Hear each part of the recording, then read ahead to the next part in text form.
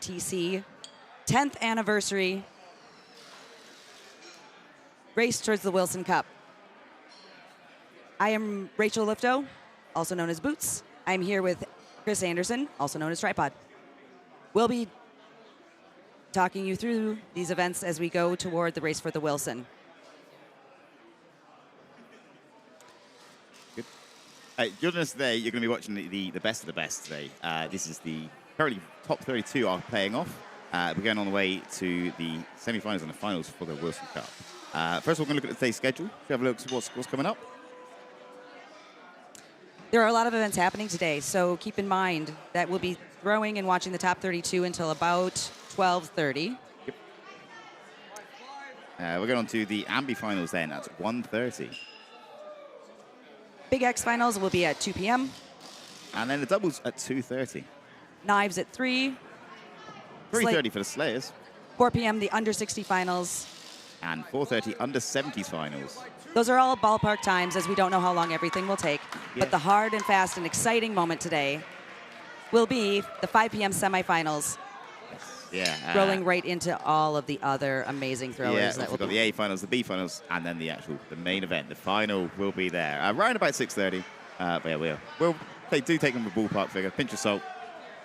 All depends on how quick they throw. Obviously, they're all going to bring up A game today.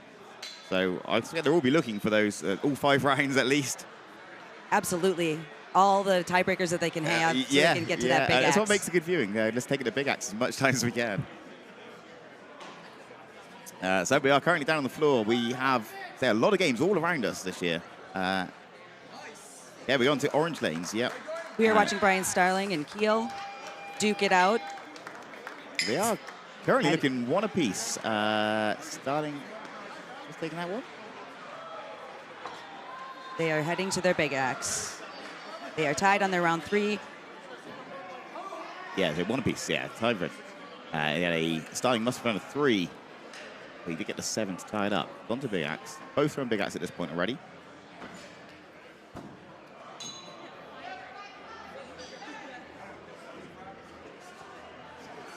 That was Keel's practice throw. Okay. He hadn't done big axe yet today. So that one practice throw all day for him. Yep. And it is a practice then throw. We're not sure if Starling has thrown yet already. We'll see in a minute. Here with a no step. Yeah. Leans real far into that lane so he can not have to take that step. As we're saying Starling and Keel. The viewers are not seeing this. They're seeing their real names. The level right now, we use real names here. Sorry, Kyle Powell is Keel. Taking a little peek at avalanche throwing. Brian Starling. Lovely bullseye. Another winner from our 10 years here as the ITF. Yeah, Starling taking that second round, or sorry, third round, so it's 2 rounds to 1. And now back down to their hatchets. What are the hardest throws to do? So straight after the couple of rounds of the big axe, straight back into your hatchet. 5-5. Yeah, lovely.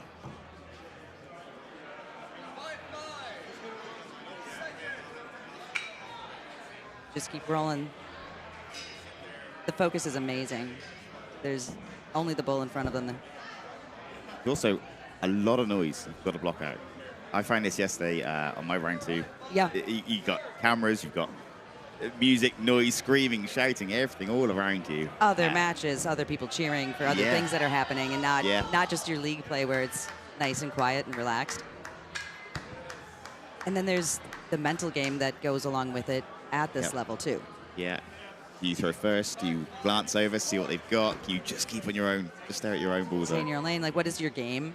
You just have to remember what your game is and how sharp is that saw. Just another throw. Just the most consistent bullseyes. And to get to this level is not easy. These guys make it look so easy. They really do. But this is some of the top level stuff here. Yeah. The consistency at which they can do these things and, is amazing. As we say that, they are tied on 20s, of course, as we expect. So they're both going to clutch. At this point, we are primary rules. We're looking for the white box top to bottom, get the 7. Anything else will be a 5. On the left, it does look to be slightly low. Call to 5. And there's a lovely 7 coming in from Brian Starling.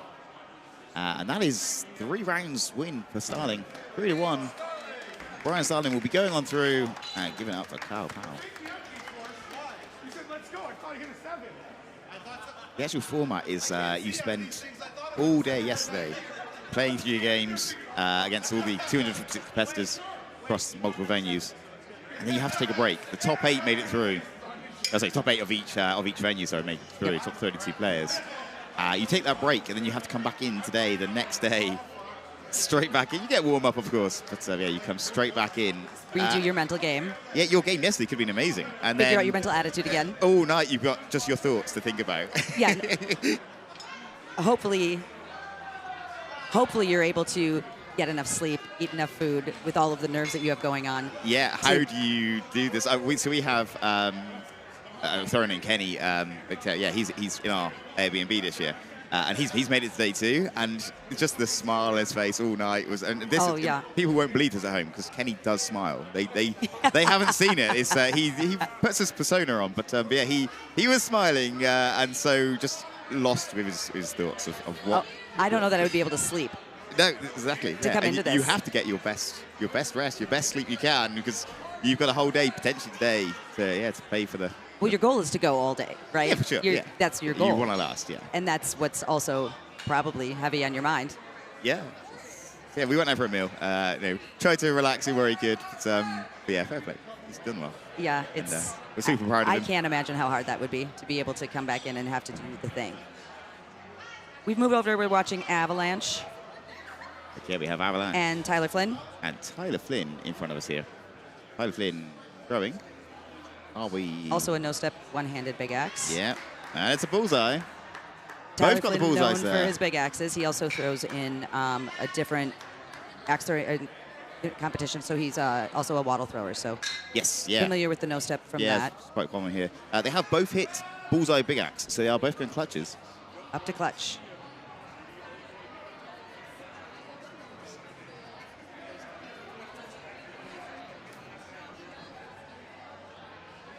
Time, two-handed throw. Eventually. Oh, he says no. Thumb was down. Just off to the right-hand side. Those are more difficult than I thought they ever would be. They're with the big axe is just.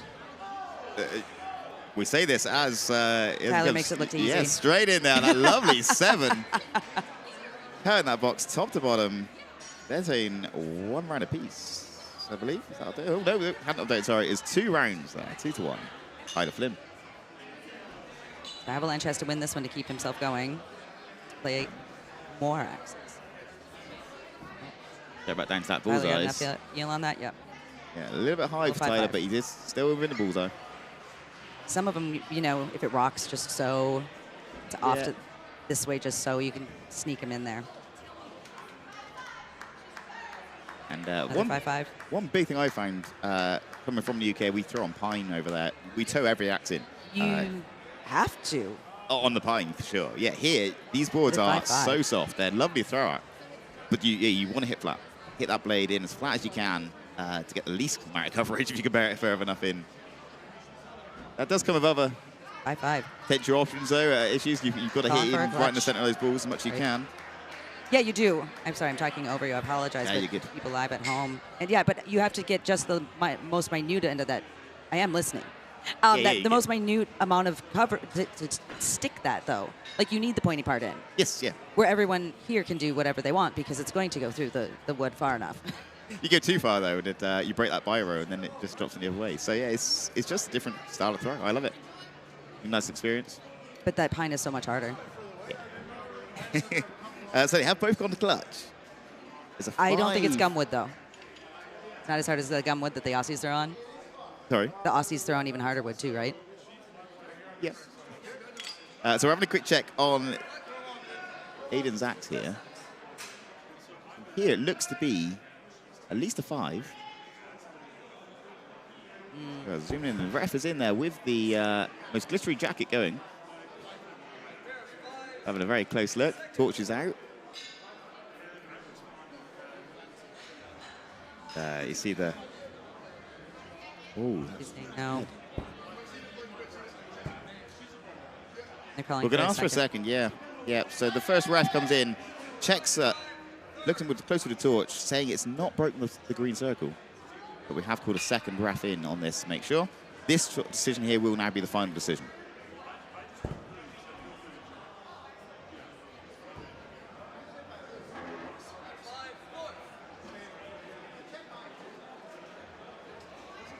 Just off the right-hand side of the screen, you can see Starling and, pardon my French, in that next lane over. They currently are just started their game. And looks to be tied on 20s. And they ruled it a no touch. No touch. Which then gives Tyler Flynn the game. 3 rounds to 1. They'd have another little close look himself. That was a well-fought match. Ref's decision is final.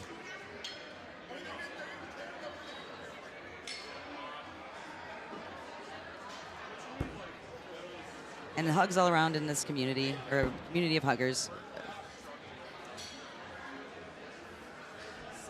There we go. Yeah, so look, absolutely great game on them too.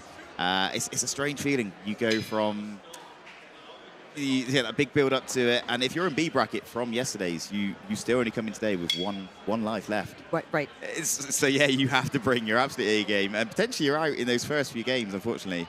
But yeah, it's all part of the game. That's how we love it. It's the highest of the highest competitions at this point, and to get here, you have to remember, even though you might have lost that first B bracket game, To get this far. He's far. So proud, so happy himself. So well.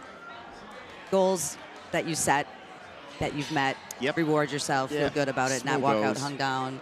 Always Yeah. So Knowing that you back in did our it. game now, it is that Pardon the French and Starling down in front of us. Currently, Starling is 1 round up.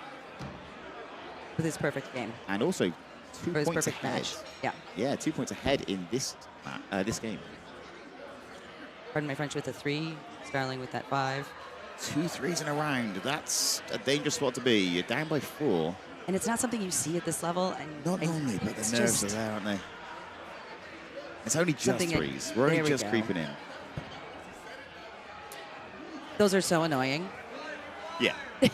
Just the tiniest margins. Yeah, right at that millimeter throw. So yeah, here we go. Starling is ahead. Obviously, he's going to stay down, take the points. Forcing, pardon my French, up to the clutch. Yeah, Try went for and that catch quick up on those. clutch throw. It's the only option you got, I think, at this point. When you're down by 4, go for a very quick clutch. Hope you perfect 7 prime it just to put the nerves on that other player. It doesn't work always, again, to this level. But yeah, pardon my French, didn't quite get the 7 either there. Starling, he could have gone for that perfect 81. Not really matter at this level. But yeah, he obviously took the easier route. Stay down for the ball. We're going to round 3. Long way back now for pardon my French. Best of 5 here at this level still. Currently 2 up, Starling. Both coming with a pair of balls there. 5 and a 5. That's a good way to start. It always feels better when you come out the gate.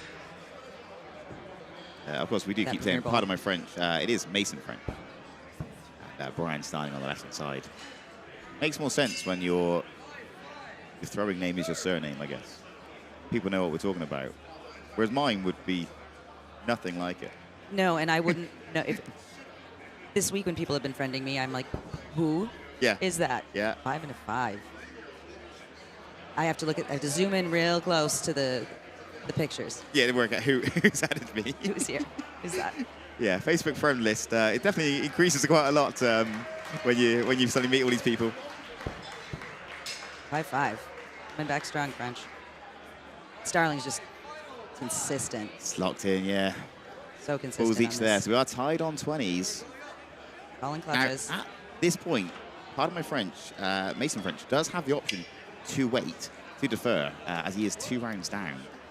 But if you defer, all you're going to watch is that other person sink a bullseye and then still put the pressure on yourself. So You're throwing at the clutch either. most of the time, most players do agree to go clutches if they're tied on the round. Mason throwing first. From this angle, I know it's at least a touch. Yeah, it looks potentially a 5. You will have a close look in a second. Ooh, that's looking pretty good as well. We could be seeing a couple of 5s here, though. 5 cool on the Mason's right. calling it a 5. Rolling the X, calling it done. He's got his... Brian's asking for a measure on this one. Taking a look. Closer look from our volunteers today. And all our scorers across the whole week of events has been volunteers, all throwers in the community. Often to give up their time, come in and make those calls. Initially, I didn't see what his first call was. I think he didn't even want to make a first call on this one. No. They do make a call. He called it a 5. Called it a touch. Okay. And Starling asked for a second. Straight after a second. Yep. Yeah, it makes sense. It's always worth a measure. It's always worth a check. Yeah. And at this level, it's to be expected. There's nothing against having that second. It feels a little bit rude initially, of like, oh, I don't believe what you said, but absolutely no problem at all. Get that second right, second call. That's what it's there for. Mm-hmm. But if you disagree with this guy, that's on you. At this point, you have to accept. You have to accept your it. fate. Yeah, it's what's called. Absolutely. Starling. Joking, calling a 3rd. Wants that 7. Yeah, so it was a 5. So Now they're 5 tied is up. going to send us the big axe. We like to see some big X. Mason French was already stood there waiting for the big axe. He knew what was going on. This is their first time a big axe for these 2 players in this game. So decision now of who will throw first. You can either gentlemen's agree between you who's going to do it. Or you can take the old school method of rock, paper, scissors. I always like the who's closest to where we're throwing. Yeah, method. what lane you're on, just that's who throws. Yeah. We decide on this target. That's a 3. 3. Whatever target. Whoever's closer. Yeah. Yeah, and as we are set up today, Expedition. we've got the 1 lane only, really, a big axe on that right-hand lane. So yeah, I guess whoever's lane it was, they can go first. So Mason French through to 3. Brian Starling will be looking to at least match it. Of course, we want to beat it. And another 5. Comes in with that 5. That is all 3 rounds to Brian Starling. A 3-0 sweep. Great play on both of those, though. Always leave his friends. Yeah. Go in as friends. Spend the time together as competitors. That's all you can do. Leave as friends. That's the fun part. Yeah. Absolutely lovely throwing again. So moving on up through the brackets there.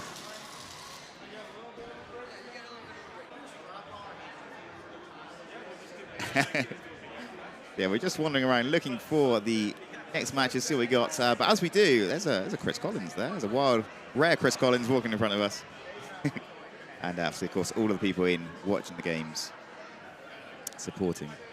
It's lovely weather outside as well. It looks good out there. Have you been out there? It's amazingly warm for this time of year. Yeah. I looked at my weather app, and I think it's going to exceed the warmth. That's what we want, yeah. What is it for? My phone's in degrees because I'm American. That's all I know. That's all you know? Yeah. Oh, okay. I didn't know you did Celsius. Sorry, degrees. Oh, my gosh. Yeah, degrees. Celsius. You just yell at me. Just yell at me. Yeah, I knew what you meant. We're in Celsius, yeah? Yeah, so I'm Fahrenheit, and it's 67 oh, okay. for 67 me. Fahrenheit. It was, when we looked this morning, it was around about 24 degrees Celsius, yeah. We are going to pause for a little minute, and you're going to hear more about our sponsors and all of those lovely people that are making today possible.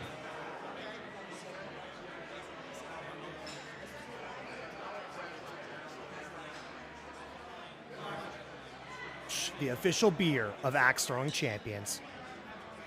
Olay Cocktail Company, Great Lakes Brewery, Steer Insurance, Fireball, and Warriors Axe Throwing.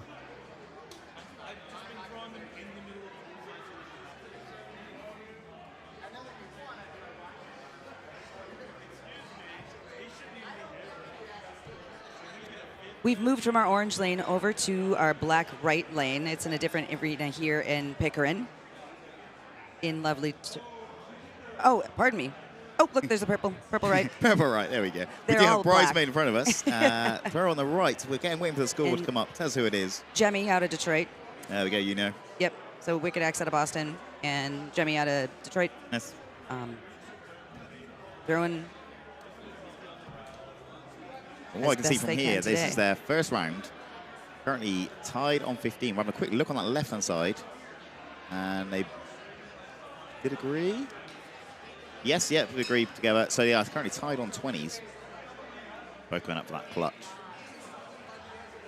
Of course, 2 clutches to choose from, right or left. Most throwers tend to prefer one, I find. Most of the time, right-handed seems to be right clutch. So you're right yourself.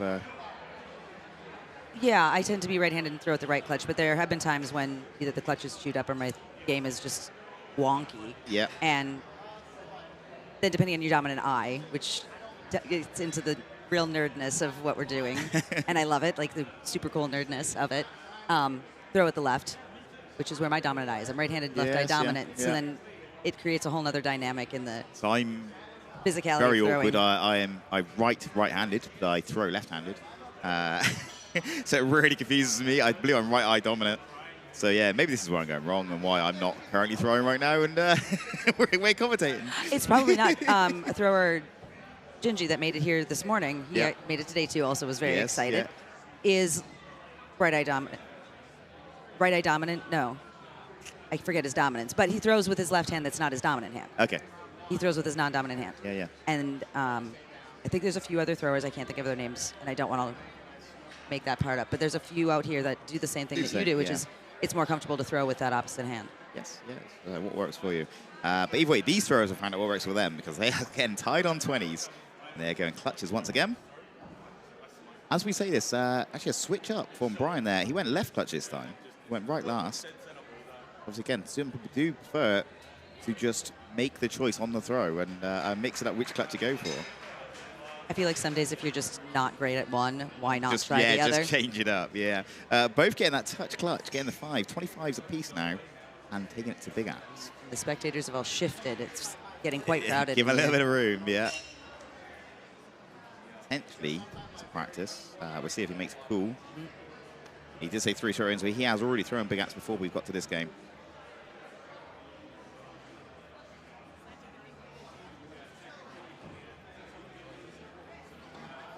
The same straight in on this one. One-handed throw. And also with the 3 as well, yeah. So bullseyes are now unlocked. It is a UK saying that one for us. Technically, they're always unlocked, but yeah, we always have a little shout. Bullseyes unlocked, and off they go. They can both aim in for the bullseye now. We say bullseyes are open. Yep. Similar. I've confused a lot of people jabbing. this week. Yeah. Shouting bullseyes unlocked, and they all look at you going, "What are you doing?" But it works though, because Brian heard me, and he gets the 5. And now Jemmy can hit the bullseye, and then they can go to clutches. That's exactly and it just what makes it more and more exciting. Yeah. It's lovely throw. Yeah, it's honed him well. He must have heard us. They both must have heard us. Yeah, there was no commentator curse here. That is also a real thing. It is a real thing. I know. It's frightening to say things. I tried not to bring that with me. So yeah, the clutches are now unlocked, and they can go for them. They have both agreed. Blink of the axe to signal that.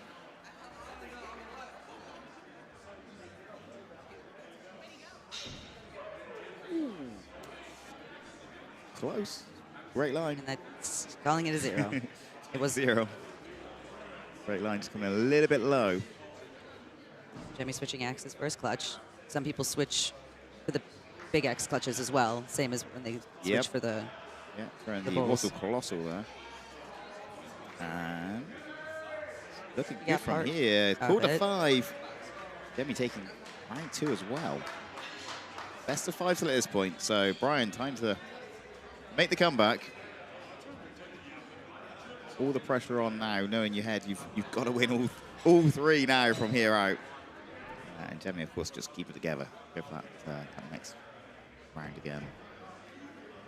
Go back in with the parables.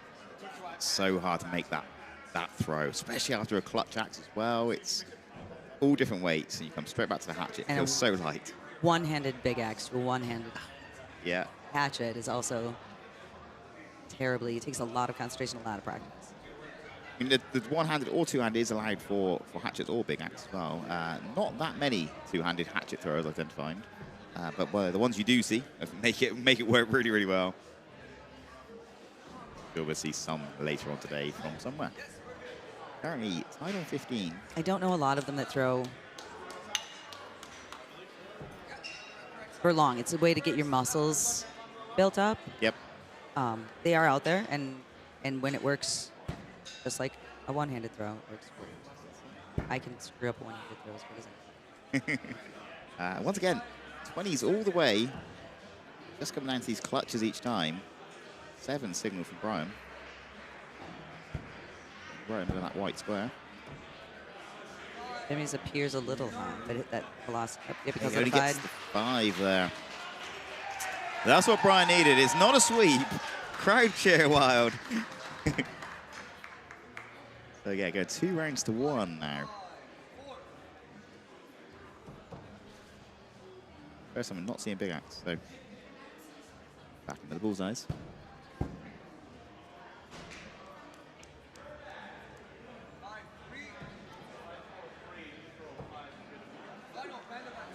Once again, as we said earlier on, it's just this mental state. A lot of these stairs, it's really, they're walking backwards, looking down, not making eye contact with that crowd. It's the worst thing I find is you make eye contact with someone as you're coming back, it completely throws you out your game. breaking that concentration. Yeah. Yeah, you get some players that will actually physically walk backwards, only looking at the target itself. Count the steps as they come back, right back to that black line, and off we go again. More bulls. Yeah. Sounds like they're going up. Squeaky chicken there in the middle from the crowd.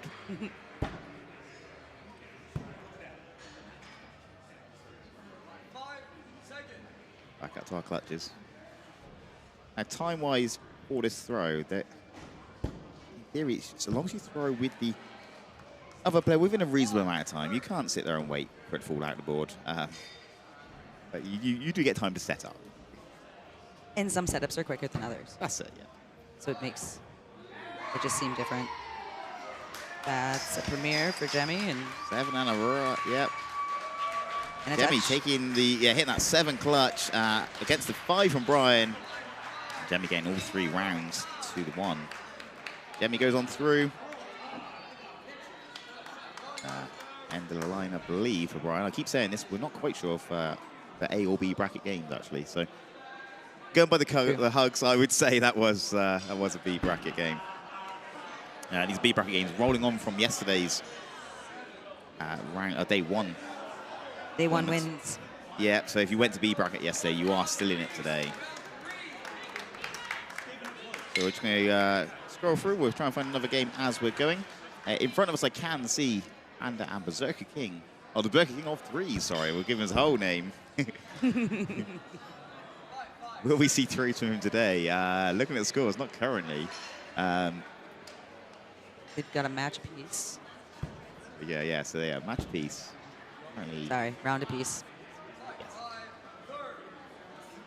there's so many technical words. It throws us all off today. Is it a round? Is it a game? Is it a... I should have gotten more sleep than maybe I did. 5s and 5s. They got enough sleep.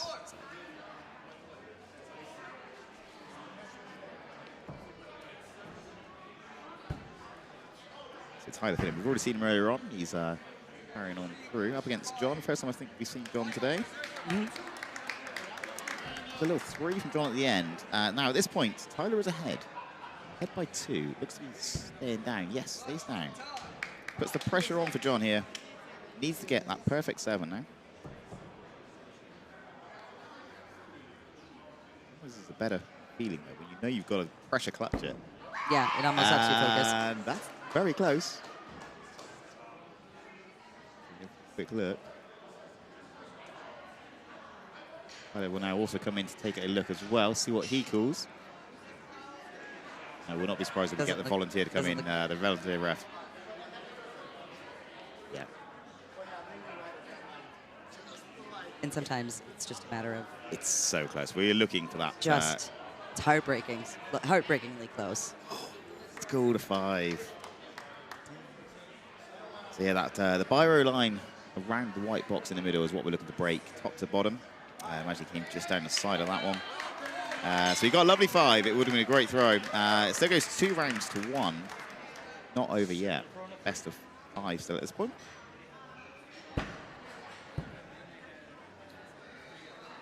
Getting very flat there from Tyler. Ander was touching the board. Straight from that wattle background with the no-step throw. fives.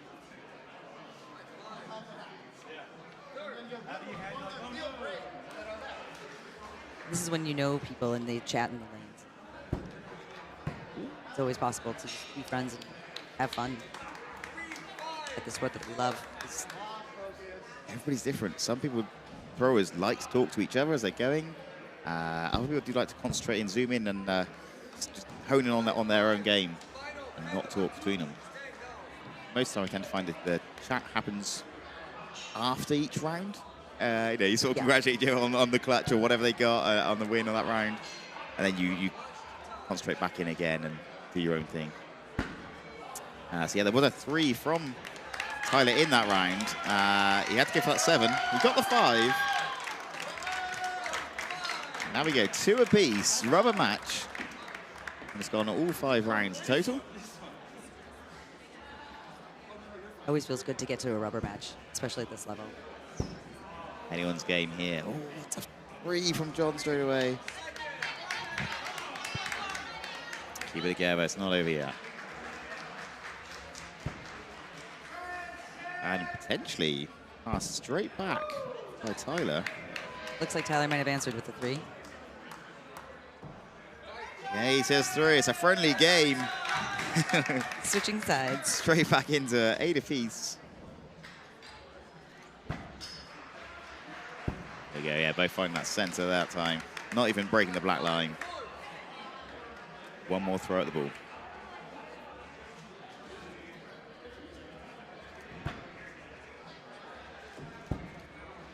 Excellent, yeah, great throwing. You're currently tied on 18. I imagine we're going to see clutches here. It's a complete tied-up game. Grabbing those clutch axes.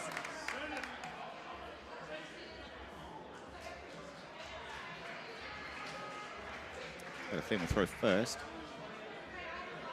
I think it was 7, and then not quite sure. Then he shifted, yeah. Yeah, That's he the shifted. scary part of those premier clutches. He is saying 7 though. 5 on the left from John. Down to Flynn clutches. taking the win with that lovely 7 there. Great cheers from the crowd. Lovely hugs again. Tyler Flynn moving on through.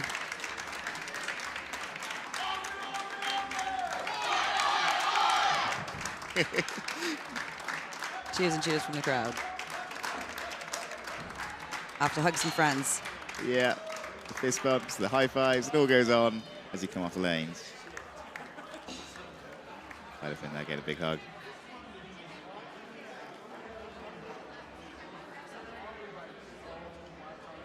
Here we go, so yeah, excellent.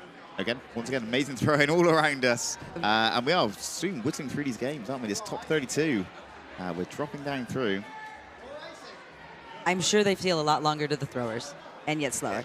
Or Yes, faster and yeah, slower I'm at sure the it same does. time. Yeah, sure. The Yeah. time warp of being in that lane and in that mindset.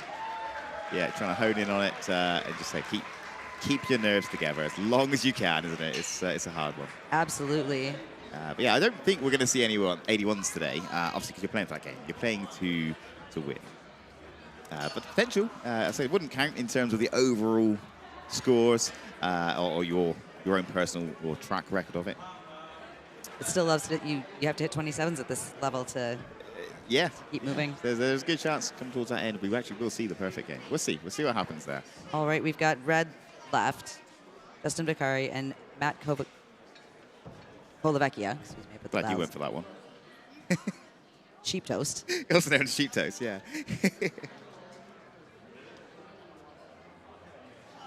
Duking it out. Best of 5 Best still. of 5 still, and we are into that final round. 2 apiece, rubber match. We're tied on 15s.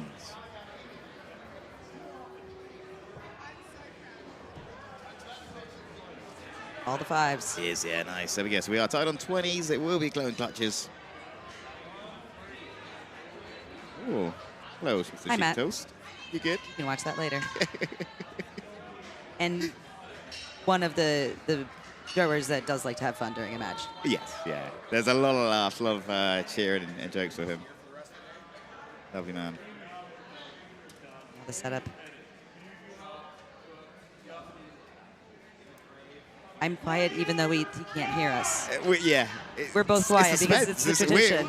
As throwers we have ourselves, to. Yeah. it's a suspense. We want to see the go. Yeah, Matt has called a 7 straight away. Justin was a 5. And there he is. Yeah, big cheers good. again. Sheeptoes taking that win on that game. Lovely throwing. And a double clink. That's throwing me off this week. I've got 2 axes, but I tend to always just clink one. And I'm so awkwardly doing this weird double clink with I people. was having awkward clinks as well. Yeah, yes. And then different.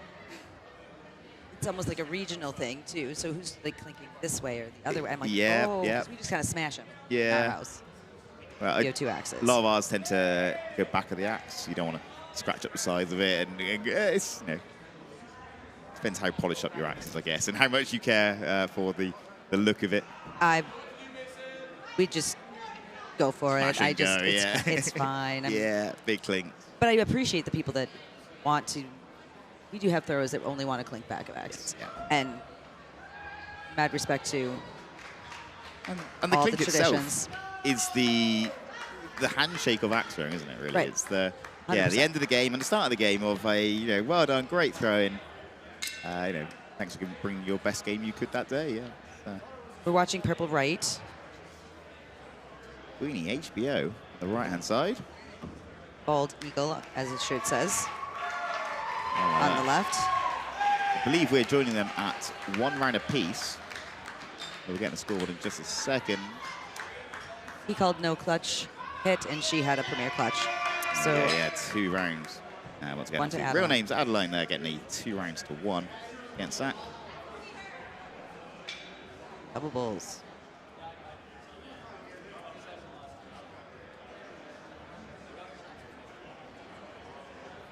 I've seen both these throwers throw throughout the week, and again, once again, amazing throw from both of them. It still comes down to can you keep it together on the day when it counts. Right. You also find a lot of throwers tend to use a style of clothing, at least. Similar shorts, similar shoes, that you tend to wear for everything all the time. We're not superstitious. Oh, no, probably not. But when you know what you're comfortable in to do this thing, it makes helps your mental sense. game. Yeah, Yeah. absolutely. Same as every other sport, you have a kit as such you'd wear, a sports kit. This is kind of, you choose your own, but yeah, you tend to try and repeat the process. That said, I was talking to Goose the other day, and he actually throws himself on purpose. He'll wear a jumper on a hot day, make himself sweat. He'll wear shorts on when it's snowing, and just to really make himself uncomfortable, so that if you change venue, it doesn't matter. You change the floor, you change whatever, and it's fine. You can just Adapt. You can just adapt on the fly. Yeah, it's a good idea. I don't know if I can do it, but it's a good idea. Okay, so yeah, I think it's too hot. Sweatshirts are too hot. Yeah, I definitely. We are tied up on this one. Both hit their 5 on the clutch. Lang throws first. Wait for the zoom on the camera. Potentially it was a practice. I believe it was a practice throw. Oh, no, there we go. We're just ahead of the scoreboards. So it was a 3.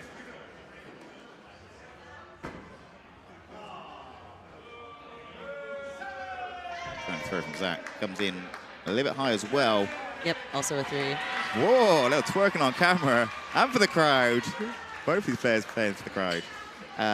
Both tied up on 3s. We're going to go back again, looking for that bullseye. Cameraman's in the way. He's being shunted out of the way there.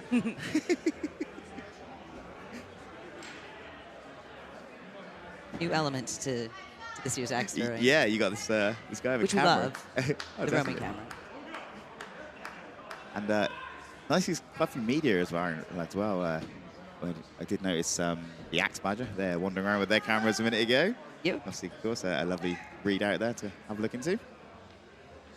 A lovely couple. I sort of met them the other day. Great people. It was a 3 again from Adeline. And a different 3 from Zach. from Baldy. So here we go. We keep on going back and forward until one of these throwers throws the higher score. Until Okay, something Mark. different happens. Yeah. We're not doing the announcer curse thing, I don't think, today. This comes to fatigue now, though. Which point do you fatigue first? I mean, I don't think we'll see it yet. Headline throws. Being called. Stalling at a 3. 3 again. Yeah, we've thrown big axe leagues. Yeah. And the 4 matches. You start to feel it by the end of it. You see the scores drop off a little bit for sure. It's a big axe. Constant to throw, isn't it? It's as the name goes, the big axe. What of a name did it need? It's very fair. Well, and some of them are just actual fouling axes that people have purchased and thrown, and others are axes based on a fouling axe. Yeah. So it's 3 rounds in a row, both hitting 3s. They're lovely standard scoring bullseyes, but today obviously we're working prem fully inside of that bullseye. Added to that fact, the big axe is a bigger blade, so it's harder again to get inside of that 7-inch circle. Most of these blades will be running on the edge of probably 4 inches, top to bottom. Right. So that's when you start looking at shapes and designs. Yeah. Try and Yeah. meet the parameters, match your throw, and make the most out of that blade. A little bit low. 4 rounds in a row now. 3s all the way. This is now. The bullseyes are unlocked. I'm going to call it. Let's do it.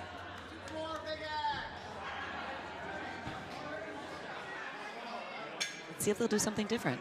Maybe. Resting on the nose. Lines it up. That's close.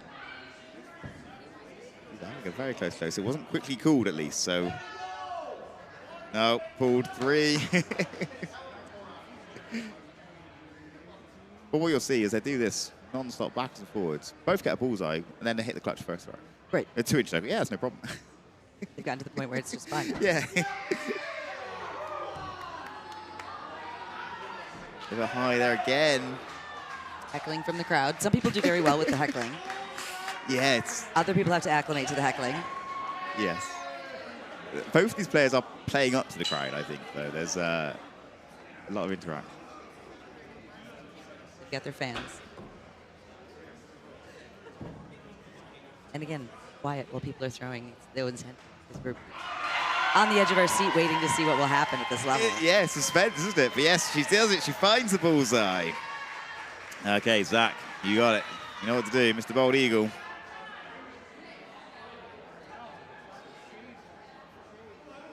It goes quiet. We're all, I mean, you just are ripe with anticipation. Oh, drops in low. And he did need this one, because that was 3 rounds now for Adeline. 3-1 overall, best of 5. He takes that win. That's also probably why we've seen so many 3s, knowing that pressure of, it wasn't just another round. That was potentially the end round, and as it was. It gives you more, it's either going to end your day or continue playing. Yeah. Yeah, nice done. Smiles on her face, relief, knowing she goes through. Okay, so we're going to go to one round. So what we got, we're back with Cheap Toast. I can't quite see. Pain in the Axe. Pain in the Axe and Cheap Toast. I love the names. People are very creative, and yes, yeah. it makes me smile. Sometimes you choose your own touring name. Other times it's assigned to you, is given to them. Things that happen throughout your throwing career. Mine was given to me as a joke, and I've just kept it because now I've left home with it, and people, that's how they know. If I changed my name, they wouldn't know who they were looking for. So we just keep it. Yeah. So they are currently 1 round apiece. And Pain in the Axe was ahead by 2. She goes through a 3 on this 4th axe. The bullseye from Pain in the Axe, or also Liam. But yeah, Matt, Cheap Toast did get the 7. Tied it up for 25. Off to more big axes. I think we're going to see a lot of this now. At this level again, as we said, get the odd 3 coming in, but you'll see a lot of tied rounds. A lot of big axes. More and more now.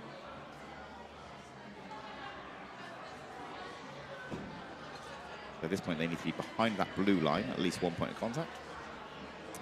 Step or no step. I imagine we're going to see a step here. Do not go past that black line on the floor. That's the new fault line for the big axe as such. When you're throwing the hatchet, it's the red line.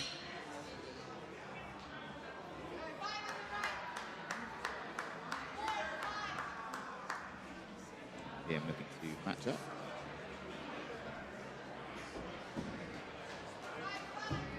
He does match. Matching threes in the same spots. Bullseye is now unlocked as well. I always try to look and see what they're throwing. Close enough. I think that's the Warrior's head. Like,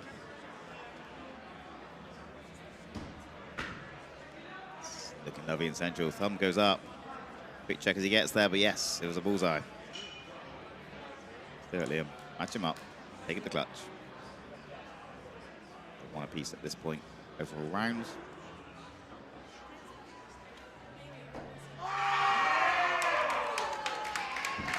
There it is. That looks good.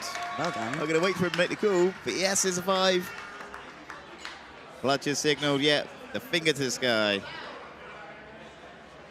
The intensity in the room is just getting more and more amped It up is, yeah. as You people can keep throwing. feel it. You hear cheers in the background as well. Opponents keep changing. I'm going to try to not take out the camera. Hopefully with this big axe. Actually throw him first. It's always interesting when you're in league. Ooh, Slow. first missed. And people are wandering around and you go to a big axe match, you know, tiebreaker, and people wander through. Yeah. Oops. It's surprising how much room you need for a throwing lane. Mm-hmm.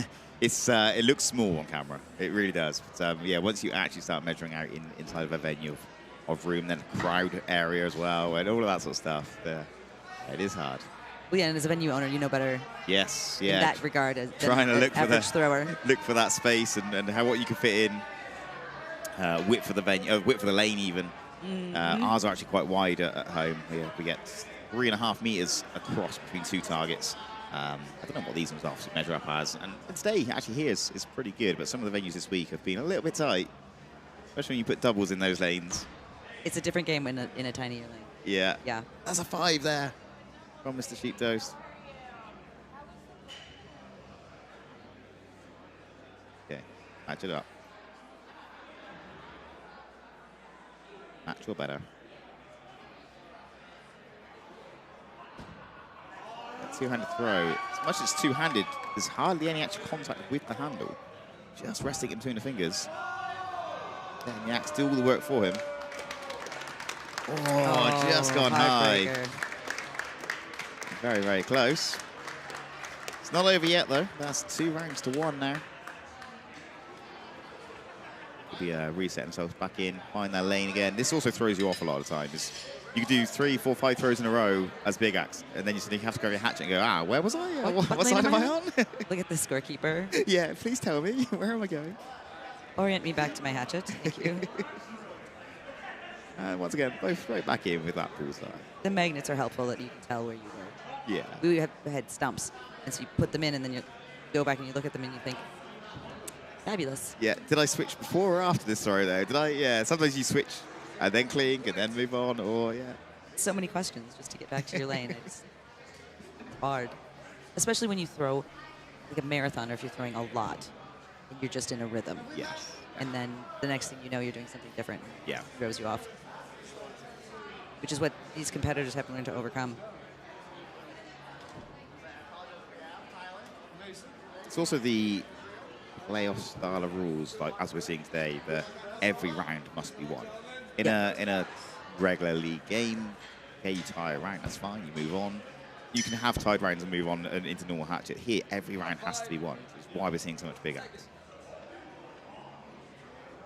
You'll see another tie again. They are currently tied on 20s here. Both go for the clutch.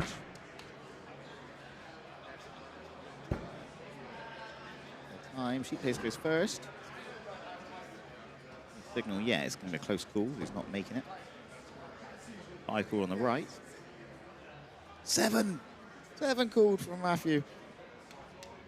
I believe Liam will just double check, make sure the heartbreak as you go in. It's twice. Yeah. Well Can't played. argue it. 7 there from Cheap Toast. Sends it home. 3-0. Oh, sorry, 3-1, sorry. 3-1 on the overall score. Eventually, when we get to the people that we don't mind heckling, or the crowd doesn't mind heckling, I should say, you'll start hearing "not a sweep" Yes, yeah. chanted, Yeah. which means they didn't lose the Didn't creative overall get out. 3-0 sweeper, yeah. Yeah, but just There's the a crowd lot, being sassy. a lot of people outside still currently. That crowd is just going to keep on growing, keep on getting bigger in here.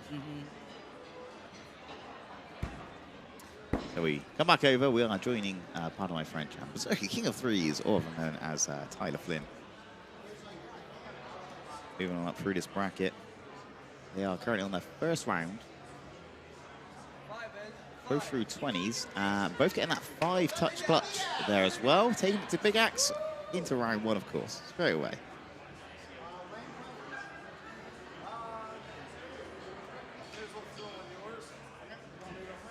Deciding amongst themselves who's going to throw first.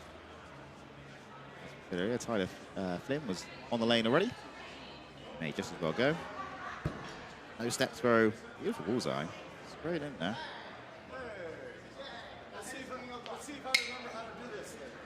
Chatting back and forth. French. Not shy of a big axe.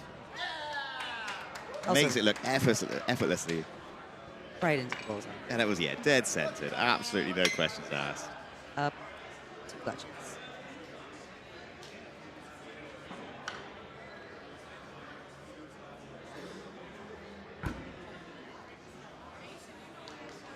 And that is wide open.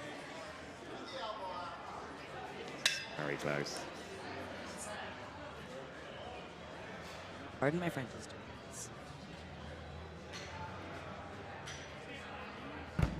Ooh, lovely Is it throw good? right in the middle. Great 7. 5 would have been enough, but does it in style. Goes all the way, top to bottom, left to right. Mason French taking round 1. We are best of 7 at this point as well, actually. Now we have moved on up through the bracket. So now we're looking to win the majority here. At least 4 rounds. Oh, say at least. Can only be four rounds to win. Yes, yes. You can't get 7. But, yeah, 4 rounds.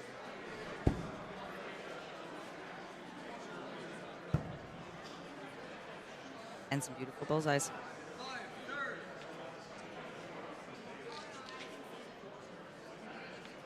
Speaking of seeing makers, I know that French has, I should say no, but then his clutch X appears to be an 81 axes, Goose. Yes, yeah. I imagine his bull is as well. I think Tyler might be a maker himself, so he fashions kind of what he needs. Okay, nice, yeah. I'd have to double check that. Yeah. His are, Also looks to be a bit of a longer handle than what we're used to seeing from the ITF throws. Again, it's that different rule set he's used to. With the no-step throw, so a longer handle allows for that rotation.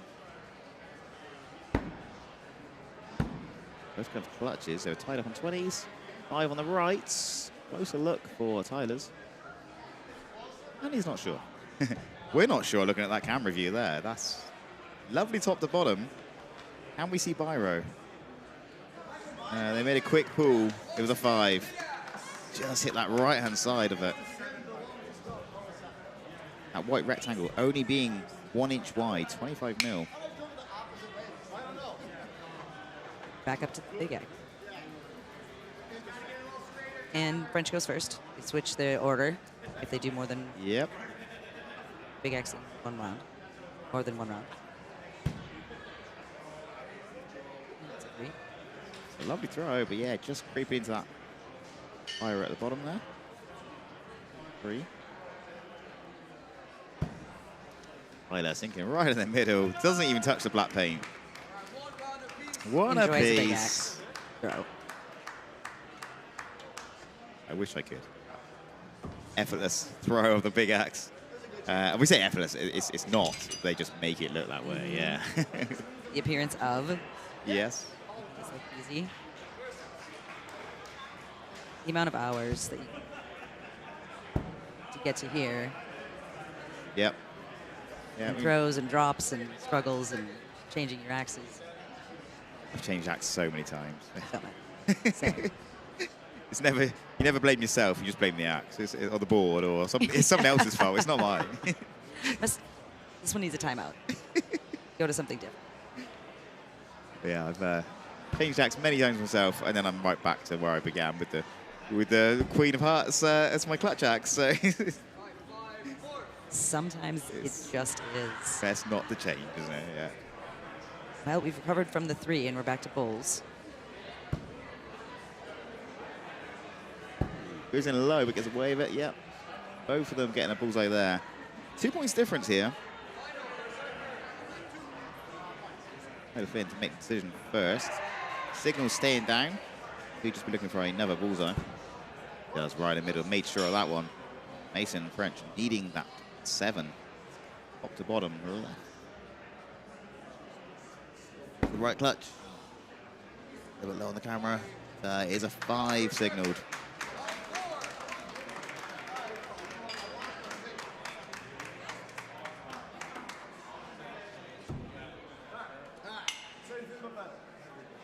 Two to Tyler.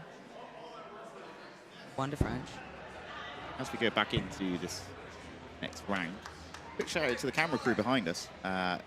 What a job they've got. Absolutely. Wonderful production crew. Yeah. Camera guys running Yeah, around. you've got to zoom into all of these camera angles and get the right ones.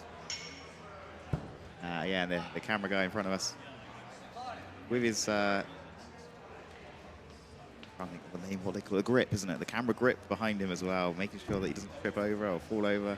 But a lot of trust in that person.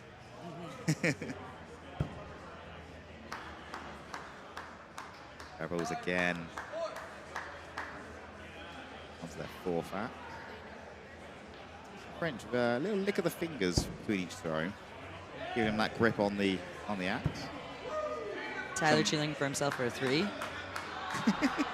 Oh, they And both got it's 3s. They're all tied up. It's a crowd cheer, friendly game. So yeah, still tied. Potentially, it was that little glance from Mason. Sees the 3 from Tyler happen, and without even realizing it, you throw a 3 yourself. It's yeah, interesting dynamic. Comes straight back in though. Tyler with the 7. Thumbs up is also Mason there. Both of them getting the 7. So of course, you throw a 3, you get a perfect 7. Still put them on 25 apiece. Once again, we are best of 7, so this isn't the end round either way, whichever way it goes. Tyler throw first. Again, no step throw, stands there. He's still got contact behind that blue line, so it's absolutely fine. I would never be able to make that work. One-handed, no step. I have done it. It's doable, it's hard. I don't know that I'm tall enough or strong enough or both. Yeah, you're good. It's a whole physics. Yes. Yeah. Although I do throw one-handed big axe. Just has worked out do for that, me. then it's definitely a no step. The no step I could. It's a lot more back and shoulders, I find, rather than momentum of the body with your legs. We're having a close look whilst we natter on. And it was 3. called 3. Very close. French throw. Two-handed throw here with the step. Oh, lovely. Straight in the middle. Taking it to 2 apiece. So now at this point, we will see at least 6 rounds. Ideally, probably want all 7. They want all 7 with clutches, with big axe. All of the They're demanding, axes. aren't they? So many axes thrown over the course of this week. Oh, someone else could do the calculations on that, how many that is. I am certain that Chris Collins can tabulate that. Work it out.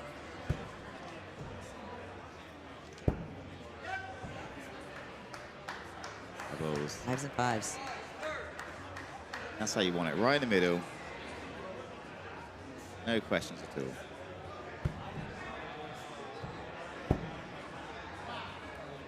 They both found their groove. I did see an interesting training method from, I think it's Genevieve? Oh, Jenny Beams, yeah. Yep. They throw a axe into the bullseye, leave it in there, and then throw their second bull axe, which is the one they're throwing for the day. They throw that alongside the other axe. And that's their training method. So they're training with half the bullseye. Great style. I love it. Love the idea. Really hone in. Make sure you don't hit that other axe. And if you use a really nice, pretty axe as well, then you have to really be good. Yeah, you'd have to choose correctly. Yeah, I like the idea of it, though. That's a 5 on French's side, 7 on the right with Tyler. Lovely. Tyler Flynn taking the lead now then with 3-2. French looking to pull it back.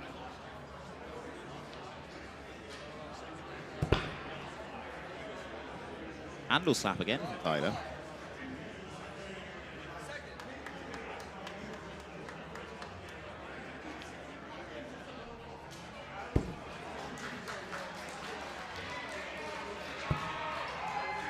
Yeah, lovely bullseyes. You can hear some cheering in the background. Once again, Mr. Sheeptoast is playing up to the crowd. Of course he is. We might get into that game in a minute. We're going to see what happens here first. 5s. All the way up to the pen line. Good.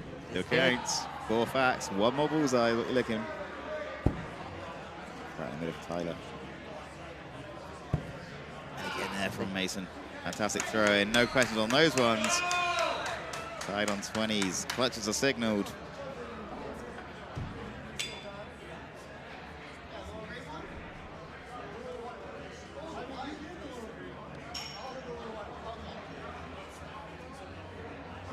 Now time for the setup. Make sure you're comfortable. Switch your mats. Wipe the hands off. By the straight with 7. Mason. Also calls a 7. He signals a 7 as well. There we go. Yeah, fantastic. They agree. And they go back to... There we go. The big axes. First time in the game we see both hitting 27s. That perfect round.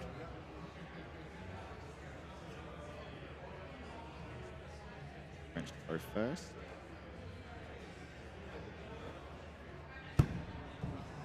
A little high. Absolutely lovely throw again. Just creeping high. Gets a 3. Tyler looking to sink it to the ball. Let's go in low. Bullseyes are unlocked, guys. Let's do it. The bow from Mason French. Thankful for a second round. A second throw at this one.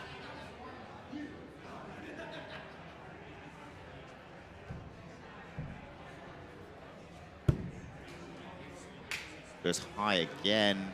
Will you get 2 chances? Tyler sinks this one into the ball. Takes the game. There it is. Yeah, there it is. Yeah. You're running the line when you throw 2 threes. Nicely down there. Great playing from both of them again. Big hugs. Tyler going on through once again in this one.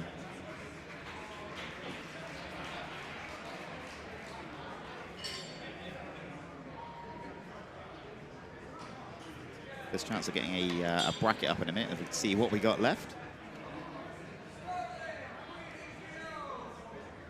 On the far left, we do have Cockroach and Bold Eagle are playing. We'll see if we can get across to that game in just a minute.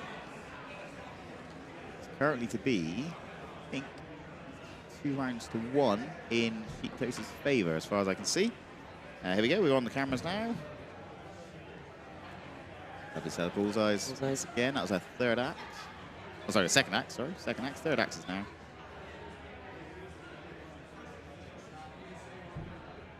Put on the right. A little high. We're good. Bullseye's good. Yeah, 2 rounds to Sheeptoast, 1 to Zach.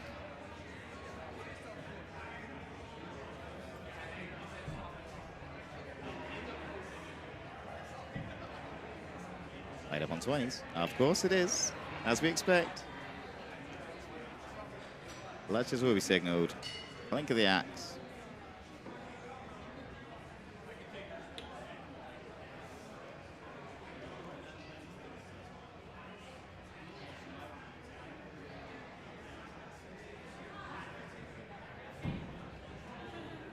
Oh, Zach throws first. Looking very nice. Signals 5 though. Matthew having a very close look as well. 5 will go to Big Axe. The lighting is a little dark over in there. We might be looking for a ref to come with a torch, potentially. He's having a close look himself, climbing the fence. He says 7. But I can't tell. 7 with a smile on his face. You just don't know, do you? It's worth it.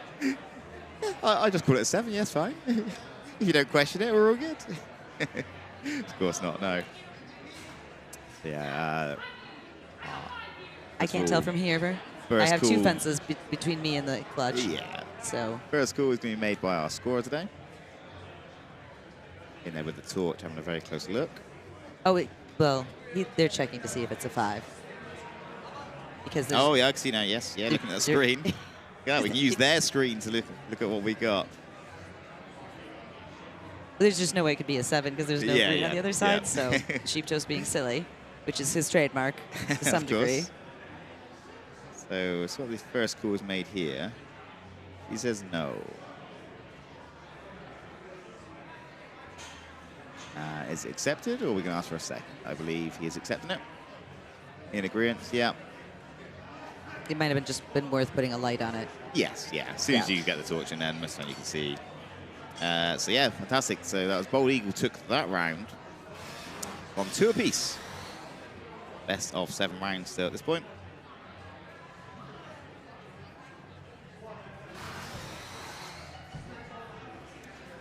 Pulls again.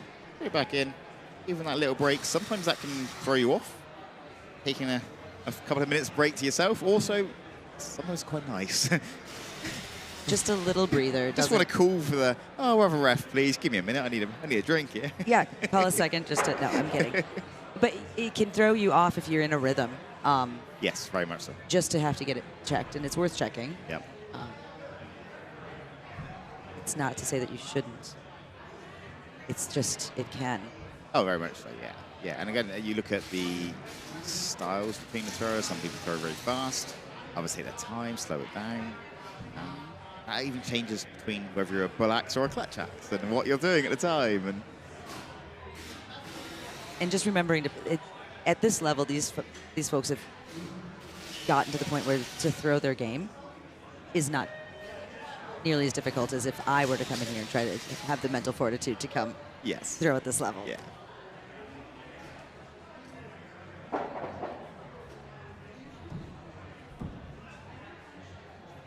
They both tied on 20s. Went for the clutch once again.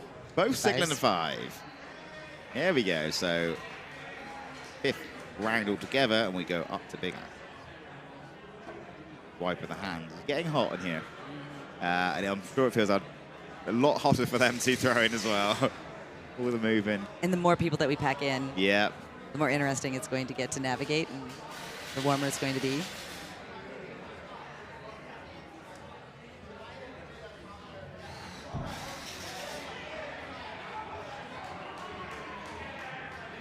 Big cheer there from Matthew. Gets that lovely bullseye. Back looking to match up. Handed overhead. Holds it quite high to start off. Brings it on in. Lovely throw. Big cheers from the crowd. It does work.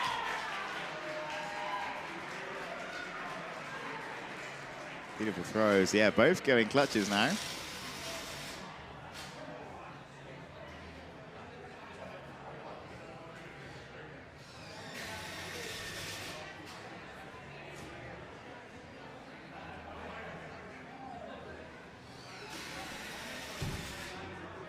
Sheep Toe switches axes, as does Bald Eagle. So they do the 2. The Big Axe, clutch axe, yeah. Yep. It's a different throw. It's a different coverage, and some people find that to switch makes it more attainable for them. Yeah. Give yourself the best chance possible. You throw in the biggest blade you're allowed. There is that. So it was a 5 from Matthew with that clutch. He went left clutch. Zach's going to go for right with the colossal. Big blade here comes on in. Goes a little high off to the left. And it's 0. And we'll move on again. 3-2 now in the rounds. sort out which lane you're on, do the thing. Yeah. Absolutely. The crowd's planted themselves. It's really a good idea when you get here to plant yourself in a spot if you want to watch. Sit down and stay, yeah. I'm going to stay up here. We've got a lovely view. I know, we have an amazing spot. Bird's eye view.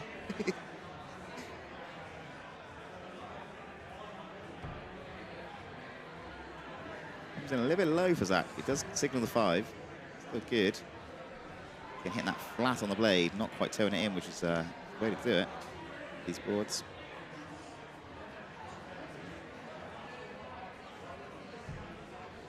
Again, right in the middle this time, no questions asked. What did some of your throwers that came with think of the softer boards? Poplar. So we managed to jump in on a couple of the marathons that were running in the venues just beforehand. And that was fantastic training time of like to learn how to throw differently. I think everyone loves them. Yeah. If we could get boards like this in the UK, I'm sure we would. They're a thicker board. They're a softer wood. There's hardly any knots as well. If you look at them, it's lovely. Challenges are different. Yeah. Yeah, that thicker board did throw us off a little bit. You have to change where you throw from on terms of where you stand on the back line. But again, a few games in, you soon sort of pick that up and adjust it. And that happens across every venue, every country you throw out of is different. I'm sure even within regions of Canada, it'll be different between what they throw on. Got to clutches. Premier signaled on one, Oh. 5 on the other. 5 on the left, 7 on the right. We've got all 7 rounds. That's why the crowd are cheering so much. They love it. Cheapos didn't even realize. All 7 rounds. All the awkward double clinking of the axe as we go. Yeah, I found that just going to other venues, period. Yes. Adjusting and using your practice to gauge whose tape measure is a little different. Whose wood's just a, little different depth from wherever they purchased it. Ooh, it's 5. Just to make sure that you acclimate to how the setup works. Yeah. Big cheers from the crowd, and then almost silence. With bated breath, they watch. Yeah. Because all of those 5s are you're just whittling the next one to happen. Yes.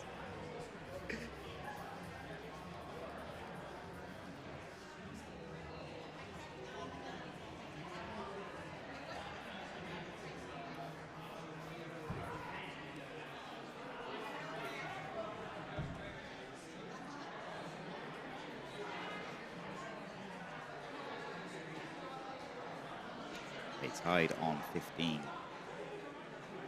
1 more bullseye. Zach goes first. Gets the ball. Matthew, of course, we finish on 20. That's what you want.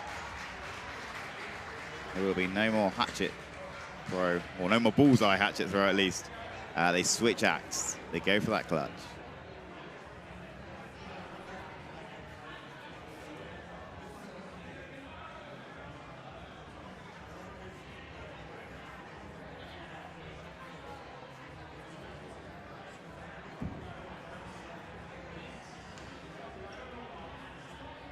First gets a 7. Oh. Matthew's close. He's having a very close look. 7 here. We'll take it to big axe. Was a signal over 7? He's not sure though. Matthew's coming in to check. I know sometimes when I get very excited or I'm very competitive, I'll throw a 3 and then I give a thumbs up because I'm like, yes, I know. Yeah, I know why he was. Yes, we can see it, right? So, yeah, he wasn't quite sure either. So we are going to call on the scorekeeper. Coming to make the first call. Torch is out. Once again, as I said earlier, just as long as you get a torch on there, you can normally tell. Oh, we thought about touching the axe. We'll leave that to the refs. Going to be a pull then by the looks of things on this one, potentially. Most likely. So the ref is coming in. Sometimes you do have to pull the axe out to see where that barrow line lies.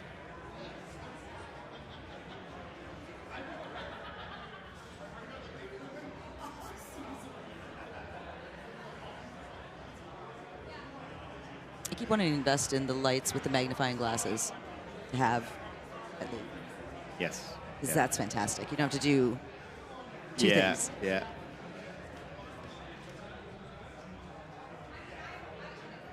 Going to be a pull of the axe, yeah, as we said. Pulling the axe left or right, first of all. See if you can see any barrow down through the side of it. At least that way the axe hasn't actually moved from its position.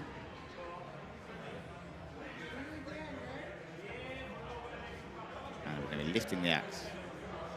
This is the way to finish a game. Down to the axe pull, yes. Through the wire, down to the barrow line. What will the call be?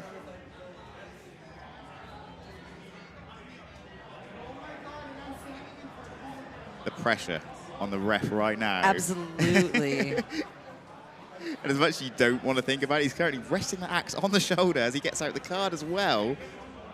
Measuring Cards, ITCs this year, sponsored by Pendragon Lasercrafts.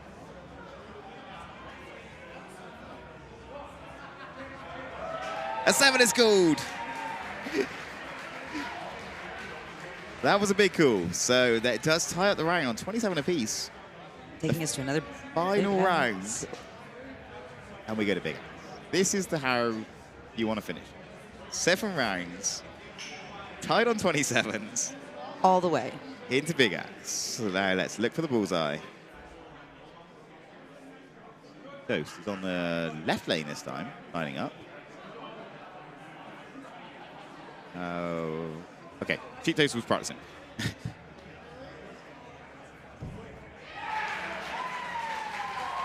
Lovely.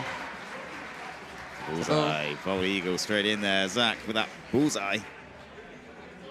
Cheap Toast.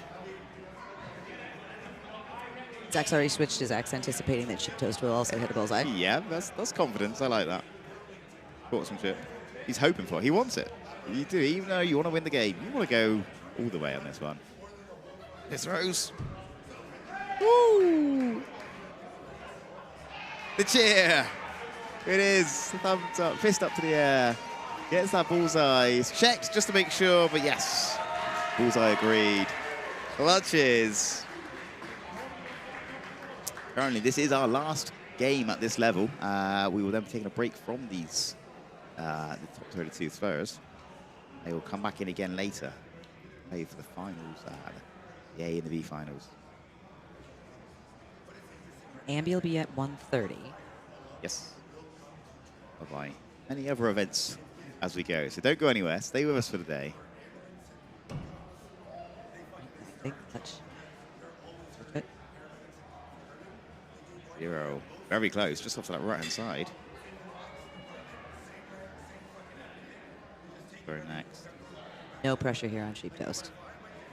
He's done this many, many times. He has. I Practice. don't think it gets different. The pressure doesn't change. You just can't practice under these conditions. The crowd, the cameras cheering. A different venue. It's a 5 gold. It's enough. He takes the round, takes the game. 4 rounds to 3 overall. Big hugs from the pair of them. Absolutely lovely throw-in.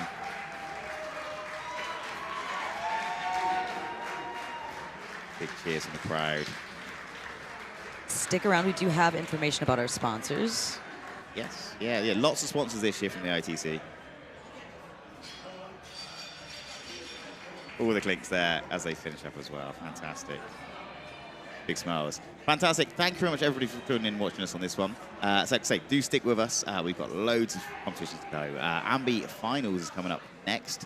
We're just going to have a quick lane change, switch up, spray those boards, and get it all prepared and ready. But yeah, it's been a pleasure. Thank you very much Thank to you for being with me. And it's great to meet you and yeah, throw it Thanks together. as well. It's been a great morning. Of course, there's one more thing I wanted to do the whole time as well. In Axler, the perfect game is the 81. And you get this lovely little coin. So I'm going to coin challenge you. There we go. I owe you a drink. Fantastic. I wanted to do it. Yeah, thank you very much. It's been a pleasure. Thank you guys watching. And we will see you very shortly. Stay with us. I'm going to head over to our sponsors right now and see how it all goes. Thank you.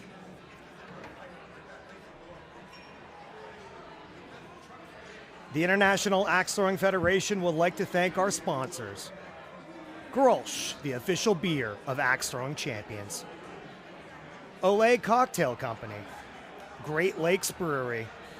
Steer Insurance. Fireball. And Warriors Axe Throwing.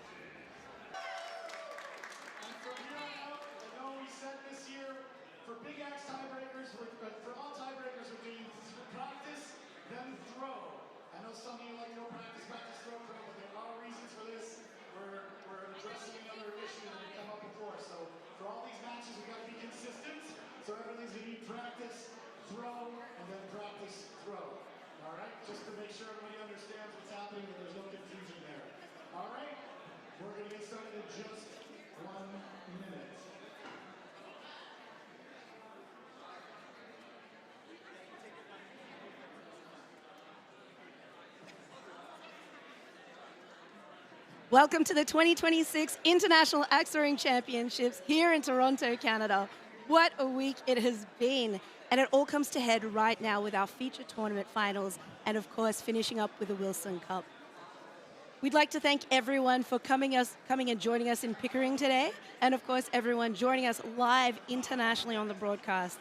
Bienvenue et merci de célébrer 10 ans de l'ITF avec nous aujourd'hui. This year is 10 years of the International Axe Throwing Federation, and what a 10 years it has been. I'm your host, Chloe Little, and joining me is 2022 ITC champion, David Sycon. Welcome, David. Thanks, Chloe. I'm really excited to be here. We've had throwers here since Wednesday, competing all weekend in a vast amount of different events. I can't wait to see the finals here. We're going to see great throwers. We're going to see Ambidextrous for the first time in an actual tournament final here at IATF. We're going to see knives, we're going to see doubles, we're going to see a lot of great throwing, a lot of great people. I'm really excited. Yeah, to be the full feature tournament finals that we're going through today is going to be Ambidextrous, Big Axe, Doubles, Knives, the Slayer Series, and the under 70s and the under 60s. Which event are you most excited for? I think I'm most excited for Ambidextrous. We have the first time actually seeing it in a tournament format. We've seen it here for Global Showdowns and other stuff. But I think Ambidextrous, seeing it on the first time, I'm really excited. I have to agree with you.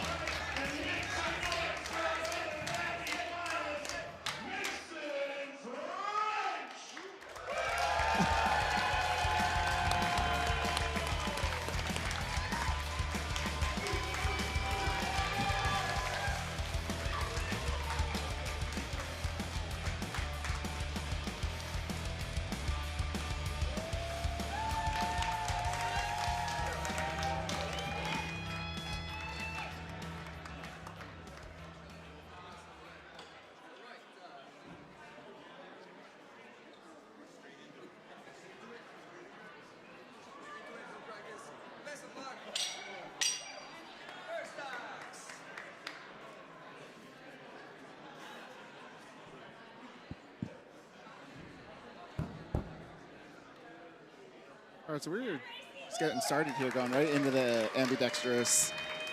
Seeing pair of bullseyes from Brycey there, 5-3 from Mason. It looks like a solid start. These two competitors obviously know each other quite well. Drop there. But Chloe, you want to explain ambidextrous a little here for their first time throwers? We're throwing ambidextrous. Competitors throw 2 hatchets at the same time, 1 in each hand. They have 4 throws at the bullseye, with every axe scored individually. And on the 5th and final throw, each hand can choose to go either for the bullseye or the clutch. The highest total score wins the round, and if it's tied, we go to the tiebreaker, which will be 2 big axes thrown at the same time. It is standard scoring here today. Okay, so as we see here, Brycey coming in, throwing, I believe, 4 straight 10s. Perfect score to start. You have Mason here, 5-3 and a 5 drop every round. You wonder, Brycey's only here for this event today. Mason was throwing earlier in round 2. I wonder if that gave Brycey a little bit of an advantage coming here in the first round. He's only had to focus on one thing. But yeah, Mason is also throwing in doubles as well, so that has cut into his training time. So he has a little bit of a split focus, but Brycey has his eye on the prize right now. We see Mason there taking that first, hitting that clutch, losing the round, but getting a little bit of momentum. See if he can get a little bounce back here. And there we go. He bounces back with the 10. Beautiful. So. Perfectly clean in the circle as well. It's getting confirmation on Brycey.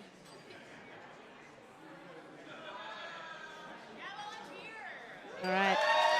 When in doubt, get a referee to sort it out. And if you've been watching this morning, you're wondering why are they measuring it? Because ambidextrous, we're going with the standard rule set. So it's only majority required for the bullseye, not mere rules.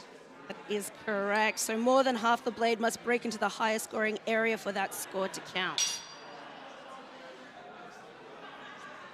And that was called 8 points for Bryce. All right. Here we are. Coming back strong. Yeah, this is kind of what we were expecting to see. That first round, you get a little bit of jitters, a little nerves, but now they've settled in, both kind of dialed in, back to that expectation of what they were before. Like they both look so confident and so happy out there. Yeah, it's hard not to have fun when you're throwing ambidextrous. You're having 2 axes. Most of the time, you know what you're doing with your dominant hand. Your off hand, you really are just kind of hoping for a lot of times. These guys, I don't know how they're doing it this consistently. When I'm throwing ambidextrous, my left hand is just a hope and a prayer, hoping that it sticks to the target. But you look at these guys, 1-3 this round is better than most people can throw a single round, hoping not to get a 3. But we're going clutches here.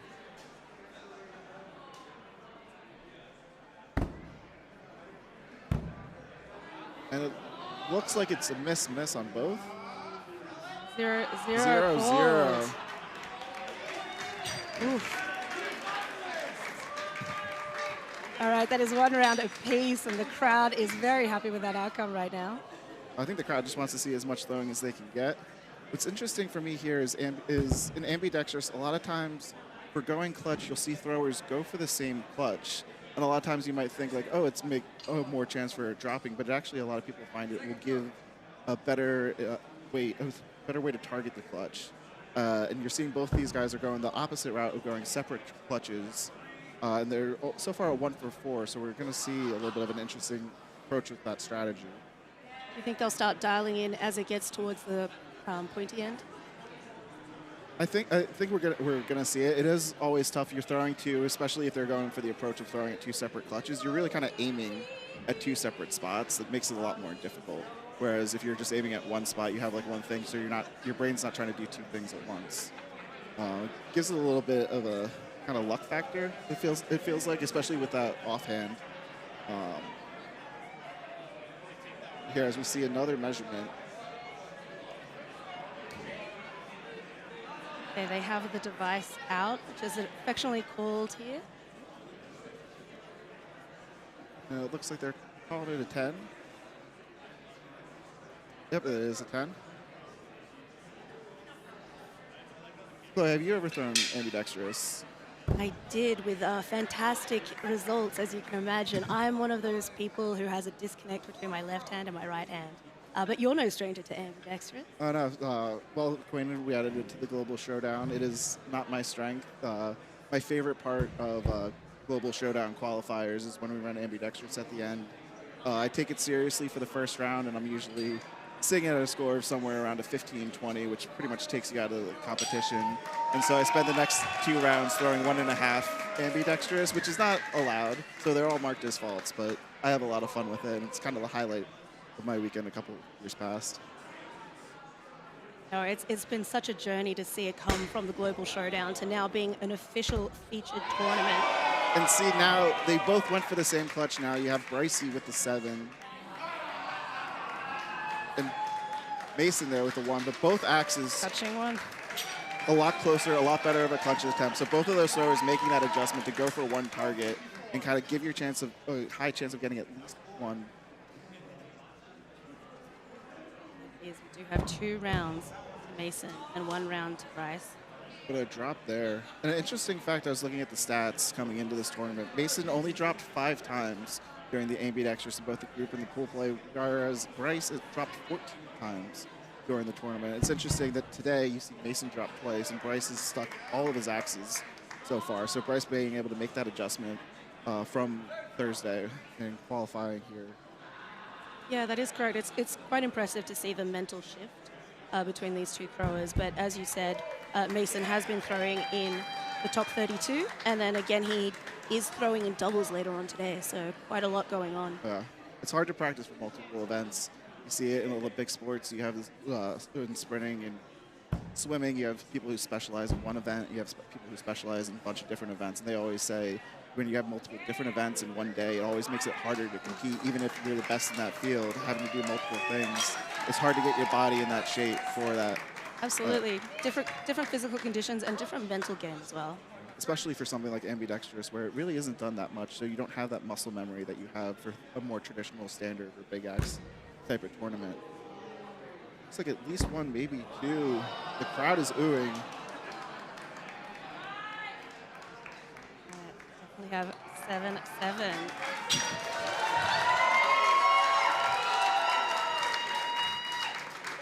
Well, you got to enjoy a match like this. Throwers just going back and forth.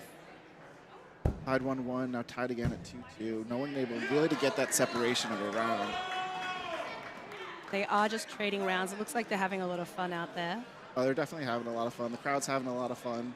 Yes, you can hear them. The energy is definitely carrying all the way up here to the commentators' box. Especially, I think Brycey, he's someone that a lot of people think is really focused and like really dialed in, and really he's just actually a goofball up there, and he seems so focused because he's actually like not paying any attention. But so also, I think he's really enjoying the moment here.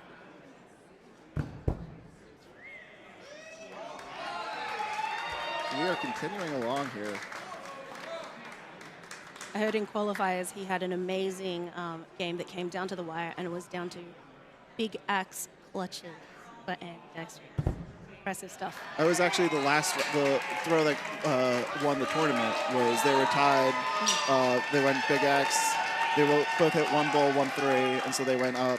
Brycey it went 1 up, 1 down, hit 5-3. His opponent threw a 3 and dropped after hitting the clutch. All right, what was nearly a perfect round for Brycey, it was a perfect round for Mason. All right, we are going into round 6.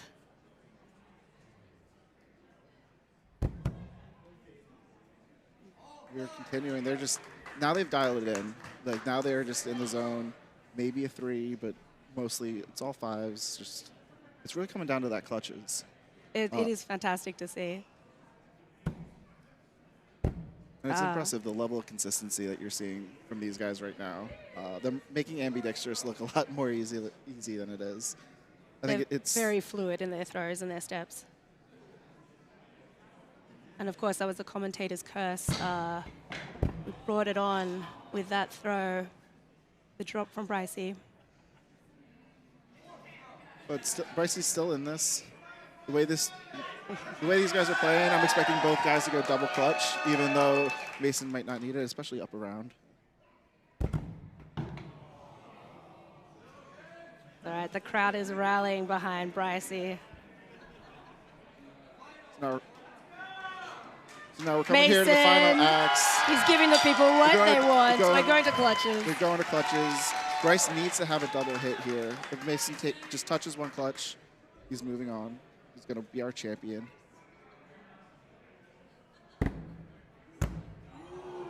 Mason hits the one clutch he needs. Bryson can only hit the one. And Mason French, our inaugural Ambidextrous champion.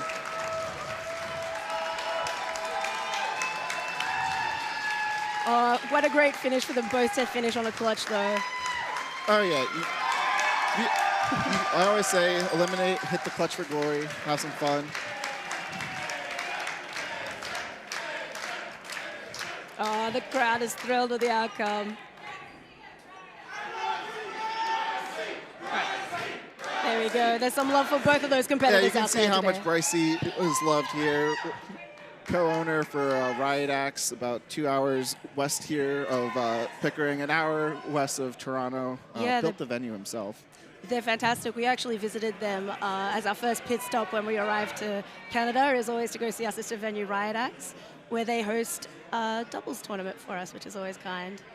But yeah, they're located in Gulf. I think we throw it down to we have Mason for our interview.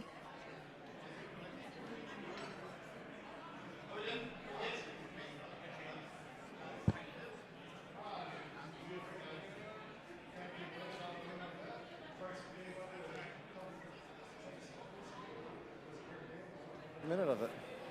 Notice you went 100% clutch. Was that agreed before, or you? Yeah, no, we agreed before. It's the funnest way to play the game.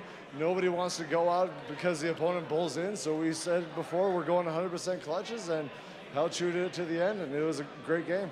It paid off, and also you go same clutch. Is that a choice? Is that obviously it's choice, but yeah, why same clutch, not separate? Honestly, I throw it either, and Bryce looked at me and was like, hey, we should go for the same one. It's cooler. And I said, hell yeah. Well done, fair play. Let's hear it from him. Brycey, do you want to talk? Come on in, Brycey. Well done, great play. Second place. Thanks, buddy. Thanks. Appreciate that. But yeah, amazing play, as always. A few little drops at the end there. But yeah, the rest of the rounds, very, very good one. Oh, Mason's the best. He's the nicest guy. Had a great match with him. It was fun. It's a good time. Excellent. Let's hear it again.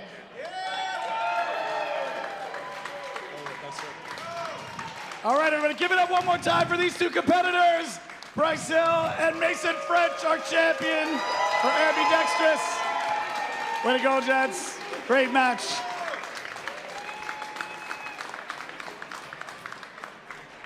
All right, it's time for us to move on to our next competition, which is our Big Axe. So in just a moment here, we're going to get started on Big Axe. Just a reminder, those same tie-breaking rules that we talked about for Ambidextrous apply. So practice throw, practice throw. Here we go.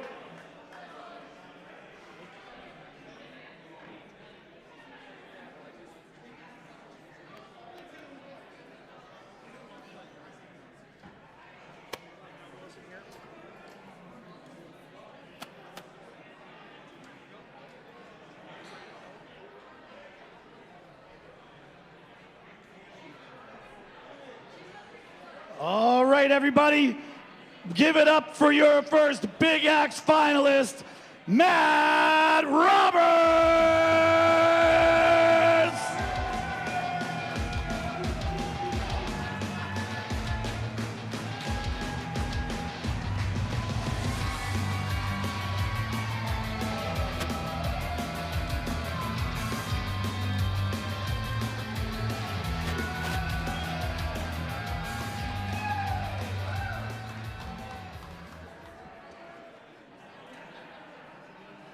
And give it up for our other Big Axe finalist, Tyler Flynn!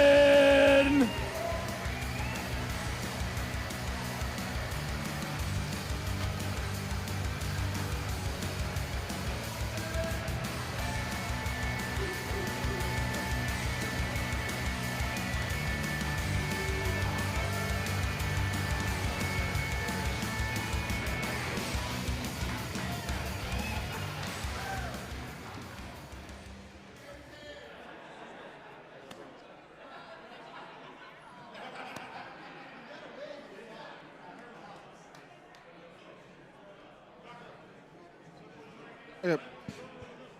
So we have Tyler Flynn here from in the Axe in Ohio. Looking at the stats last year, or from earlier in the week, Matt Roberts, Cockroach, 100% clutch rate. We had a 4.48 for his average. Let's just put that into a perspective. That's a 66.7 average in your standard league match. Tyler Flynn with a 4.5 average. That's equivalent of a 67.5. So these throwers neck and neck. The interesting thing here, if you look at the stats from Cockroach during the tournament play, he was a 42% clutch accuracy rate during the group stage. He was 100% clutch accuracy. He either hit a 5 or a 7 every single round of the knockout stage. That's incredible. It is amazing. It is. I've never seen that before. Tyler Flynn, no slouch himself. He was 82%. If you've ever thrown a big axe clutch, you're happy with, when you're especially starting out, you're happy with 10%. As an elite thrower, you're happy with 30, 40%. For these guys to be hitting 80 and 100% during a tournament is just absolutely wild. These guys are some of the best big axe throwers in the world, and I'm excited to see this. Yeah, and they are treating us to some incredible axe throwing. Just a reminder to the folks at home, we are playing a premier rule set. So those stats are even more incredible when you take that into consideration. Oh, yeah, 100%.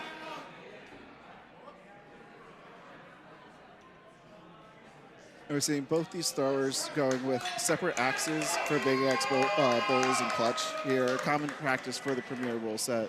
You really want to have that smaller blade for bullseye. They're starting off with a 7. That is becoming the trend for premier big axe, is the 2 axe meta. Do you think that's something that's going to take up and become more popular as the sport progresses? I think it's going to continue. I think especially for big axe, I think for hatchet, there's a lot more flexibility in being able to rotate the hatchet to make it land in multiple ways. But in big axes, you are naturally dealing with that bigger blade, longer distance. It's a harder throw. I think a lot of people, the 2-axe method really is a big advantage, much more so in big axe than hatchet. And I think it really is becoming the default way to throw. Yeah, it's always good to play the strategy, as you said, small blade to get those bulls and a nice big blade to maximize those clutches. And so now we are in the tiebreaker going to clutches. The way Big Axe works, we have a premier. We can't go bigger axe. We only have one big axe. People would love to go underhand or 2-spin or 1.5 or something, but those are a little bit too dangerous. So what we do is instead of doing the side-by-side big axe, we do alternating, kind of how we do for a standard hatchet. But other than that, it's the same rule set, same everything for the tiebreak. And of course, they have unlocked the clutches by bulling in. They'll do 3 attempts before they have to go back down and bull in again. And Tyler Flynn hitting the clutch, and Matt Roberts just a little bit to the left there for Flynn to take the first round. Now, I mentioned Cockroach here as the defending champion. For people who are just familiar with the IATF, this is probably your first time seeing Tyler Flynn. So you might be thinking that this is a guy who kind of came out of nowhere, his first IATC. He's in the Big Axe Finals. That is furthest from the truth. Tyler Flynn came in as one of the favorites. He's been throwing for 8 years in the World Axe Throwing League. He's a 2-time World's runner-up. He's a 2-time World's 3rd place finisher.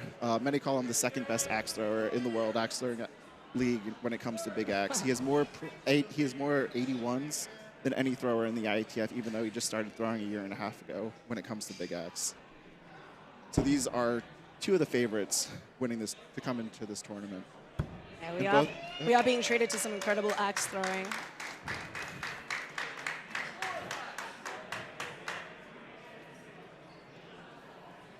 It's incredible goals to see. So when you say Big Axe Premier 80, were they Premier 81s or standard 81s for Big Axe?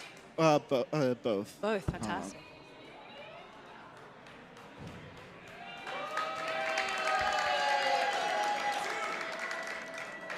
Now we come in here with Cockroach up 2. They're taking it up to clutches. I think this is a group you're going to see. If they're up 2, they're going clutch every time. Up 4, we'll see what they do, but Tyler Flynn with a fist pump after that miss, trying to psych himself back up. This is what we have from Cockroach. Oh, the hands go up. It's like a 0-0 there. A miss. One round apiece. You know you're going to see that. And as we were saying before with Ambidextrous, Mason French, we were wondering if he's at a little bit of a disadvantage. Both these throwers were in day 2 of our tournament. Tyler Flynn is still in day 2 for our tournament. And so I think that helped these guys because they've been throwing all day. They've been throwing big X throughout the tournament. I agree. Yeah, it would definitely be an advantage, especially this is all the tiebreaker practice that they're going to need to keep going, especially for Tyler Flynn, as you said, who's still in the competition for the Wilson Cup. And also, he's someone who, having thrown in the Waddle Throwing League, and someone who's made multiple finals. He's been in this position of stopping a tournament, having to pick up to play a different discipline, go back to that discipline. So I'm interested to see if that experience here kind of helps with that stop, pause, because that can struggle with a lot of people, having to take that break and having to bring it back. It's true. It's definitely a unique skill set that not a lot of people intend or practice for, especially these high-end tournaments where it goes all day. It's probably an advantage to be in the finals for multiple disciplines just to keep you warm and keep you throwing. Yeah, I would agree with that.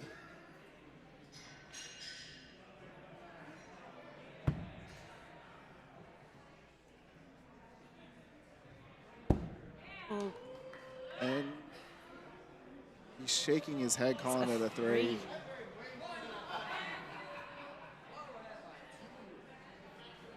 All right, 2 points ahead for Tyler Flynn. And they are calling those clutches. You've seen both of these gentlemen throw before. They must be very confident in their clutch game. And there we go.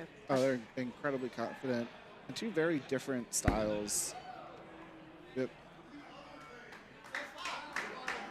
Yeah, 2 incredibly different styles. Tyler Flynn, you see with that no step, taking advantage of his height, being able to get a little bit closer, having that no step eliminates a lot of side-to-side movement. So when you see him miss, it really is just very marginal on those misses. He's a lot more consistency. Whereas you have Cockroach taking that traditional IATF step approach. So it's nice to see in the finals here 2 very different approaches to the big X. Some people like having that step, having that momentum, being aided, allowing you to have that throw, whereas other people would rather put a little bit more focus and strength into that throw. Absolutely, and it's very inspiring for people of different body types and different abilities to be able to find a throw style that actually works for them and is still competitive. Yeah, that's one of the things I love about axe throwing is there's so many different ways to throw an axe, so many different styles. There's no right or wrong way. And I always love seeing the variations that we have in the axe throwing community and how people throw.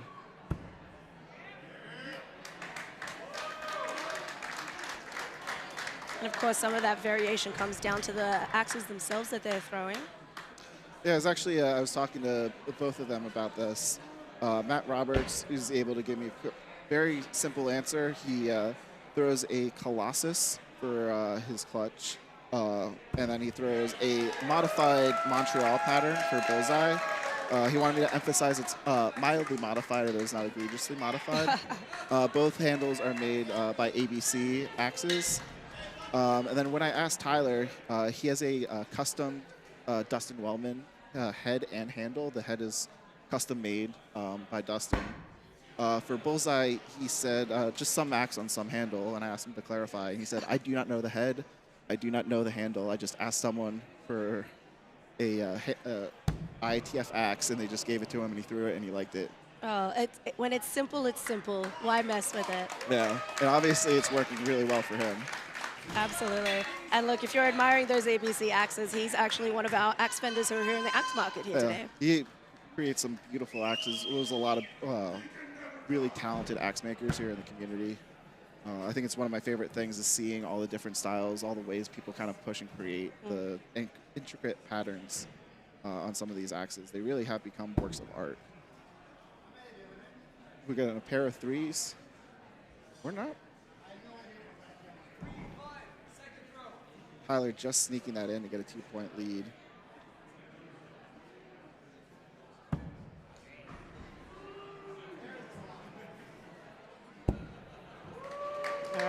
tied the round. I think Tyler wanted to be tied, and I think with Tyler too, a lot of times you'll see that waddle throw where he's used to a lower bullseye. So a lot of times his misses tend to be low, just that so much muscle memory for a spot a couple inches lower. Yeah, and these are long days, and it is hard to keep that focus for every single throw and treating it like its own special event each time you go out there. Yeah, they really when you get to these finals events, when you've been throwing all week and all day, it really becomes a mental slog, a mental grind. I know when I go on deep tournament runs, by the end of it, I'm just in a fugue state by the end and just barely remember the tournament itself. So now we were going tied here, going clutches. And Tyler Flynn up here 3-1. He has, if he hits a 7, Cockroach has to match. So this is do or die for Cockroach here. Recognizing that, he's taking a sip of water, getting a chance to kind of collect himself, make sure he takes his throws. Got a 5 from Tyler. That is a touch clutch right there.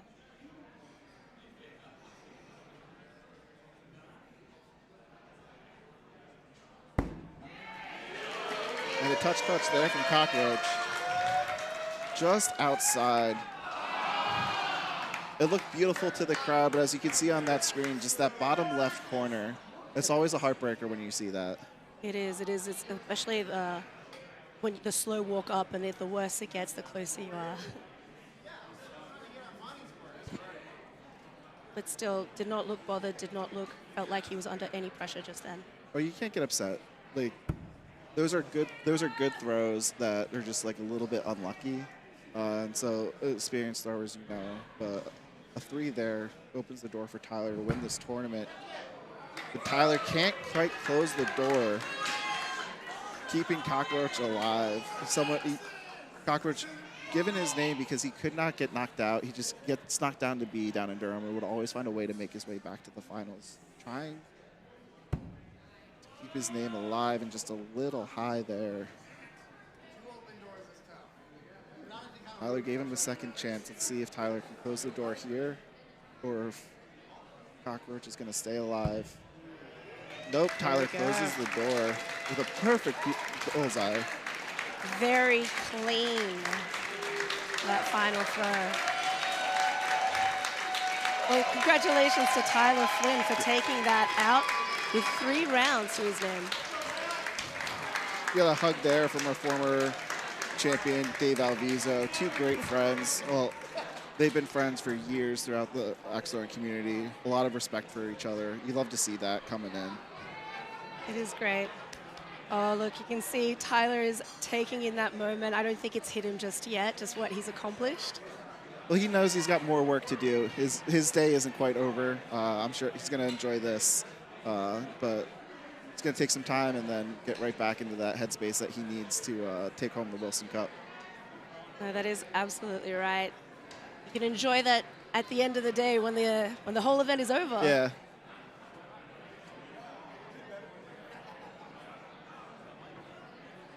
Hello. Here we go. Hey, Matt. How are we doing? Doing well. How are you? Great play from you. How did it feel? You're one of the fan favorites, I believe, to come through. It's like... Whoa. Sorry, Tyler. But yeah, great play. Fantastic throw-in. It's just how it goes on the night. Just happy to get back here, have a chance to defend my title. So I got second. So he threw fucking awesome. I didn't. So, but it's a good match. We hung in there. So just glad I got it done. I just confirmed. You got some lovely axes as well. Do you want to give a quick shout out on what they are? Oh yeah, of course. ABC Axes. Shannon. He's got a lovely booth out there. He'd be happy to sell you something. They work great. Can't get better than that, can you, for an advertisement? Nicely done. Well done. We got Tyler.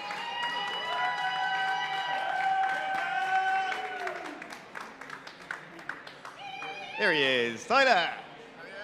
I am great. How are you? I'm very good, yeah. Great play again from you. Fantastic. Was that just 5 rounds of practice for in a minute, or practice big practice?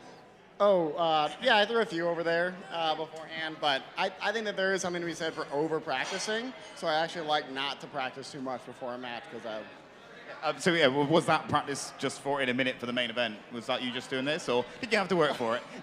No, I'm more of a big axe guy. I actually prefer big axe to hatchet. I'm actually surprised that I'm in hatchet. I was treating hatchet big axe as practice for this. So kind of the opposite. Nicely done. Yeah, amazing. Well, let's hear it up again for Tyler. Thank you. Give it up one more time for both of these gentlemen. Matt Roberts in second, and your winner, your Big Axe champion, Tyler Flynn. All right, next up, we've got our doubles championship. Stay tuned.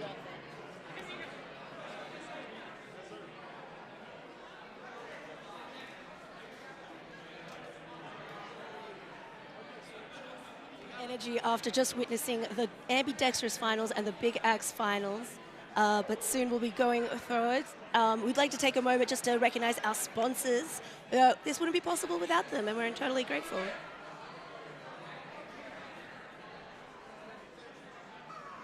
The International Axe Throwing Federation would like to thank our Clutch community volunteer sponsors. Grolsch, the official beer of axe throwing champions. 81 Axes.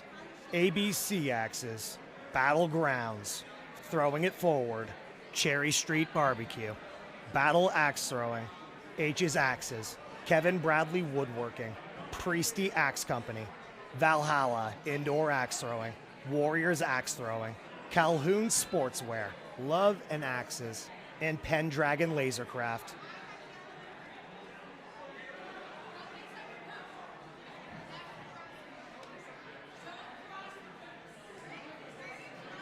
All right, everybody.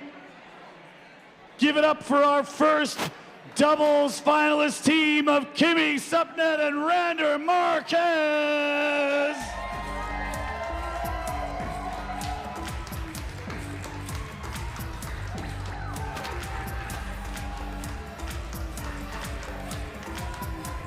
Not the best female throwers in all of axe throwing, and it's just one of the best throwers, period. And we have a two-time IATC champion in Rander Marquez, repping Battle Yorkdale, the former Battle venue, close but in everyone's hearts. Look, I think they're both enjoying this And moment. give it up for our second team, our doubles finalists, Austin Campbell and Mason French. So we mentioned it before, but Mason's second event of the day, throwing here with Sauce Boss, loading up on some extra potassium before coming in, knowing nutrition is important to winning a championship. Two throwers here from True North and Lethbridge, Alberta.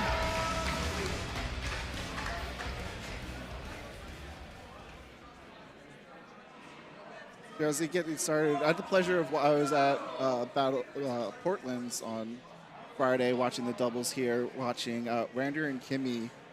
So if their average for the knockout stage was a 5.017 per axe. If you're familiar with axe throwing, if you've been watching, you can only score 5 points per axe. So that means they were actually averaging over perfect. They had, if you extrapolated it into a full 15-game match, it's a 75.15 average. To throw that in doubles in Premier is absolutely insane. In the final match, they threw 5 straight 52s. It is one of the most impressive shows of doubles throwing I've ever seen. I'm going to be really kind of curious to see if they can continue that energy. We have Kimmy also following the Mason route. She's also going to be back here later for the Slayer series. So we have two double finalists here in this event. It's pretty impressive also to see that both of Kimmy and Rander had a 100% clutch call rate for their doubles. Oh, yeah. A 97% clutch accuracy rate. Incredible. But as you said earlier, these are two highly decorated axe throwers. They are known to the community. We know the standard that they throw on, and putting them together creates a powerhouse team. And what's also interesting is both of them have finished second at IATC in doubles in the past, but both with different partners. Rander finished second in 2020, throwing with Julio. And Kimmy, I believe in 2022, finished second, throwing with her now husband, CJ. That's right. So obviously both of them decided that their partners were the problem. And so they're here so we can see if that turns out to be the case. I have heard that Rander was trying to court Kimmy as a doubles partner for that 2022 year. I mean, could you blame him? She is one of the best, and she was one of the favorites to win that tournament.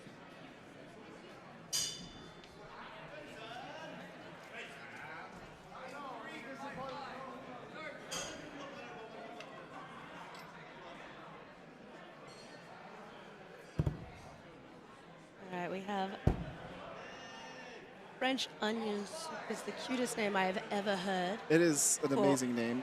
For French and Campbell, their surnames. Fantastic choice. Meanwhile, we have Kimmy and Rander. Always the tongue-in-cheek has-beens. Playing at the fact that they feel like they've been has-beens, even though they're still two of the best throwers that exist in the IATF.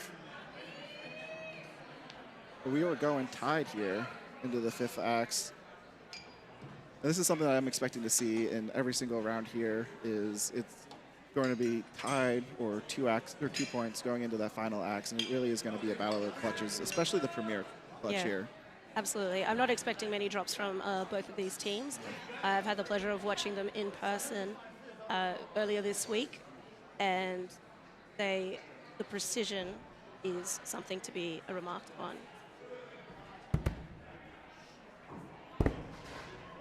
2 premier clutches for Kimmy and Ranta. It looks like 2 touch clutches.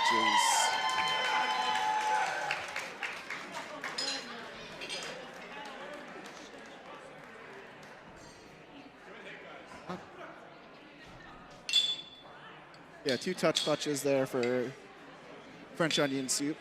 So Team Supnep picking up exactly where they left off with another 52. They like that number. It's been working for them so far. And honestly, if you're throwing a 52 in doubles, you are winning pretty much every round that you throw. Yeah, and hopefully they can keep that up. I mean, as we said, this is a great start, but we have seen French settle in and get more comfortable as the matches progress. Perhaps that's something that's going to happen here in doubles today. Yeah, I hope to see it. And they're great throwers. I mean, Mason here making day 2. Austin has made day 2 in the past.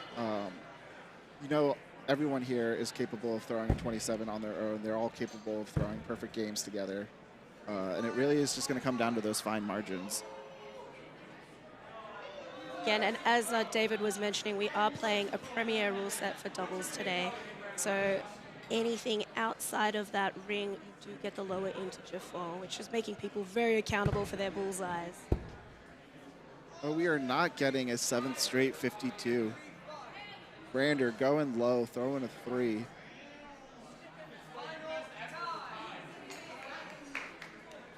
We are still tied.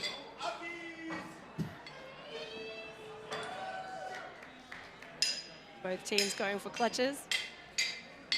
I always find this is the awkward part of doubles when everyone is going clutch and you're having to tap 4 axes at the same time and making sure you actually tap everyone because you don't want to commit the faux pas. Sauceboss had a quite nice rhythm going there. Got a 12 there. Great throws by both throwers. Just Sauce Boss going a little low. And that is the nature of the premier clutch. Brander, is he wide? Came with a 5. Brander with a 0. That is 1 round apiece, and as you can probably hear from the crowd, they are shouting that this is not a sweep, and boy, are they happy about that. Well, and usually that's saved for when you're down 2-0 or in a best of 5 or 3-0 in a best of 7. To have that broken out after the second round, I think it really shows the expectations that are on Kimmy and Rander here. That everyone knows that these guys are the monsters. They know that they're the underdog. And I think French Onion Soup is embracing that underdog role and kind of playing into it, getting the crowd on their side, which is really what you have to do. Absolutely. That's also proving to themselves that they do deserve to be here. They are keeping up with the has-beens, which, as you said, they should be the currents. They should really consider a name change at this point.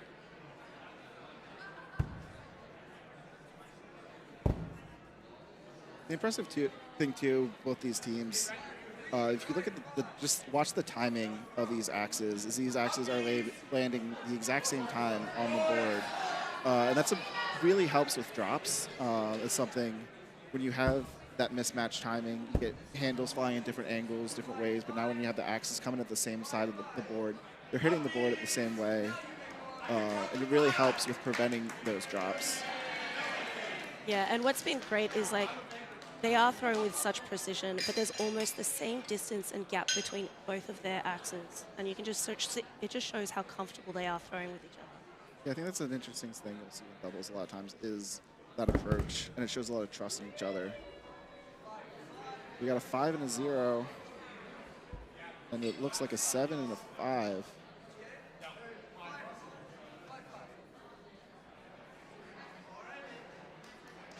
So Kimmy and Rander are taking that round.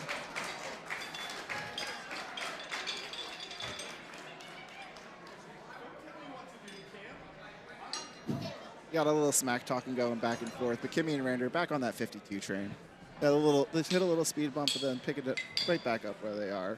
It didn't faze them whatsoever. Just made them more accountable.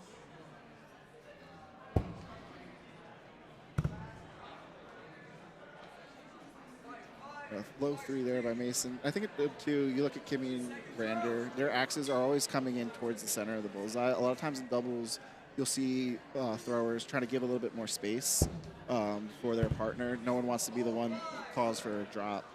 But you see like Kimmy and Rander, just that confidence of like, hey, we're going right after the bullseye. Like, I trust you, you trust me. And it helps with that little spray sometimes. And I think you're seeing that with Mason, Sauce Boss. Yes. They're having a little bit more kind of playing around the edges. Sauce Boss is encroaching a little bit on Mason's side, but that is always, there's always a bull hog and then the person who knows their place in the bullseye on a doubles team. And that's part of the excitement of doubles is no matter how good you are, there is always that chance for someone pushing it a little bit, having a drop, and it can change like a drop of a hat. All right, clutch is called.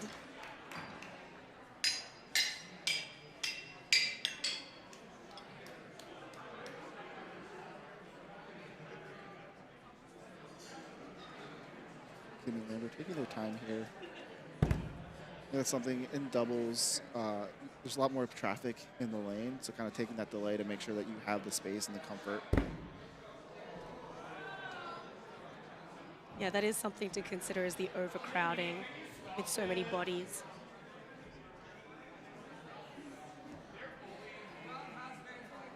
And Rander just nicking just enough of that clutch to get the 5. And once again, another 52. These two are not slowing down. As you said, if anything, they're putting their foot on the pedal. Yeah. And the finish line is within sight right now. Yeah, 3-1 lead here. Mason and Sauce Boss with a 50, meaningless 50. Is anyone else against any other opponent, you're throwing a 50, at the very least you're going big X. And Kimmy and Rander, they're just like, no.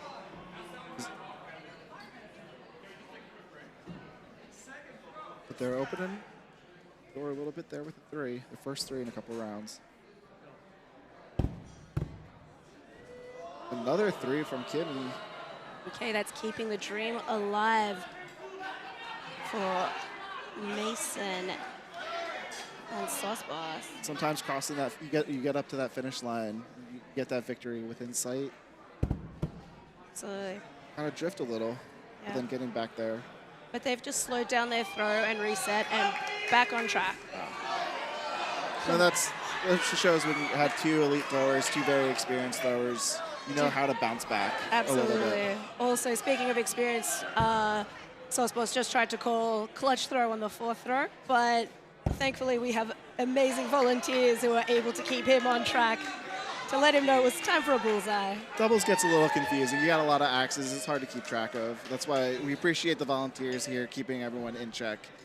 Sometimes axe throwing tournaments, it really is just herding cats. So a lot of props to the volunteers for all the work that they put in to keep everything on the rails. Absolutely. Well, here come French Onion Soup with the advantage for that clutch throw. Ooh. Have at least a 12. That looks good. I think we might have a 54. Oh. We have a 54, a perfect round. Beautiful. And that's what they needed to keep this dream alive. Backs up against the wall. They know that if they can't lose if they don't miss, and that's exactly what they did there. That's right. Look, there was an opportunity with Kimmy's 3s, and they saw that opportunity and they maximized it. And in case you're wondering why Kimmy and Rander aren't throwing there, because it is 5th axe and because they put it out of reach, we do not need to throw. We do not need to throw. It's a little extra practice. So it's kind of the punishment that you get is you don't get that 5th throw if you decide to wait to see what your opponent does. All right, both of these teams seem to have hit a flow state. But there was a 3 there on that first throw, They- opening the door. The crowd doubted Randa, but Randa firmly put them back in their place, confirming that was a double bullseye. He knows that axe better than anyone else.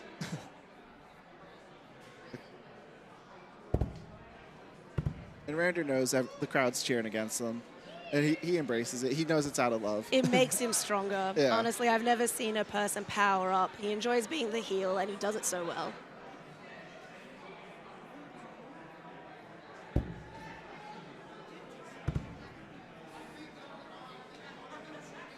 We are coming in here. 5th axe up to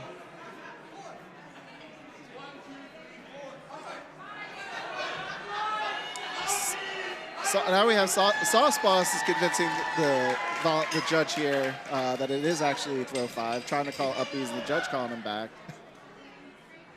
It's goes to show everyone here makes mistakes, but everyone here is supportive, giving a little ribbing, but no hard feelings.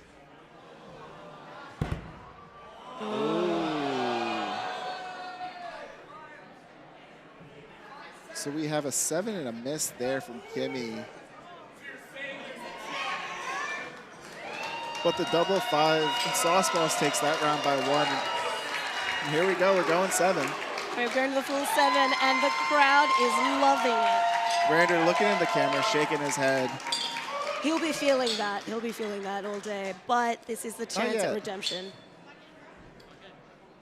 This is his chance. He's been there. He is someone who throws better when he misses sometimes. Absolutely. He gets fired up.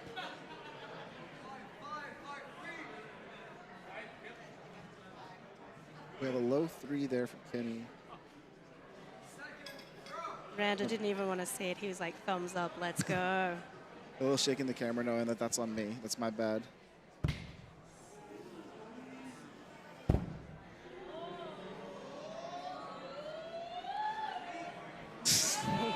Sauce Boss there having fun. He's enjoying every single They all moment. are. But a pair of 3s there. And quick 4-point swing there. Kimmy and Rander going from down 2 to up 2, completely flipping the momentum here in this final round.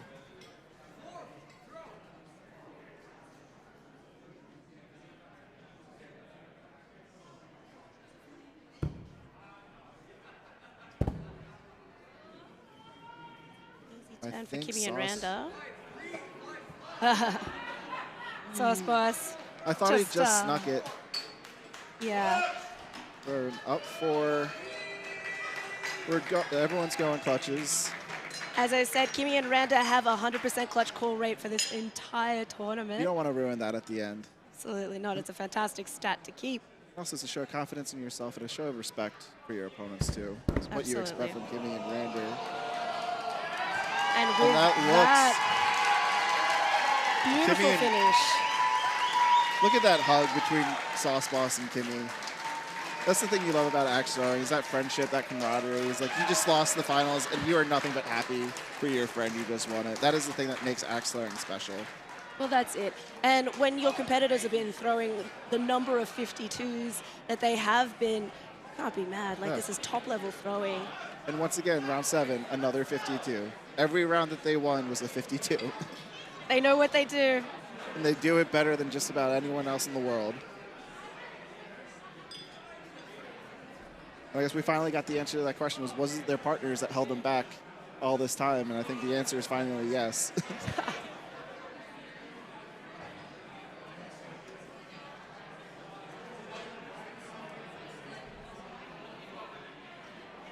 Okay, welcome. Well done, guys. Amazing blurring. Fantastic. The has-beens. Does that name need to change now, or are you going to not do this? It's the same. It's still the has-beens. Always the has-beens. And both of you have been here before with separate partners. We've mixed it up, gone together. Are we blaming the partners? Was it them? Honestly, I did my part. Well, I tried to throw by not throwing threes, but she still carried me throughout the whole thing. Yeah, my shoulders hurt, my back hurt, you know. Carrying this team is really hard work. Well done again. Fantastic throw from both of you. Taking the win. Nicely done. Well done.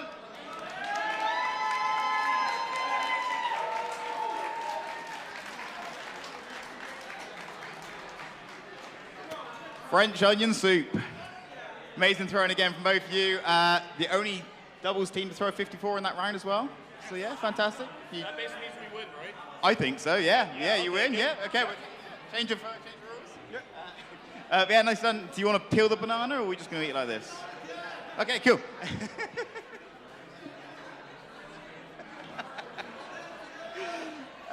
Yeah, well done, guys. Amazing throwing. Are you going to come back again next year? Do it again? You know it. Oh. Matt Wilson getting a banana thrown at his feet.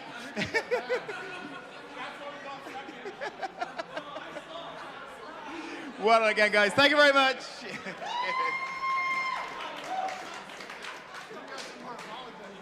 Sauce Boss with the banana. He strikes again. I hear that's where all the vitamins are. It's in the skin of the banana. I don't know. I've never been a fan of bananas, but I'll take All your right. word for it on Give that. it up one more time for both of these doubles teams throwing heat here. Looks like the has-beens aren't quite has-beens yet. Give it up for Kimmy Supnet and Rander Marquez, your doubles champions. Right on. All right, we are moving on to the next event, our championship for knives. Stay tuned.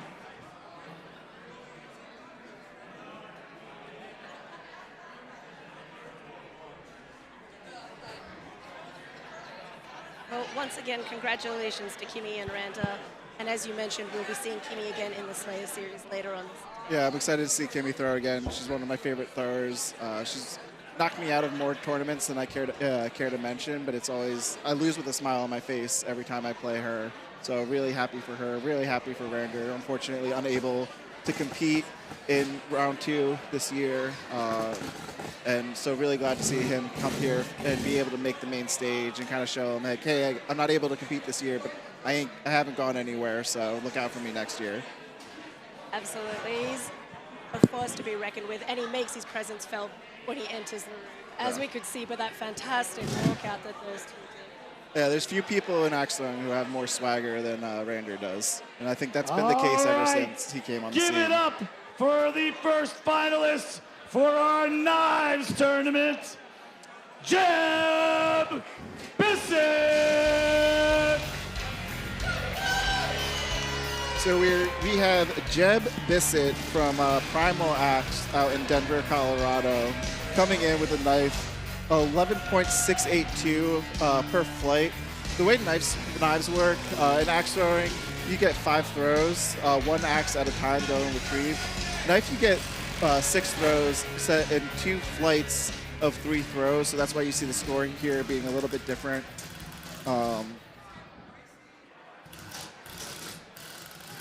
But Jeb, undefeated. Make some noise for our other knives finalist, Matt Colavecchia. We're here with a smile on his face, a little bit more animated than Jeb. Jeb known for very stoic, likes to kind of take things a little bit seriously, even though he's just joking around all in hard. Cheap Toes, complete opposite end of the spectrum, always has a smile on his face anytime he's anywhere near an axe or knife throwing event. I think he thrives on competition. Oh, he thrives. I think Sheep Toast, it's not that he thrives on competition. It is like he does not care at all about the competition that is going on, and he's just here having fun. He does not believe in nerves. Yeah. Like, the nerves do not affect him because win, lose, he doesn't care. He's just here to have fun and enjoy himself. And I think that works out to a lot of his benefit because he has no nerves, he has no pressure. He just throws how he throws. Sorry, I think I mean when I say he thrives on the competition, I think he just loves throwing at a competition level. Oh, he yeah. loves throwing excellence, and that's the thing. He's got a smile on his face, and look at that. He's getting his card signed by his opponent, Jeb. Fantastic. This is a great sign of respect. The ITF throwing cards become common here the last 2 years. They have official ITF throwing cards for winners for tournaments, tournament ranked, Wilson Cup from last year.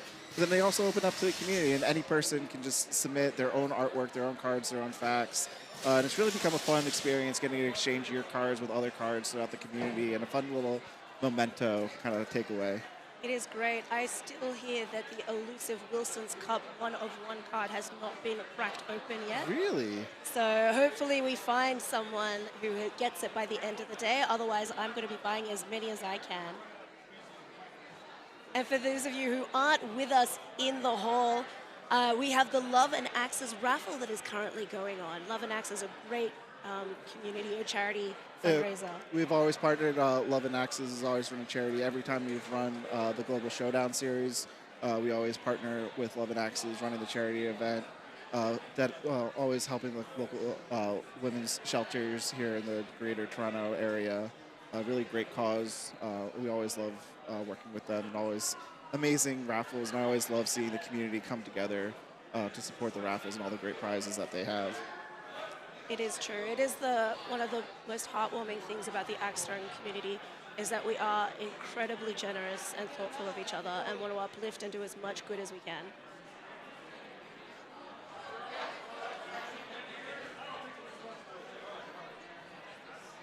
The crowd is thick for the knives tournament. It's something a lot of venues don't offer knives. I know you say in Australia there is no knife throwing allowed legally. They're actually considered weapons, which hopefully maybe we can show this to the government and get them to kind of accept it. It's always a fun way. It is challenging from state to state because each state has its own bylaws around it. But look, it is a sport. It is legitimate. You know, axe throwing is its own thing. I think it's a great conversational point that we can have, and especially having it by our governing body, the International Axe Throwing Federation, to be competing at this level. It is a legitimate sport. And it's something that it really has taken a long time to kind of get it to this level. I remember back in 2019, before knife throwing was really an official thing in the International Axe Throwing Federation, just local venues wanting to allow knife throwing just for people coming in and having issues with insurance, people thinking it's too dangerous, which is always funny to me because we're throwing axes, so like you think it would be the same. But here we have a little bit of different target here. You're noticing that smaller bullseye, the green circle inside the bullseye. That is actually the bullseye for knives. Because as you can see, they're so much smaller, you need to have a smaller target. So you're seeing, if you touch that green circle, it is a 5. It is not premier rules where you have to get it all in. That would be borderline impossible. It is just touch. It is standard clutch rules.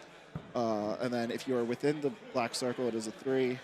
And then when you are crossing over into what is traditionally the 3 ring, that is when you're going to be awarded 1 point.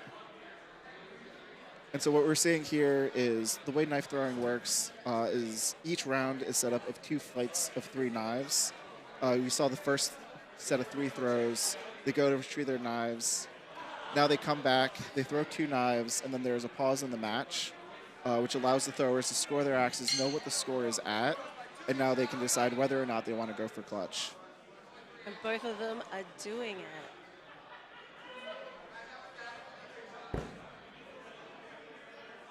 And so Jeb misses. Sheeptoe's giving it a second chance, but he knows he already won the round. Doesn't need to bring out the second opinion to judge that. But coming in over the Wednesday's group stage and tournament play, Sheeptoes actually had a 40% kill shot touch rate, which is incredibly impressive if you ever throw knives. Jeb Bissett, meanwhile, hit 1 the entire day. So just to put you into perspective, seems to be a little bit of an advantage there for Sheeptoes coming into the clutch. But with knives, it's about getting with that clutch. And you see there are 2 drops there from Sheeptoes. That's really going to be the hard part with knives. In axes, you almost never see a drop because it's a very standard, very consistent rotation. But with knives, they're a lot more finicky. They're a lot more tougher to get that consistent rotation. And you're also throwing with multiple targets in the board, and you're aiming at the same target. So there's a lot more chance for chaos and drops, and really anything can happen. It does add a certain level of more dynamic, changes that can happen. It's always devastating when you have those points in the board and then suddenly they drop out. And there you have Jeb up by 10 on the final axe, so no need, or final knife, sorry. So no need to throw that 6 knife. We're moving on, tied 1-1. And I find it's a lot more, there is just a lot more of a inherent fun factor with knives compared to axes, because you get that opportunity for what I kind of like call what feels like a heroic moment. Like an axe throwing, like hitting a premier clutch is cool, but you see it kind of all the time. Whereas my favorite thing in in knife throwing is you'll have like 2 knives like around the bullseye, and the third knife, the guy like comes up and he has to like split it. With that extra difficulty, you have the knives in the way, and when you hit that throw, it is just such a amazing feeling that you can't really get in axe throwing because there just isn't that additional level of difficulty that comes up. I can imagine as a competitor that's an amazing feeling, but as a spectator, that is something I can absolutely get Yeah, behind like you with. don't need to know anything about knives to be able to appreciate that. And here we have going up clutch with Sheep Toast up 2.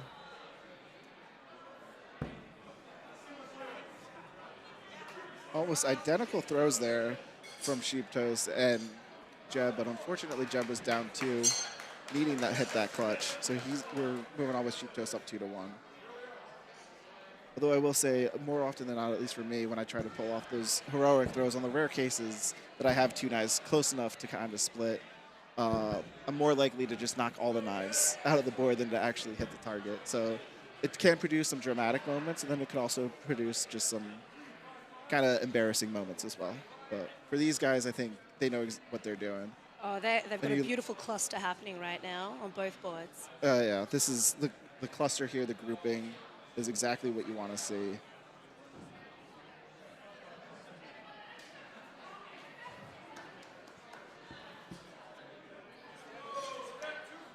Right there, 6 knives thrown, only a single 3. That is why these guys are in the finals here.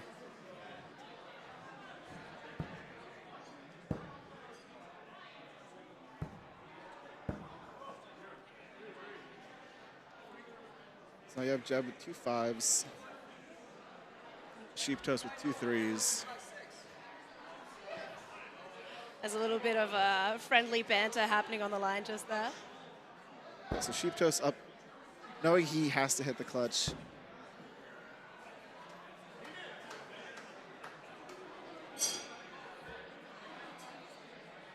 So Jeb there, I believe Jeb hit the clutch there. However, he didn't call clutch, so he was waiting for Sheep Toast to throw.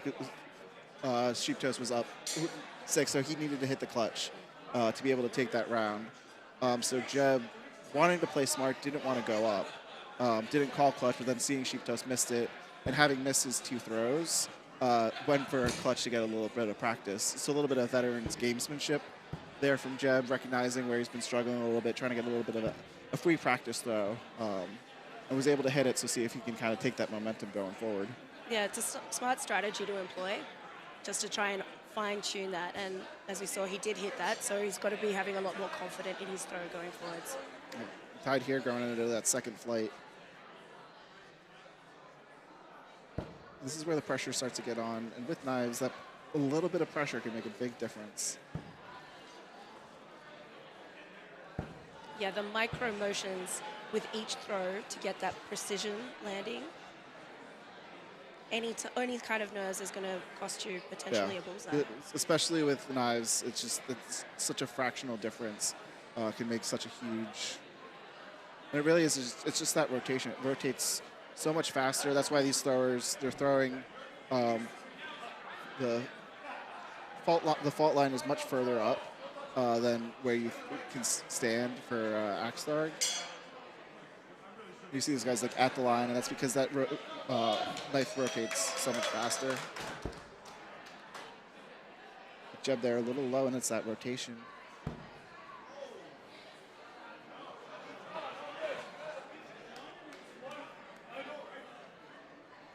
But you see Jeb there had a great line on that throw, but a little bit further back or a little bit more flick. Can't quite tell. But caused it to over-rotate and just go underneath the clutch, which gave Sheep Toast that round. Now puts Sheep Toast up 3-2 with a chance to kind of end it here. The sound of steel on steel as Sheep Toast has those knives in a tight cluster. Let's see if he can get a third bullseye. I think he did it. Right on the edge. Impressive stuff. 5.55 and a 5.53. Look, I think it looked impressive enough that it put the pressure on for Sheep Toast, and that just made him rise to the occasion. mean, that's something he's been doing all weekend here. Few bullseyes there from Jed, putting the pressure on. Looks like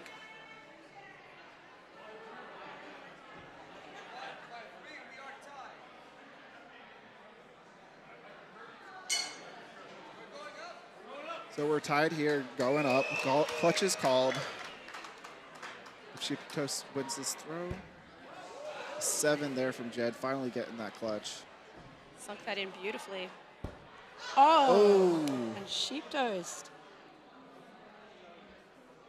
It's going to be Sheeptoes calling it good for the sole reason of to just get the second in there. Jeb's saying no, it's calling for a second.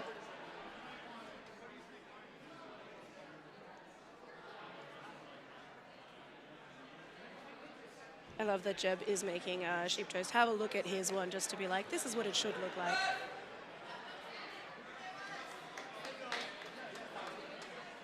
Okay, we have escalated to a second ref call.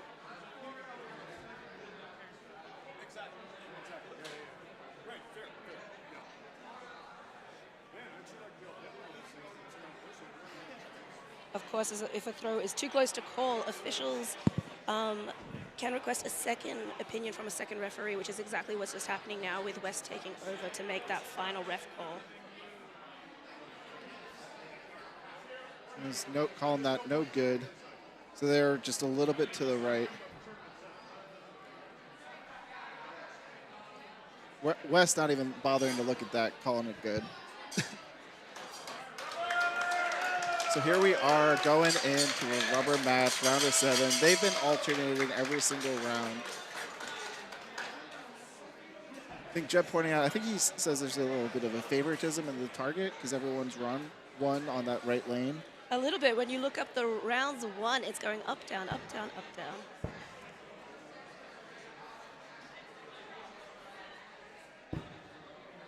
Ooh, an over rotation there, and a really bad rotation there because now not only is that potentially a 1, you have the blade completely blocking off the bullseye, making this a lot more difficult to navigate. You're looking at Jeb right now trying to navigate. He's got the camera equipment in the way. They're both deciding to go in between. They both have this very similar difficulty levels of throw.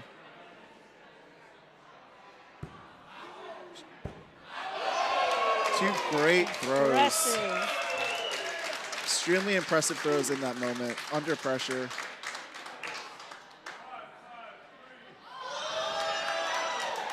Two very, very different versions of a 5-5-3.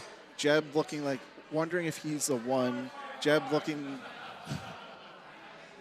Sheeptoes thinking that he might have had a 15, but they are tied moving to the next 2 throws. Sheeptoes with a little, knocking down the knife a little bit, trying to jokingly say he got a 5 after the fact, but everyone knows he's just fooling around having some fun.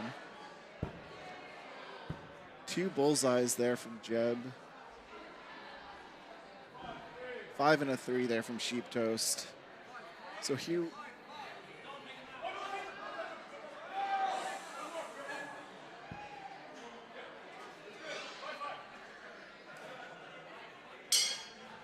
A little premature there. A faux pas there from Jeb.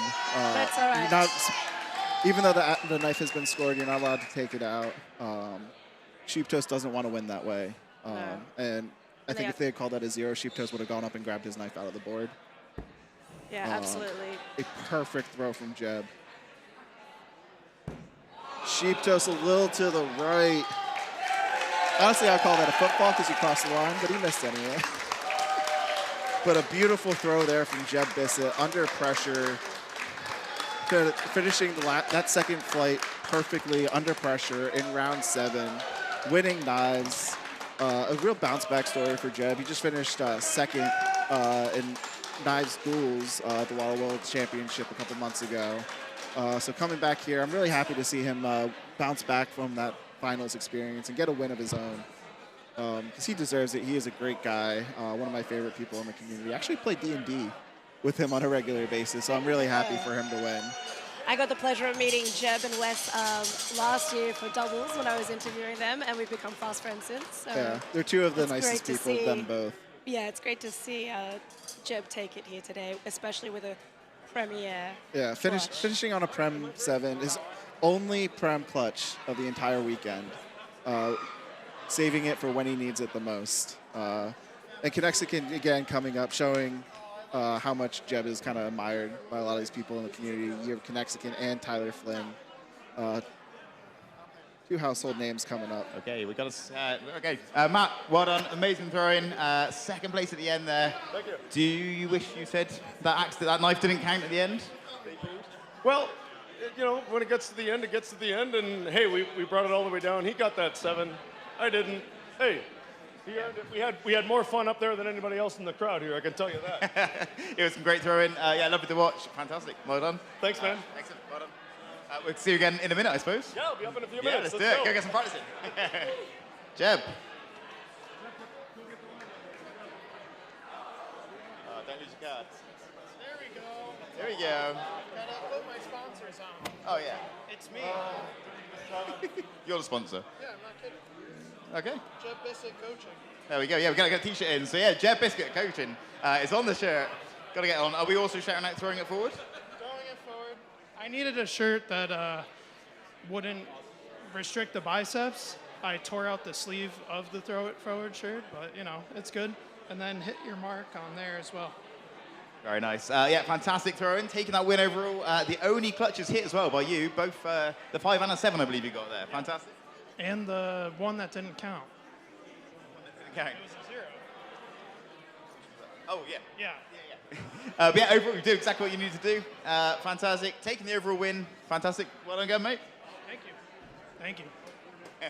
Let's hear it again. Give it up one more time for these two knife throwers. What a match. Matt Colavecchia, second place, and your winner, Jeb Bissett. Way to go, guys. Great throwing.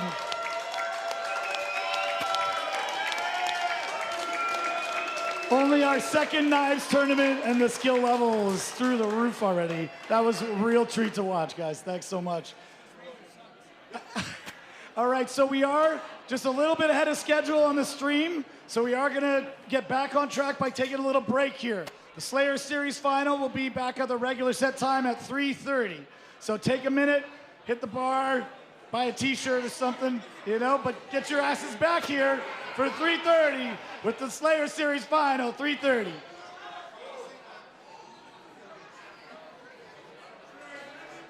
Well, again, congratulations once more to Sheeptoes coming in second place, and of course, Jeb taking out the first place. It's good to see him back, return to status quo with his Hawaiian shirt. Couldn't agree. He looked awkward without having that famous Hawaiian shirt around him. It did. It suits him. He's got that that aura of contentness right now about him. All right. Well, we'll just throw over to a quick words from our sponsors. Thank you so much for sponsoring us. We couldn't do it without you. And we're going to take a short break, and we'll be back soon.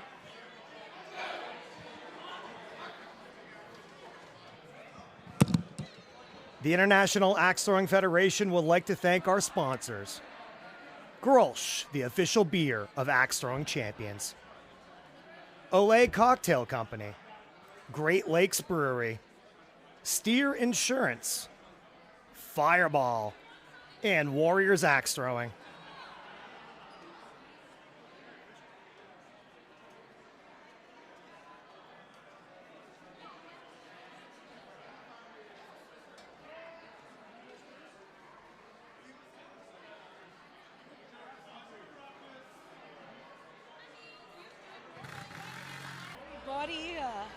We have just finalized our feature tournament finals. We've just had that across the line. Of course, we've had our winners for Ambidextrous, Big Axe, Doubles, and Knives, and we're just about to head into the Slayer Series as our next feature tournament. Yeah, we've had some incredible throwing, some great matches. All those matches, kind of different side styles. You have knives, doubles, ambidextrous, not traditional throwing. Now we're getting up to our more traditional formats. We have the Slayer Series, which is women's only. Everyone's excited. We have the under 60, under 70, more traditional formats as we get back into the round 2. Really excited to see what's going on next. It's going to be a treat, and as we can see, the crowd is trickling in, and they are getting ready for our competitors. I can feel the electricity in the crowd right now. Oh, Slayer Series always gets the biggest crowd coming in. Everyone wants to cheer on everyone's favorite women thrown into the sport.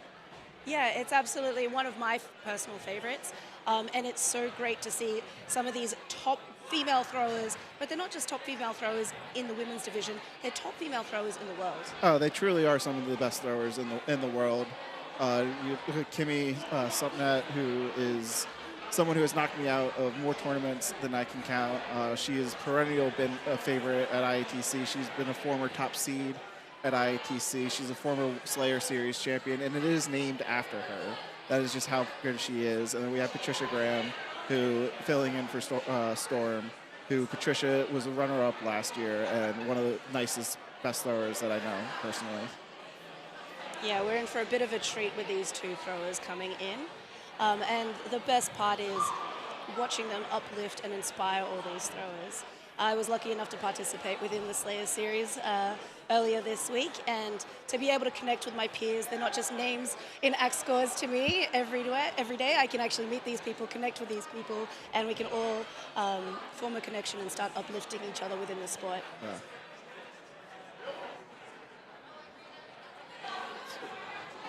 Oh, it's great to see the excitement again with the crowd. It is definitely starting to fill up.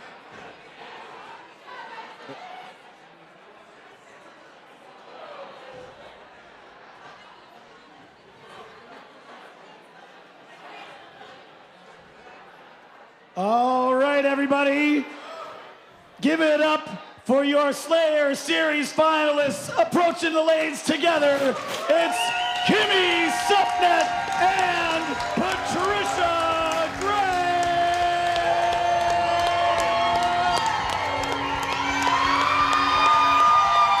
I'm going to try to be loud so you can hear me over the roar of the crowd.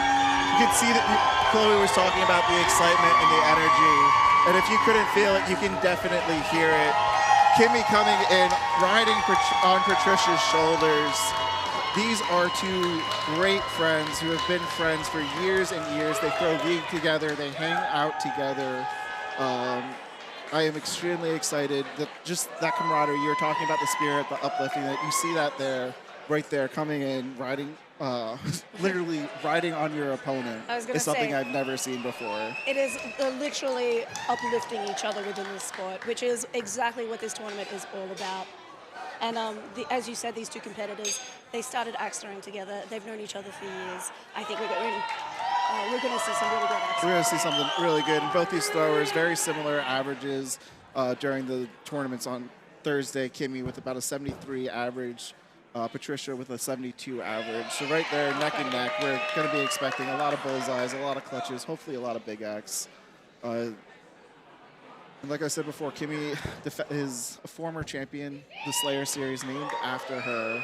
Patricia Graham was a runner-up here last year, so two people perfectly accustomed to the stage. Yeah, and two pillars of our community, which is fantastic.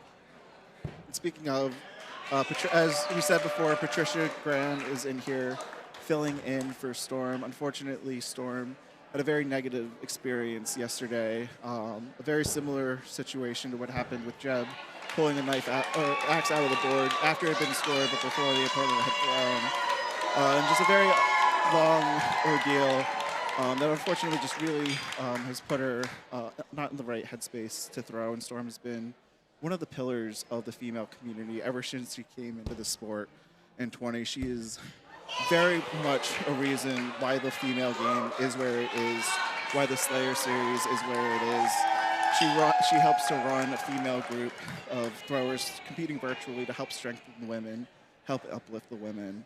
And it really is a shame that she isn't able here to compete, but I'm incredibly proud of her for looking up over herself, her own mental health, and recognizing the amount of respect that she has for Kimmy, for the throwers, for the entire female community, and wanting this to be here, wanting Kimmy and Patricia to really have their moment.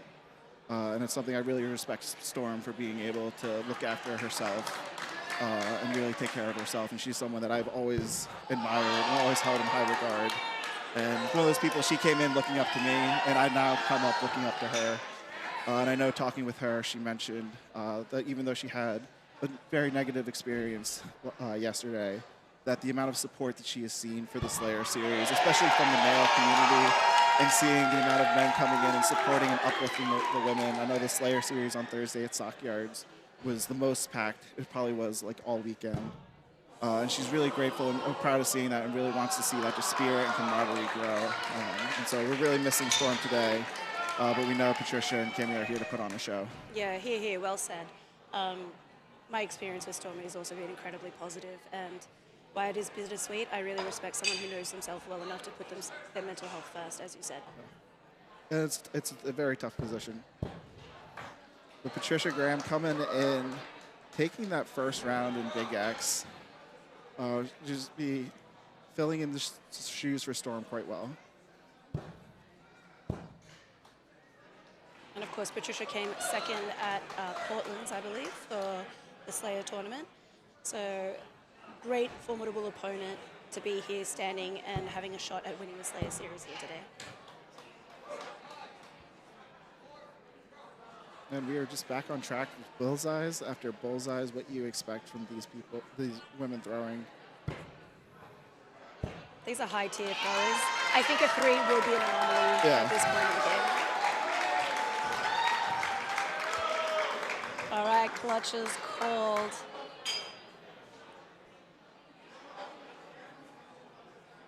These two obviously very comfortable throwing against each other. As you mentioned, you know, they do lead together. Double sevens, clutches. Oh, that comfortability is showing itself here today. They don't look stressed. They look like they're just having fun in some lanes together and performing at the high caliber that they can, and really giving us a show today.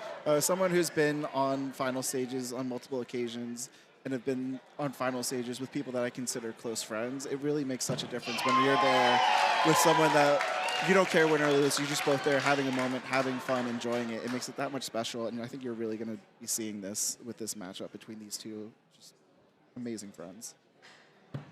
All right, Patricia, trading rounds. It's a 3 on the Big Axe, so that's 1 round apiece. So we're just swapping rounds right back and forth. Again, they look so comfortable out there, and I think it does come down to that respect of knowing each other, knowing that they both deserve to be here, and that they're going to throw the best that they can and really show us what the Slayer series is all about. Oh yeah, I couldn't agree more. And Patricia just sneaking in a 5 there. Flirting a little with the line. One of the things I do appreciate about this tournament is the pen line that they have around the bullseye, and I believe the vast majority of the time they have a little bit of a gap between the pen and the paint line, which I really appreciate at tournaments at this level, because it really helps differentiate, like when you're walking up to that board and making it clear as day. Something I think they've done a really good job with this weekend. Yeah, we're incredibly grateful to all the volunteers and everyone who's worked behind the scenes in the production team, everyone who's put in those long hours to create such a high quality event. We couldn't do it without you, but the proof is in the pudding. Those ref calls are down because we can see those beautiful 5s. Yeah, the amount of work that goes into making this weekend come out is just monumental. 7 for Kimmy, a little wide there for Patricia. A little rush there by Patricia, but she's still well in it. There's a lot of support for both of these throwers from the crowd. Patricia, a little smile on her face. She's laughing. That's what you got to do, especially on a throw like that where you miss by a very large. You know that's not your normal throw. You know, like that one just kind of got away from you. You just shake it off and just have the confidence come back in and just throw a perfect bullseye like she just did. And as we were talking about before, both of these throwers have both competed on the ITC stage before for the Slayer series. The way that they handle pressure is second to none. They don't look stressed. Everyone handles it in a different way, but these two, they look calm and relaxed. A little cheeky smile on their faces every so often. I think they're having a good time out there. Oh, definitely. And it's always amazes me because when you talk to them after the tournament, they're like, oh, well, you're cool. And they're like, oh, no, I was like a duck, like just look common onto the surface. But underneath the water, they're racing, but really being able to keep those nerves like in check, a smile on their face. Just reminds me that even though they seem robotic, they are quite human.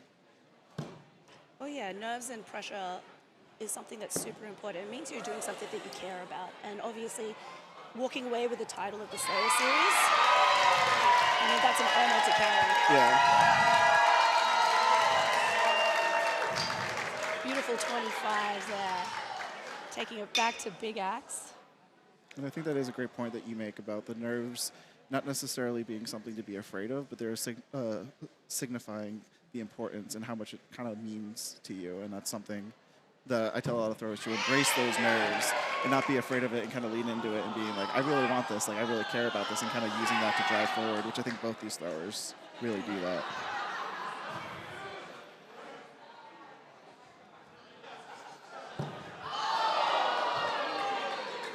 Again.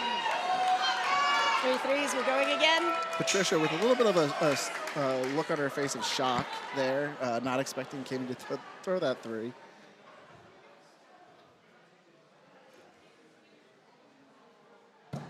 And she knows Kimmy's not going to give her another chance, and she takes full advantage of the opportunity.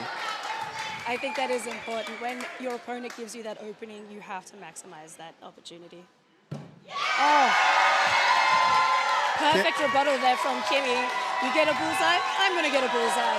Let's take it to Big Axe clutches. And unfortunately, you didn't get a chance to see it on the stream, but Patricia literally jumped up in excitement for her opponent, something that you just love to see.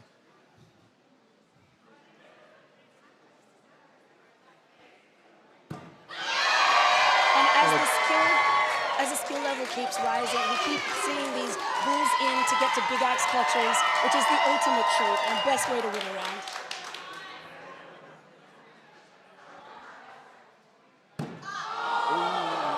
We were getting tied up. Yeah, I always find, especially in League, a lot of times, I hate throwing second, because then your opponent throws first, they throw a bullseye, and then I throw 3. It's like, I just want to go clutch. I'm not upset about losing. I'm upset about us not being able to go to Big Axe clutch, because that's what everyone wants to do. Agreed. I would say that my bullseye game is getting in the way of my Big Axe clutch game. Yeah. I also find it interesting. I think a lot of throwers feel more confident with Big Axe clutch than they do Big Axe bullseye, which is kind of an interesting. You'd think it's the harder throw, but because of the bullseye and the premier rule set, people actually I find a lot of times they exhale when they get past the bullseye because they're like, okay, like I feel more confident now, which is kind of a funny way to look at it. It is. It does feel a bit contrarian, but that's exactly how I feel about it. So yeah, you've really dialed into something there. I think it shows kind of like the strength of the premier rule set and really bringing a lot of the importance back onto that bullseye that I feel like in the standard rule set where it became so automatic, we kind of lost sight of like the power of like just being good at bull. Yeah.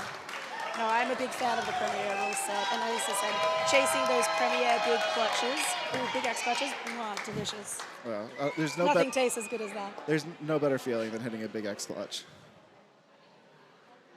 Big Axe premier clutch, I should specify. Oh. A little double high five. We're going back to Big Axes. I've never seen people be so thrilled that they both got a 0. Well, I'm never ecstatic for my opponent to get a 0, but when I get a 0 and they do it, you laugh, you have fun, and call it friendship. Yeah. You have friendship 3s and friendship misses. Well, what's great is that these two actually started throwing at the same time back in 2017. Like at Battlegrounds Yorkdale. Yeah, Battle Yorkdale. Yeah. The glory of old Yorkdale, as they say. I think Rander came in wearing the hoodie. Back in the day, Battle Yorkdale and Battle Villiers were kind of the 2 monster venues that everyone wanted to throw out. You knew everyone who was throwing there. Unfortunately, no longer around, but Yorkdale will forever be in our hearts. Well, what's so great is that having started their journey together, and it's culminating to this moment here today. Yeah.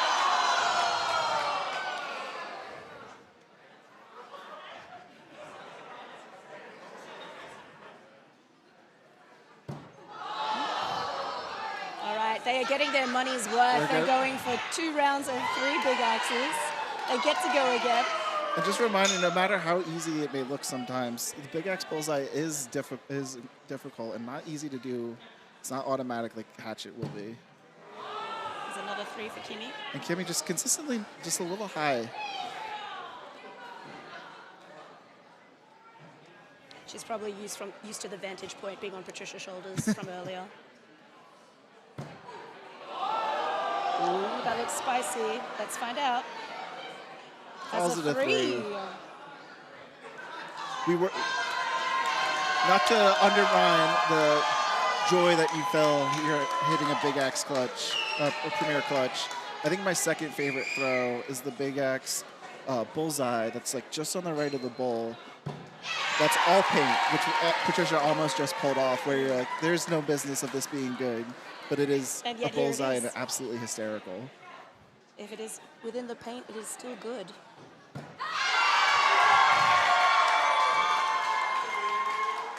Patricia coming close, pulling off the exact throw that I described. In Philadelphia, we like to call that a JC special for JC Ring, who's notorious for always doing that. Must be a hell of a guy to get a specific move named after him. All right, maybe we'll inspect. It's just shy of the clutch there for Kimmy. And see if Patricia can take this 3-2 lead with a little advantage going into the final few rounds.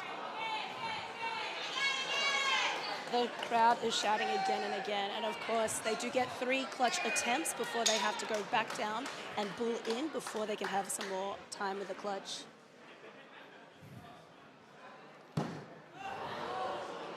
Kimmy trying to switch it up with a different clutch, see if it yields a different result. Yeah, sometimes you just need that little mental reset. I know people typically have a preference for one clutch or the other. One of the things I like a lot about Pickering, especially in these lanes, it's very wide open, so you have a lot of space to go left or right clutch. So Kimmy kind of taking that little reset. But now you see her going back for the right clutch that she more traditionally will throw at. Let's see if that little reset helps.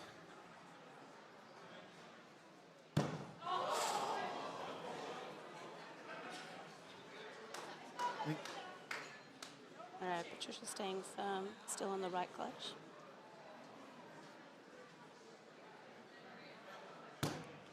All right.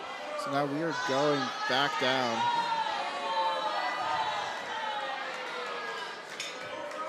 This is not an easy throw. You can hear the crowd there chanting "Bowl of Shame," which is the popular kind of term for when you have to go back down to bullseye. I'm not quite sure where Bowl of Shame originated from, but it's one of those just things that just happen that I kind of love to chant. I love this axe throwing, vocab and like little colloquialisms, because that's not something that we say in Australia, but I will definitely be bringing that one home with me. Absolutely. I like to say, get your money's worth, go at it again.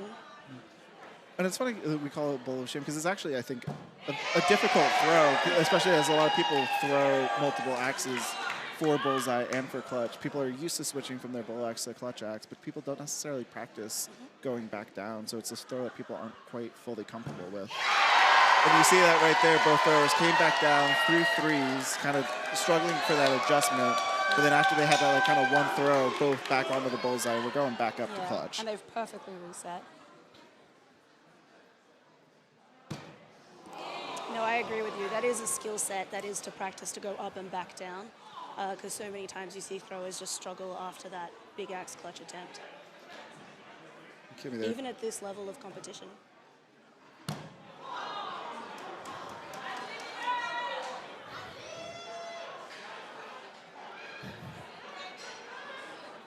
Patricia has that face of she wants Kimmy to hit this just so it's over and they can move on to hatchet. It's a feeling that happens to everyone, I think, at some point. Kimmy getting the clutch, listening to Patricia.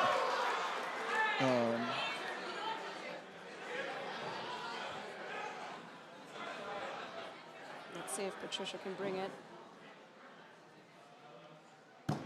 Oh.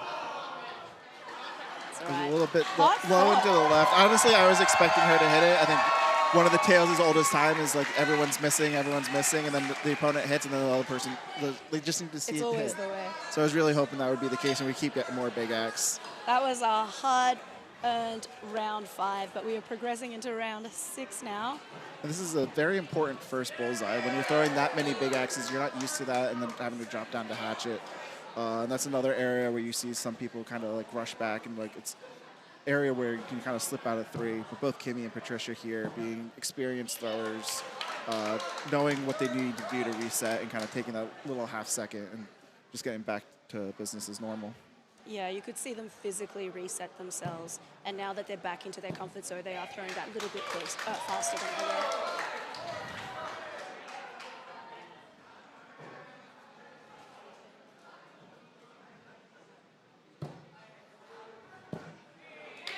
Beautiful 5s across the boards.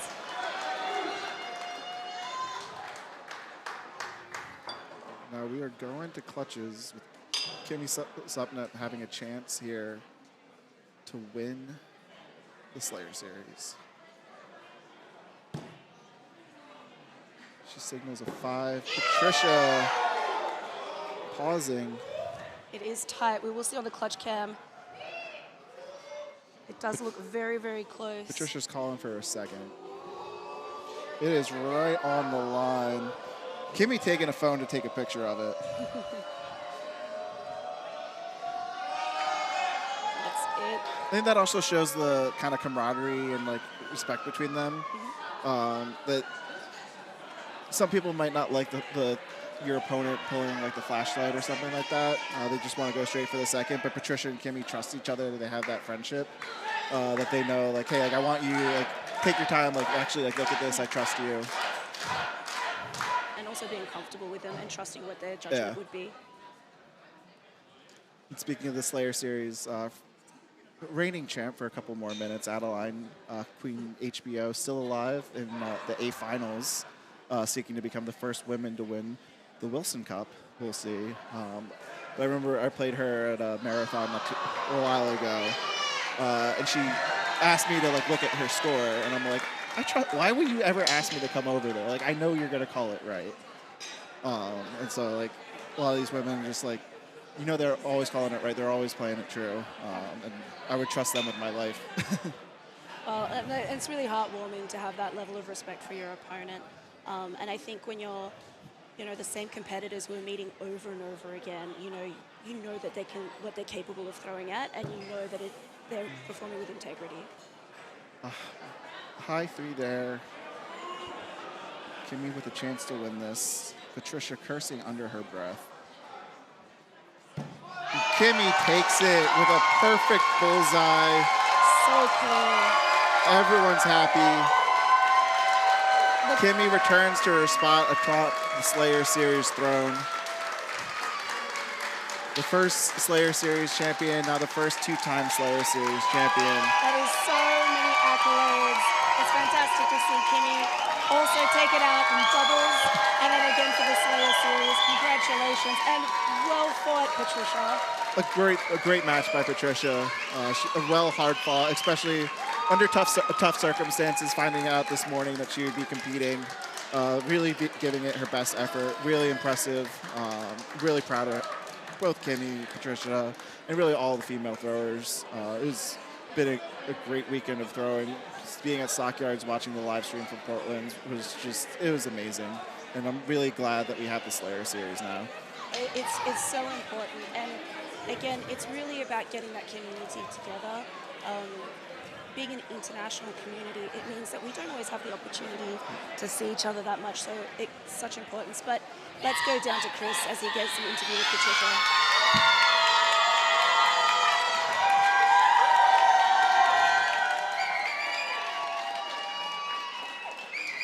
I don't need to say much. That says it all. Fantastic throw. You've been on a roller coaster the last couple of days, haven't you? Up and down, back up again. Yeah, amazing playing. Well done. We didn't even know if we were watching Slayers or Big Axe final at that point there. That was a lot of Big Axe going on. How did you go? Good. I'm glad I gave Kimmy a decent game. She's an amazing thrower, so I'm glad it was competitive. Yeah, you put up a great fight. Amazing throwing. I hear you throw with Kimmy quite a lot. Yeah, we go back and forth. We play this game every Wednesday, multiple times. So was there much nerves or No nerves, just wanted to put on a good show. just another game? Amazing. Well done again. Fantastic. Well done. Let's hear it again.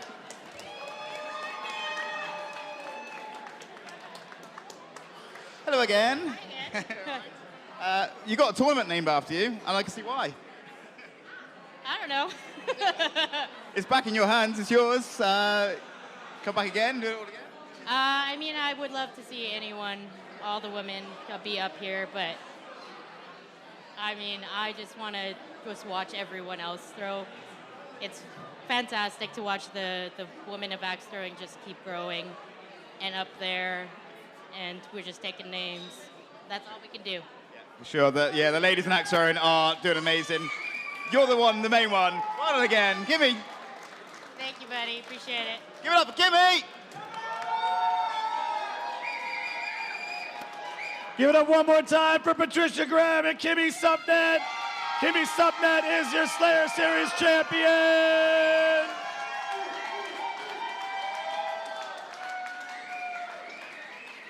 Great match. All right, stick around. We've got the under 60 finals coming up shortly. Fantastic words there for post interviews from Patricia and Kimmy. Couldn't said anything better myself, but let's take a quick break and have a word from our sponsors.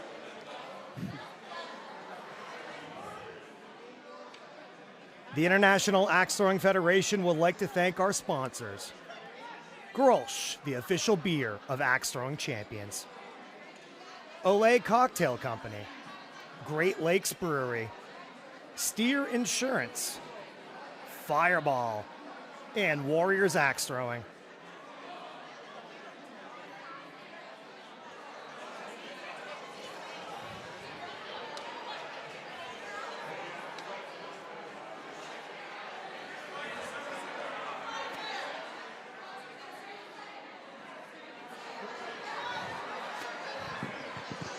So we're here getting ready for the under 60 finals coming up.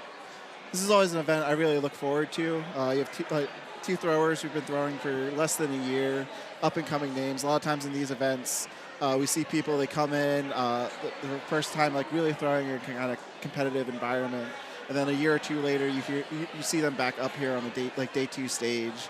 This really is kind of like all of the up and coming throwers in the sport. I'm really excited.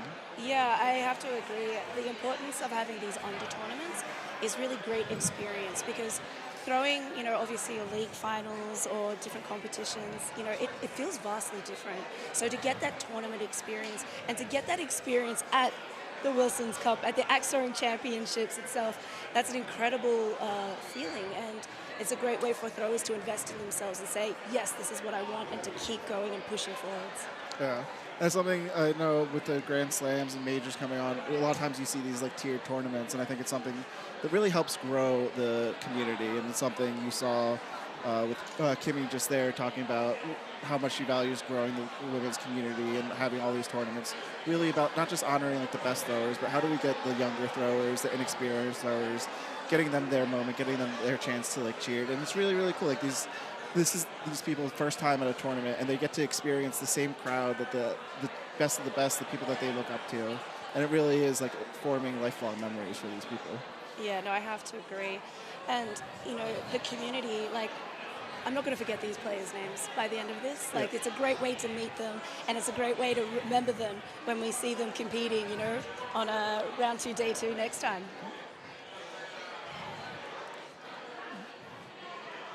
And so now we're going to throw it down. All right, ladies and gentlemen, we've got the under 60s finals happening right now. Our first finalist coming to the lanes, it's Gemma Smith.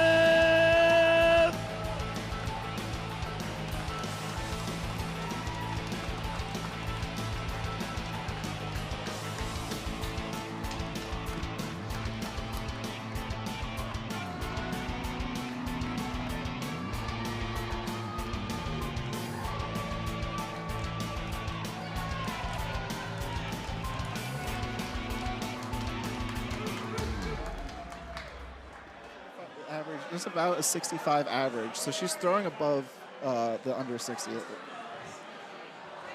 I think being part of these tournaments, that just helps elevate you. You practice so hard, you qualify, and then you're like, I'm going to do something impressive. And Matt's going to introduce our second thrower.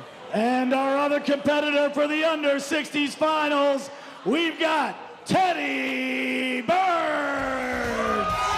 We got Teddy Burns coming to us from Urban Axes in Boston. Teddy Burns, you're going to see here, his score per axe is a 4.976. So he is throwing well above his career average. 4.976, that's about a 74.5 average. So he is the under 60, and he's throwing above a 70. He was having the day of his life. And he's also got 100% clutch call rate to boot. I think that's one of the things you see in this event is younger throwers, new, and a lot of times I feel like throwers, you see them take that leap after about around 6 to 12 months. You see like that leap of like skill level, and I think Teddy is someone who he's undergoing that like right now. Like we're in that midst of him going from like consistently hitting bullseyes to like consistently hitting clutches, and like seeing that growth is really kind of cool to see. Yeah, I mean, it is. It's so inspiring as well. And it's like you've mastered the bull, it's time to master the clutch. And then on the flip side is mastering that big axe bull and then that big axe clutch. Yeah. The 4 disciplines of... But both these throwers, all tournament long, were crushing bullseyes. And I think that is really the strength of Premier, is you can lean on that bullseye a lot. And I'm expecting both these throwers to really kind of do that and try to stick to throwing those 5s. Unfortunately, a low 3 there.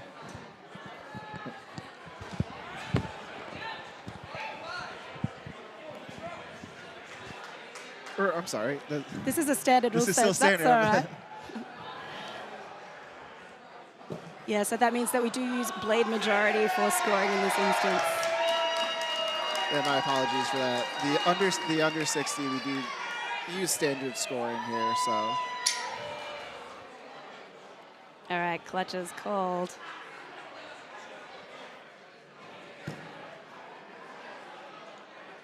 A little wide there for Teddy. A little wide there for Dreads. The crowd goes on until they realize that it's time for big axe.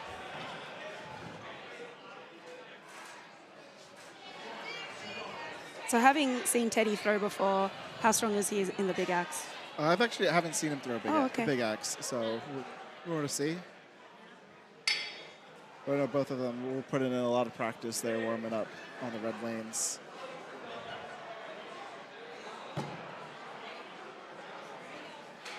And so we got a 3 there. All right, Gemma stepping up to the plate. Taking her time.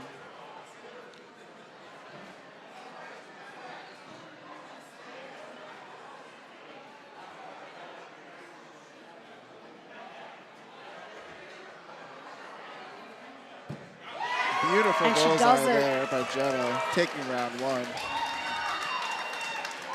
An impressive. They're really making sure she's taking her time. That's something I know a lot of throwers sometimes can struggle. Sometimes people want to throw really fast, and if they actually take their time, it kind of messes with them and get in their heads. So impressive there by Gemma, being able to kind of take her time, be cool, calm, and collected, recognizing the importance of kind of taking that first round and really kind of just settling in. Well, absolutely. It's getting that first round kind of sets the tone and also sets your own expectations of how this might be going. But as you said, they're both really patient, and they're throwing like throwers who've been around for a lot longer. They are just so calm, and as you said, they are taking their time, they're resetting, they're not rushing, and the results are speaking for themselves with those 5s.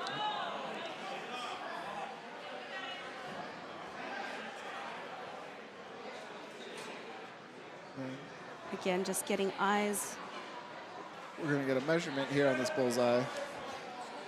Teddy seemed pretty confident that it was a 5, but when you're at this stage, you want to make sure like calls are being correct. You don't want to give your opponent free points, even if you think, oh, it's probably good. Like, you really want to take that time. Like, no, absolutely.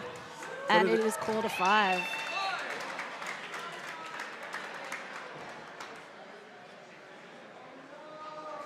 And, you know, these two throwers might not have a lot of experience throwing against each other, as Teddy Roosevelt is from the US and Dreads is from the UK. So this is probably potentially one of the first times they've ever thrown against each other. Be shocked if they have. Teddy trying to... He's sweet-talking the clutch. Sweet-talking her into going up. And Gemma accepts. Fantastic. Because this is a standard rule set, a touch clutch will net them 7 points. Gemma gets it. And also, I will say, I think from Gemma's position in that situation, it really benefits you to agree with your opponent to go up, because if you don't and they stay down, you're probably going to have to go for clutch regardless.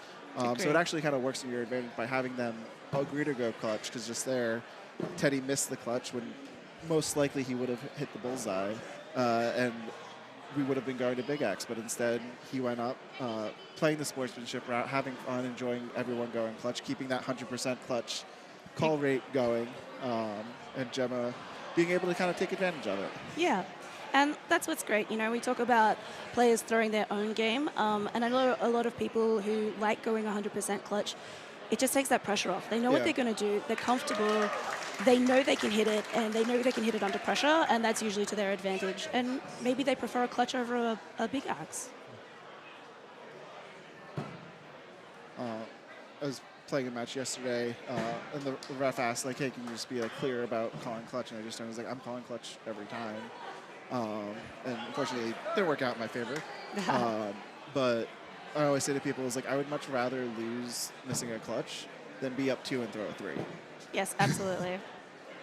No, I'm very much of the same mindset as you. I like to always be clutching ABC, and I think it's great because you can't practice pressure, whether it's league play or not. And so many times you're able to pop off a beautiful Prem 7 when you need it because it's in your wheelhouse. You do it every time. That's why I always encourage, especially during marathon leagues, I like to see we have a lot of like marathon leagues where everyone will make playoffs, and like really encouraging 100% clutch, just to get the practice, get like used to it, especially in an environment like playoffs or like a marathon where everyone makes playoffs. She didn't need to hit a Prem clutch there, but she did. She did. She's just that good. She is feeling it. They are laughing. They are smiling. All right, we're going back to Big Axe. This time, Dreads is going to be up first.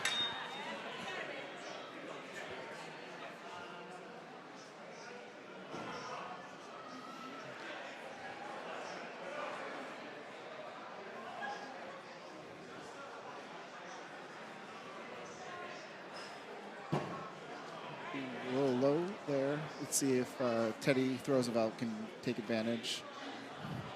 Yeah, I had one of my favorite group chats. It started back in 2018. It was actually a 100% clutch support group. So it was started by a bunch of throwers who just wanted to encourage each other going 100% clutch. And then a bunch of top throwers, Julio, Rander, me, Will, Comp, all in, just like supporting these people. And became a lot of like really good friendships from it, and seeing them like grow up and become like monsters in themselves. And is the support group still active? No, it's during COVID it kind of devolved, and I think it's time to bring it back. So, well, the group chat has morphed into other ones, but I always say, like, you see it with the women's group, they have multiple kind of leagues and group chats where everyone supports themselves and stuff like that. Yeah, and that's the strength of this community. It's really getting together. And just because we're separated by distance doesn't mean that we're separated in values. Yeah. Oh. Teddy Roosevelt with a beautiful bullseye. A nice resounding thud. And the crowd goes wild with not a sweeping chanted throughout the venue. That is my favorite chant in the sport. Like you said, I think the thing I love the most about the axe throwing community is you now have worldwide friendships. Like, I never would have expected to have friends from the UK, from Australia. I met my wife from Canada. We never would have met through axe throwing, and being able to travel the world, traveling all these different places that I never would have imagined, and forming these lifelong friendships. It really is just a special, unique community. Yeah, and being able to congregate to something like the International Axe Throwing Championships, I know that the skill level in Australia has gone up leaps and bounds, and that's being exposed to the throwers, like American and Canadian throwers who are a lot more experienced, just witnessing what's out there, what throw styles are working for other people, and having those conversations and being part of that community. We take all that home and we lift our own communities and we come back bigger and stronger and more united than ever. Yeah, I'll never forget. I was throwing in the second ever league in the United States, and IATC back then was in February, so it was like halfway through the season, and we didn't know you could water boards. And so I'll never forget, we came down, my league member who had qualified went up, he's like, yeah, they water the boards, they spray it down, it makes it softer. We're like, we didn't even know you could do that. And so, like, you just learn so much watching these throwers. That's why I'm always happy that the Wilson Cup has that representation aspect that everyone gets to get to experience, because I think it really helps kind of lift up the entire community. Yeah, absolutely. And also, you know, having such a great broadcast, like being able to have those clutch Zoom cameras, you know, like it's showing us the high level that people are throwing at. And as the sport's growing, you know, it's 10 years of the International Axe Throwing Federation this year. Looking back from where it started to where it is now, I'm so excited for the future. Yeah, the first National Axe Throwing Federation 10 years ago, I think it was 6 venues, or 6 organizations, Yeah. and now I have no idea how many, but I know it's a lot more than 6. Definitely, it's in the hundreds. I'm pretty sure, yeah. Easy.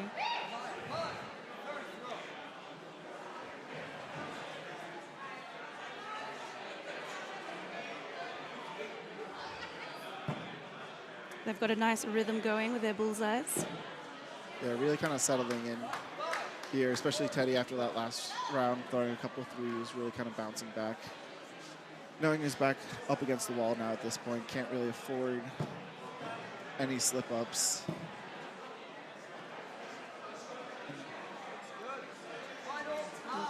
It's a little low, but still good, getting that thumbs up from Teddy. 100% clutching, let's go.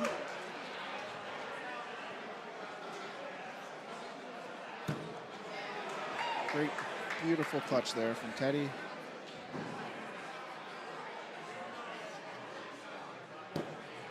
And a little low. It seemed like that throw was a little bit rushed, a little bit more of a reach there.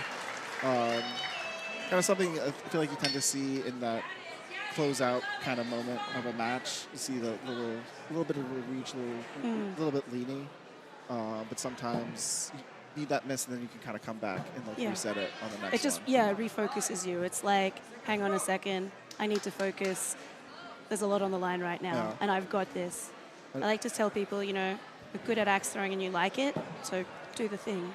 I remember when I won IATC, I was up 3-0 in the second set, and I was up 2, and I called clutch, and I had zero confidence. I knew I was going to miss that clutch when I called it, but I knew I wanted the nerves of going for that clutch kind of out of the way. So I'm really curious to see, now that Gemma has that like chance to win it, kind of throw out of the way, seeing if she can kind of bounce back with a little of those nerves work through here in round 6. They're calling for the calipers. And this is a very key throw.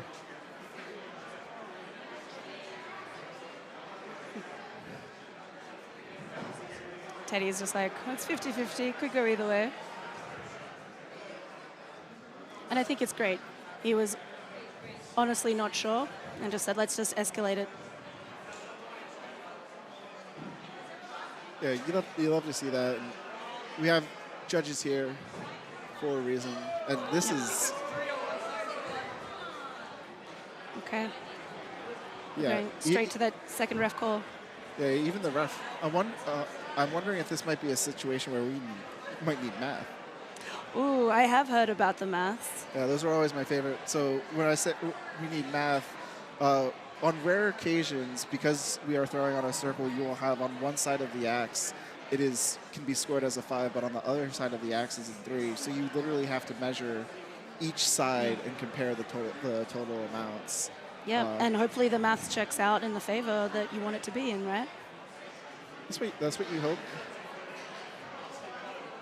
It is a Calls 5. I know way back in the day at League, you would see like marks on the board where like the scorekeeper actually like doing math on the board, trying to figure it out. I feel like that would have been me.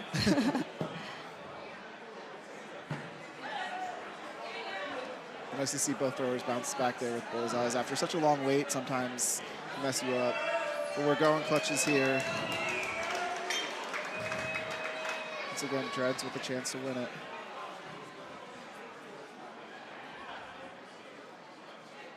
Taking her time.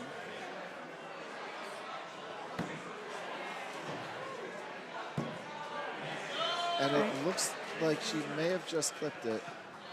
Oh, she's low. It's just shy. So we are going to a rubber match. They're taking it to round 7, and I can tell you that the crowd is not sorry about that. They're enjoying this. Everyone wants to see more axe throwing. That's why they're here. Well, they've certainly come to the right place. And Teddy seeming to find that clutch that he had yesterday. He was missing it a little bit in the earlier rounds, but seems to find it premiering that last clutch.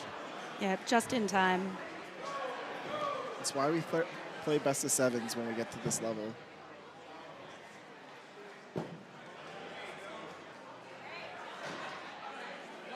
Yeah, it is crucial. It does give you a couple of rounds if you do need to adjust, but you need to turn it around quickly because, as we've seen, your opponents will really maximize those opportunities if you leave them with too many. But the amount of times that I see someone who would have won a best of 5 lose a best of 7, it happens a lot more often than you might think. And well, it is a different beast yeah. mentally. You have to hold on to that self-composure for a lot longer. And especially when you're so close to the finish line. Here we are, going clutches, round 7. We've had a lot of throws, but these are the only ones that matter right now. Hopefully we're going to get a couple more.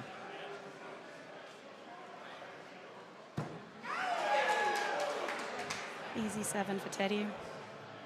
Let's go, Dreads. Oh, she clip it? Easy She clips 7 it. for Gemma. Teddy tried to close the door, but Dread said, not so fast. We're going more. We're going Big X. And I believe Teddy is up first. He's going to have the chance to kind of set the tone. But props to we are in an under 60 tournament. That means your 12-year average was below a 60. Teddy just threw an 81 on the final stage. Incredible pressure, incredible performance right there. So no matter what happens here, that is something that he can hang his hat on with great pride. Here we have Dreads taking her time.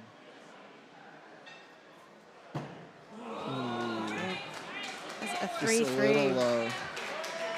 I think there you miss. You have Teddy Roosevelt. I think maybe a little bit anxious going high. And then Dreads just a little bit kind of reserved and going low and plunging a little bit. Yeah, opposite techniques then. And as we said, that's Teddy's moving a little bit faster than we have seen in his previous Big Axe. Yeah. As opposed to Gemma is just really focusing on herself and taking that time she needs.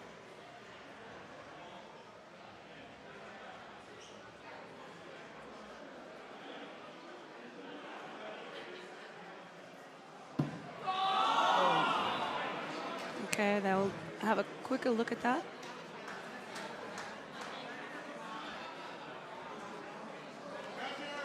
And sometimes on the flip side, big in your head too much. All right, yes, they're going to call. I think it looks like a 1. We're calling it a Hail Mary Hail Mary measurement. Well, you've come this far. You owe it to your opponent to make sure. Well, and I appreciate Teddy is also calling for it. He wants it to be a 3.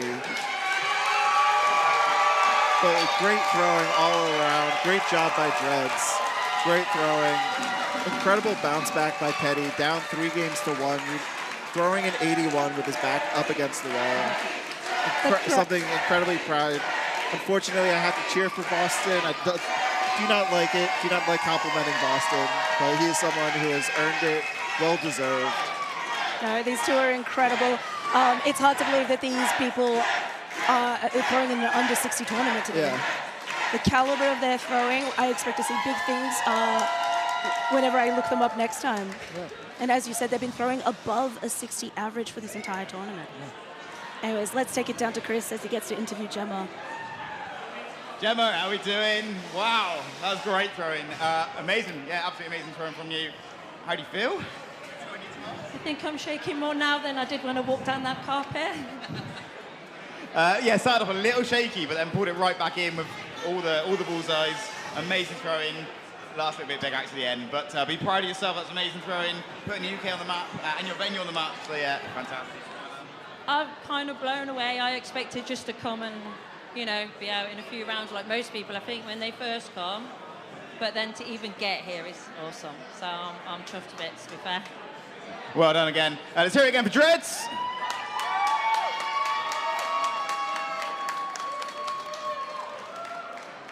Teddy.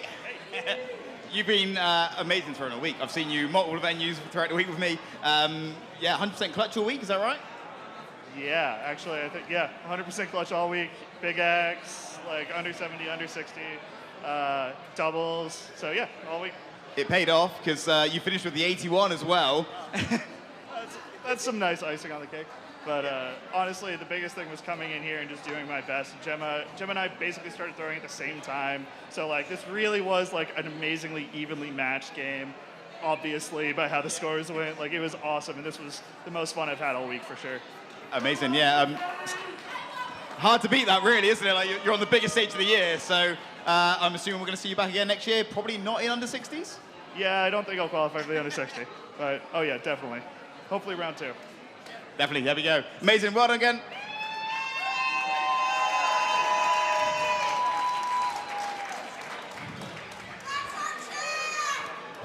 All right, again, fantastic throwing from Gemma and Teddy respectively, and congratulations, Teddy, for taking the under 60 tournament. Let's have a quick word from our sponsors, and then we'll be back for the under 70s. We got test. There we go. Give it up one more time for Gemma Smith and Teddy Burns. Great match. Going all the way to the 7th with 27s. Your champion, Teddy Burns of the under 60.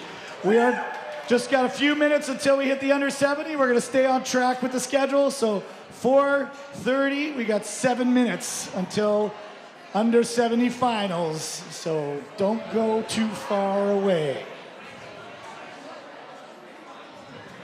Oh, thank you so much, Matt Wilson. All right, and with that, now we'll have a word from our sponsors, and after a short break, we'll be back for the under 70s.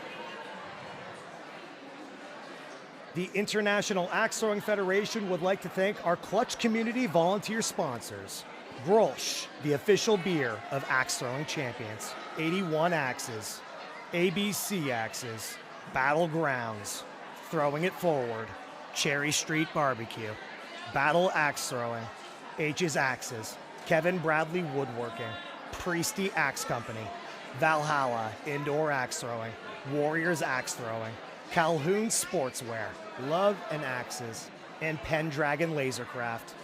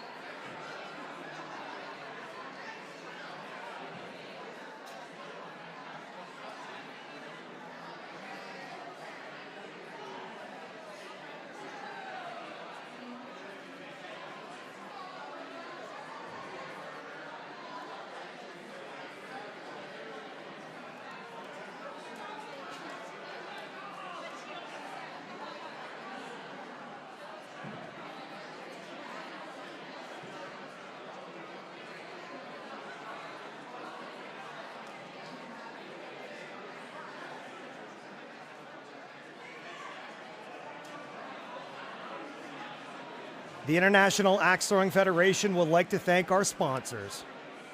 Grolsch, the official beer of axe throwing champions. Olay Cocktail Company. Great Lakes Brewery. Steer Insurance. Fireball. And Warriors Axe Throwing.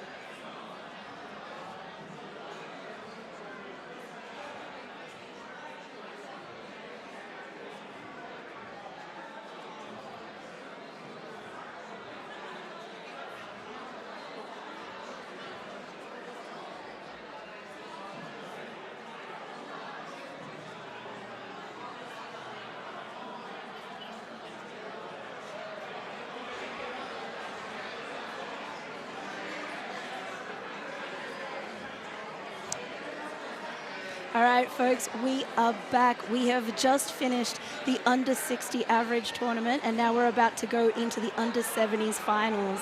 It's going to be epic. We're expecting some big things. After the excitement of the previous one, I can't wait to see what the under 70s have for us. Yeah, I'm really excited to see this. You have two throwers, one who's been throwing for a year and one who's been throwing for 4 years. So we're really going to see a battle of new versus old experience, and let's slow it down to Matt. I think our competitors are just getting ready.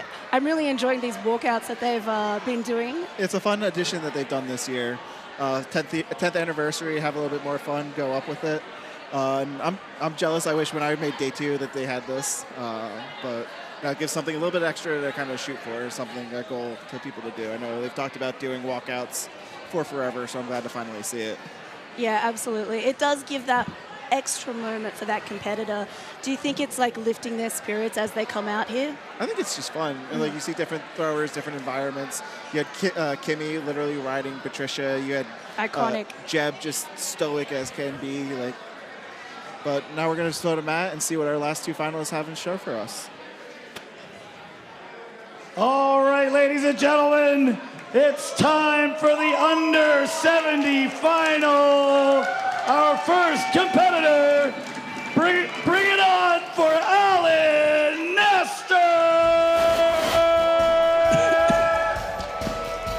So we have Alan Nestor from Peterborough Axe Throwing Club, one of the original NATF venues, just about a half hour from here down the road. I actually passed Peterborough on my way staying with the Hucks last night. Alan Nestor here, he was throwing about a 67.5 average, so right about on his career average. Once again, you see 100% clutch call rate, really kind of embracing that attitude. And also shout out, he's sporting the limited edition Wilson Cup t-shirt today for honoring all 10 finalists. It is a great piece of merch. I can't wait to have a look at the merch stand in a second, but there are still more pressing things ahead. And make some noise for our other under 70 competitor, Kamala Cassie Chainula. So we have Kamala here. I would love to try, but I do not want to butcher her last name. Miss Marvel, as she is commonly known through Urban Durham. You can hear this crowd. She has been throwing since 2022. Long-standing member of the community. An amazing person, someone who I always enjoy hanging out with whenever she's in town in Philadelphia. Big hug, big crowd. I think I know who the crowd here is supporting. We got a female from Urban, and Durham is going crazy. I have to say I've had the pleasure of playing against Miss Marvel previously at some of the pre-ITC marathons that have been run by Brian Starling. So she is a fantastic opponent, and again, someone to look up to in terms of axe throwing. Yeah, someone who always has a smile on her face. Even here, you saw there about 50% clutch call rate. So during the tournament, playing smart, playing within her wheelhouse, we'll see whether she keeps doing that or whether she kind of goes clutch here. Yeah, we'll see if Alan Nestor can maybe compel her to do some clutches. We'll see how it goes. Just a reminder, we are back into the premier scoring rule set. That's correct. So 3 apiece. There are 3s. Not unsurprising. The first nerves at first throw, but I think they're going to kind of correct, get back on track.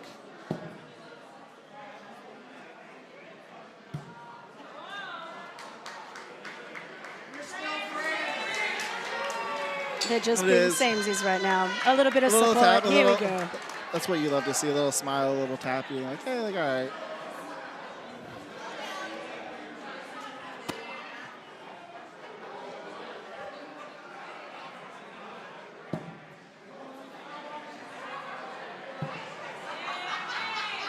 You see all these throws going a little low, a little rush, a little over-rotated. But there is also, we are in Premier, and it is a much more different beast. I think the under 70 is a much more difficult tournament than the under 60, strictly for that Premier kind of rule set.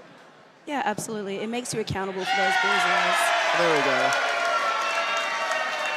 Correcting the mistakes. And also, I think both throwers here, too, they're both a little nerves coming through, but they're both tied. And I think that's an important thing to realize in this moment. It's like, okay, like, I'm sure they both wish they would throw all bullseyes, but you're still tied. You still have a chance here to kind of take advantage, kind of escape this first round with a win.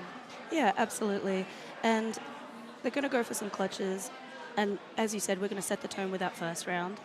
And they're both coming in after waiting for a bit. So looks like a 5 there from Allen. Ooh. touch clutch a little wide there for Kamala. And Miss Marvel there with like a little bit of a open hand outside right. It's kind of a common miss. You tend to see people just like a little early release on that hand. It just flies straight, looks like it's going to be good, and then just kind of like turns at the last minute. But hopefully, it's still, I consider it to still be a throw that you can kind of have confidence in, because you just need to have that little extra finish. So it's an easy correction to make that I hope she can make kind of going into these future rounds. Well, speaking of easy corrections, they found their balls and they've locked in. Which really is key. And at this skill level that they're at, this under 70, the most important thing really is those bullseyes. And if you can be consistently hitting those 20s, you're giving yourself a really good advantage going into that last throw. And a lot of times being up that too, giving that ability to kind of choose to stay down if you want to, really is kind of a big difference maker.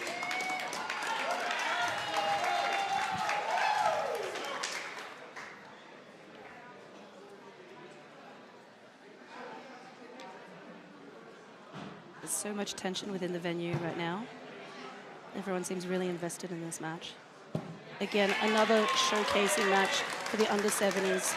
I think you're really starting now to see, like, now that they've had that round in, they have the nerves kind of out of the way. Now you're just throwing. Now you kind of don't forget where you are, but you're comfortable. You've been doing this before. You've been doing this for at least a year, 4 years in Miss Marvel's case. And you see her just being calm, taking her time. Exactly, yeah. They're taking those deep breaths and they're exhaling. Kamala is going up. And you love to see it, being here, knowing the stage, wanting to perform for the crowd, going up, calling clutch.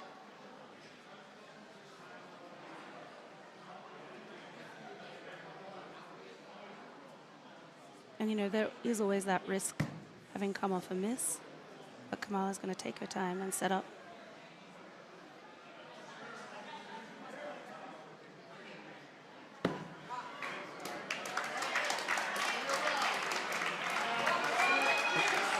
A double miss there, so Kamala will take that round.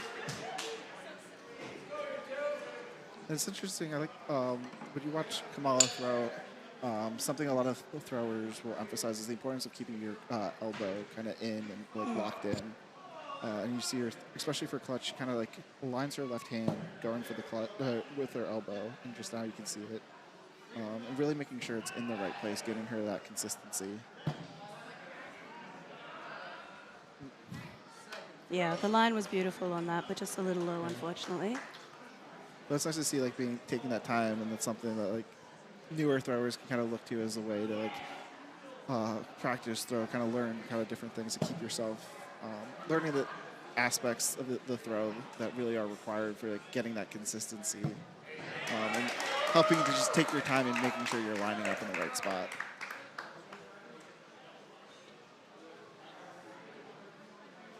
And of course, it is a sunny day here, you know, so that will come into play. It is a little bit warmer than what it has been previously in the week. I think about a 10-degree difference between yesterday and today, just here alone. Well, they do have the bay doors are open, so you're getting a little bit of that cross breeze, so it's not as hot and humid as you might expect. But yeah, I can just see Alan Nestor there just wiping his hand after every throw, making sure that there's nothing interfering his contact with the axe.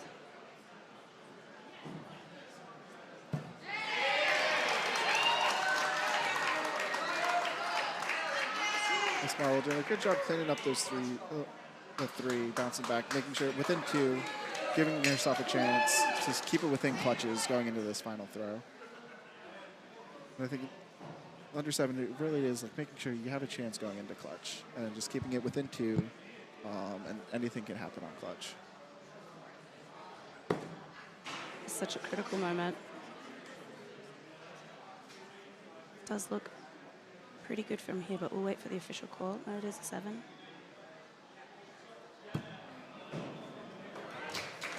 Okay, yeah, beautiful prem 7 there for Alan Nestor.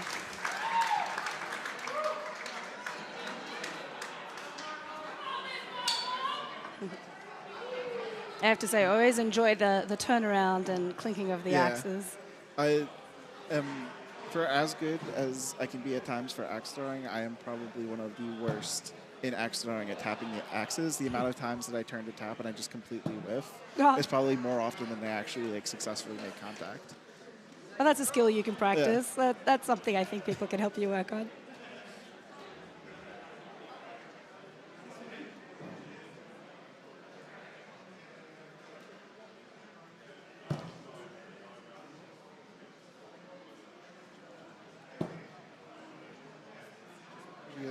Alan Nestor seems to have found his rhythm. Oh, perhaps a little high. We'll get Kamala to check that. It's looking to be right along that pen line. Too close to call. We're getting a second. Absolutely. When the stakes are this high, there's no sense having any doubt about the decision. And I love the cards that we have the judge using. They're the same, the outline of the bowl, allowing you to really kind of measure and accurately judge that. Yeah, they are really great, and of course they are branded with the 10-year anniversary of the International Axe Throwing Federation, special commemorative one. So I assume they're going out to all the volunteers who have been doing scoring today. Yeah. So if you've got one, keep it safe, keep it precious. Yeah, those might be a hot commodity because most venues have the regular ones, but the 10th anniversary ones are going to be a little bit more collectible. There's only one way to get those, and there's only one place to be to get them. Right here at Pickering. Here we have Wes. This is as close as can be. Wes, of course, is very experienced in calling these. I appreciate being able to squint and really tell it. But a 3 by the faintest of margins and cries of friendship go out through the crowd. Friendship 3s was something that I got to experience here, and I really like it. Again, that is something I plan to take home to Australia. It's always just a nice little reminder of oh, we're here. It's yep, that throw, but we're tied. We're having absolutely. Fun. Usually we're like tree and we're building a forest.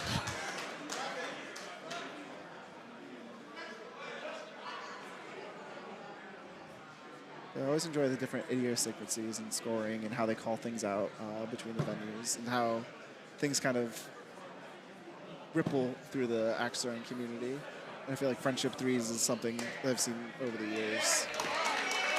Yeah, it's the right sentiment that you want. All right, clutch is called. Marvel, of course, is 2 points up. Yeah, at the end of the day, I think I remember Strawn Riley's mom said it best. Axe throwing is everyone here will run with sharp objects, but everyone just wants to hug each other. Yeah. It's just a huge friend group, family. It really is a unique environment for a competitive environment to be this friendly and familial. Yeah, you're right. It is pretty unique in that regards. And then Kamala correcting the miss that she's been having on her clutches so far. She found them just when she needed them.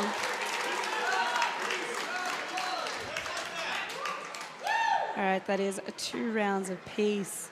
But yes, as we were saying, community is everything, and I think that is the strength of the IATF. And of course, you don't get to experience it as much as you can in any other place other than IATC. Yeah, really, IATC really is. It's the only place where you truly get all parts of the world coming together. You might get 1 or 2 from the UK or Australia at some of the majors or Grand Slams, but here, like when you actually get a good 20, 30 people from the other countries, it's always great to just see these people, and then they come back and they bring more and get better, and I love watching it grow worldwide. Yeah, I have to say, we brought some first-timers with us this year, and they're already talking about coming back. Yeah. And that's it. Coming to these kind of events, having this type of community, it fills your cup. You know, when you might be having a hard day with axe throwing, your peers will lift you up and just remind you why you're doing this.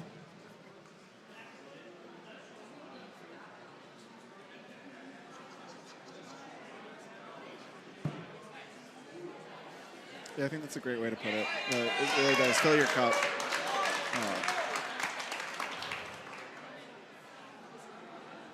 Just the power of being around this many just great people.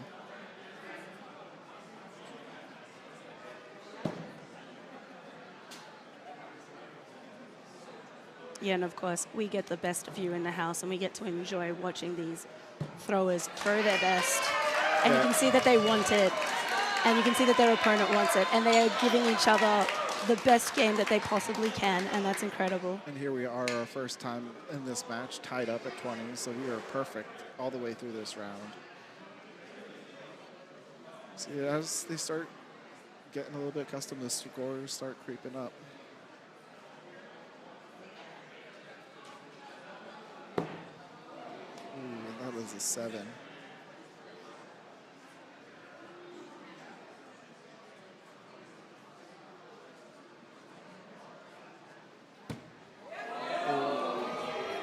That is a 5 there from Miss Marvel. A great throw, nonetheless. Still fantastic. For the throw to get, you can still take confidence on that. There's no shame losing to a 27, I always say. Absolutely not. It is the best you can possibly get. I have to say, I'm enjoying watching the difference in their throw styles. Alan Nestor is just so explosive once he lets go of that axe, as opposed to Kamala, completely different approach. Much more fluid, much more composed. I'm kind of curious if he's modeled his game at. I see a lot of Kinexican in his throw, a very similar kind of throw aggression, and even like kind of like the side step. Yes. When he's done, I'm really kind of interested if like coming up in the last year, seeing a Kinexican and kind of being like, oh, like I want to do that. Yeah. Yeah, I agree, and also that's why we're so fortunate that these broadcasts are recorded and put out internationally.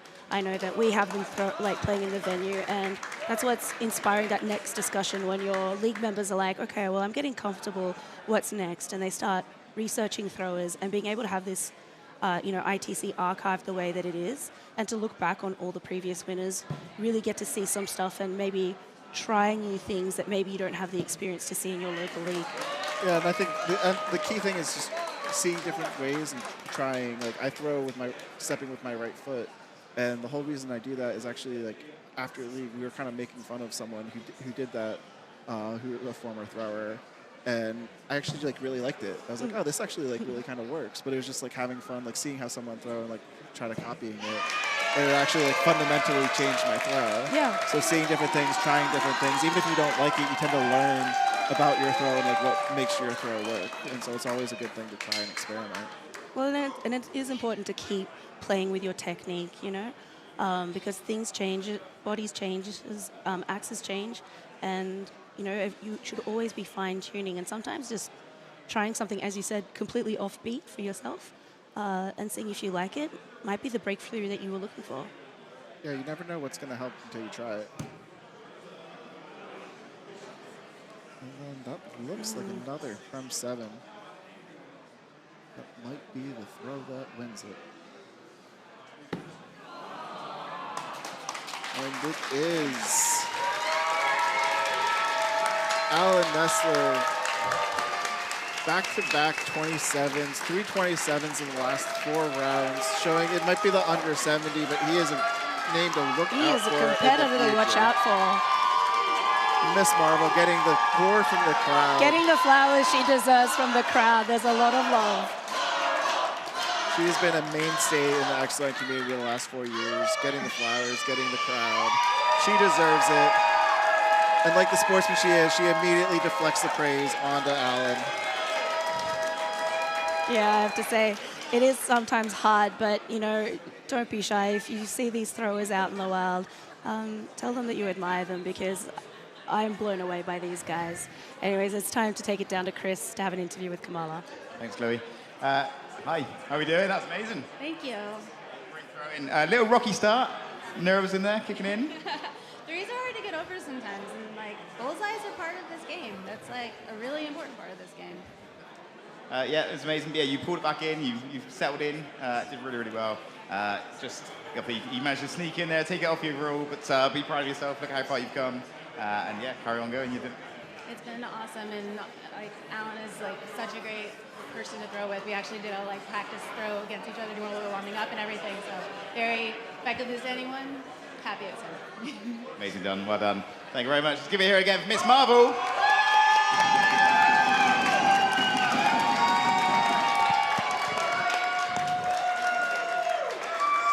You look so chilled. You look so chilled. Like, yeah, it's just another win. I'm not. It'll kick in soon, I'm sure. But yeah, amazing throwing again from you there. And what a way to finish there. All the 27s. You brought your A game there at the end, so fantastic. How do you feel? All good? It hasn't sunk in yet. So get in. It's one of the biggest stages. Winning the under 70s. Back in round 2 next year, you'll be back in the same place? Maybe. Amazing throwing. Well done again. Let's hear it once more time for Alien.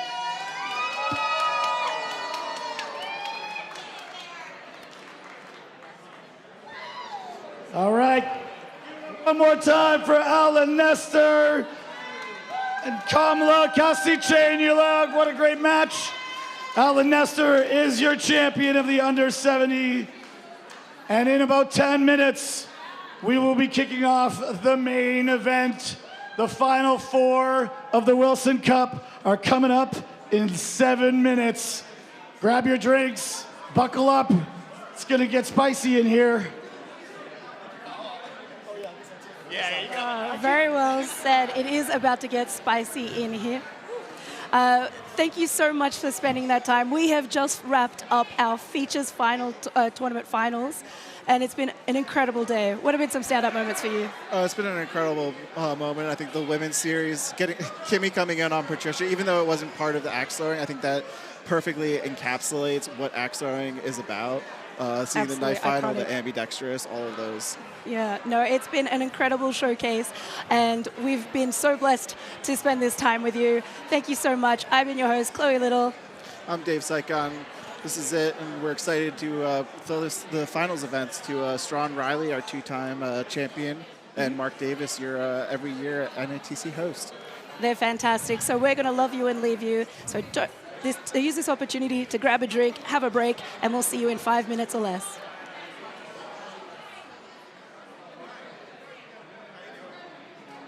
The International Axe Throwing Federation would like to thank our sponsors. Grolsch, the official beer of axe throwing champions. Olay Cocktail Company. Great Lakes Brewery. Steer Insurance. Fireball. And Warriors Axe Throwing.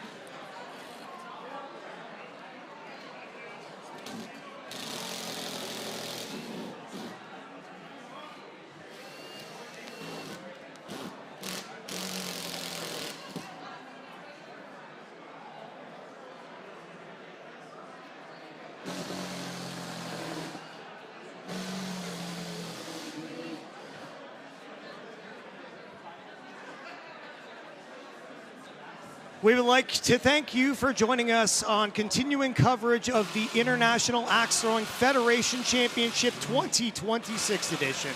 Joining you at this time, my name is Mark Davis, and I'm not sure if the man next to me will like the introduction that I'm going to give him, but it is a pleasure to have two-time Wilson Cup champion Strawn Riley joining us, which is fitting for the 10th anniversary of the IATF. Super kind of you. Happy to be here. Feel super fortunate I get to stand up here with you, watch the finals play out, and should be extremely entertaining, a lot of fun, and of course some good throwing.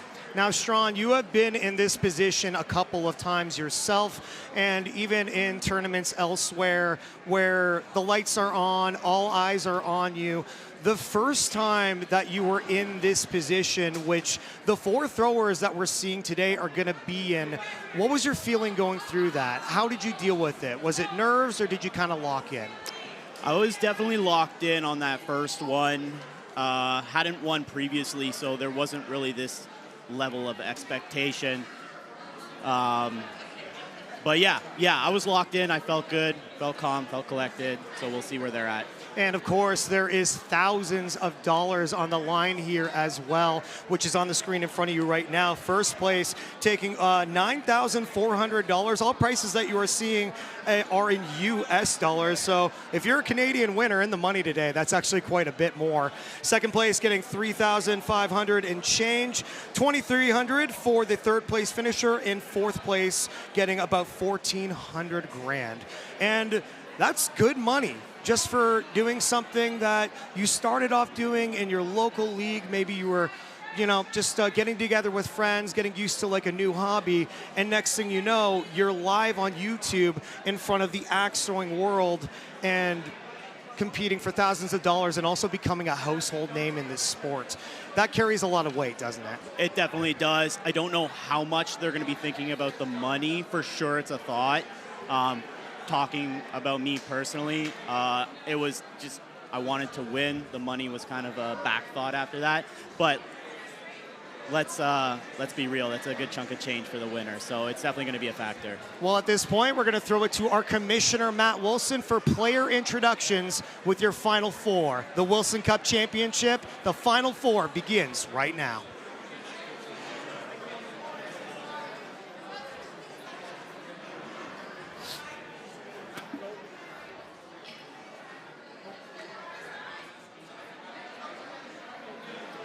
All right, everybody, the time has come for what we've all come to see, the main event of the evening. We have our top 4 competitors in the Wilson Cup coming down to the lanes now. In the A bracket, coming to the lanes together, throwing on the right side of orange is Brian Starling and Adeline Kubasek. This is a very highly popular and highly anticipated matchup here today. Brian Starling, a longtime competitor out of Battle Toronto, and Adeline Kubasek, Queen HBO, out of Pittsburgh, Pennsylvania.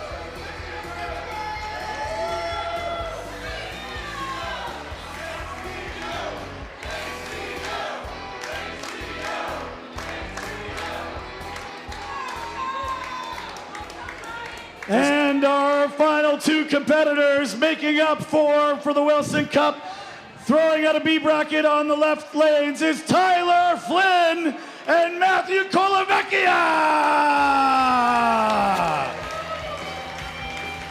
Another intriguing one ahead of us. Matt Colavecchia, his second appearance on this broadcast. First time making the Final Four, facing off against Tyler Flynn with an extensive background in the World Axe Throwing League. This is the farthest he has ever got in International Axe Throwing Federation competition. Matt Colavecchia, not a stranger to the World Axe Throwing League himself, so these two have crossed paths a few times. We'll keep you updated on Matt Colavecchia and Tyler Flynn's game. The main focus of our broadcast will actually be between Adeline Kubasek and Brian Starling.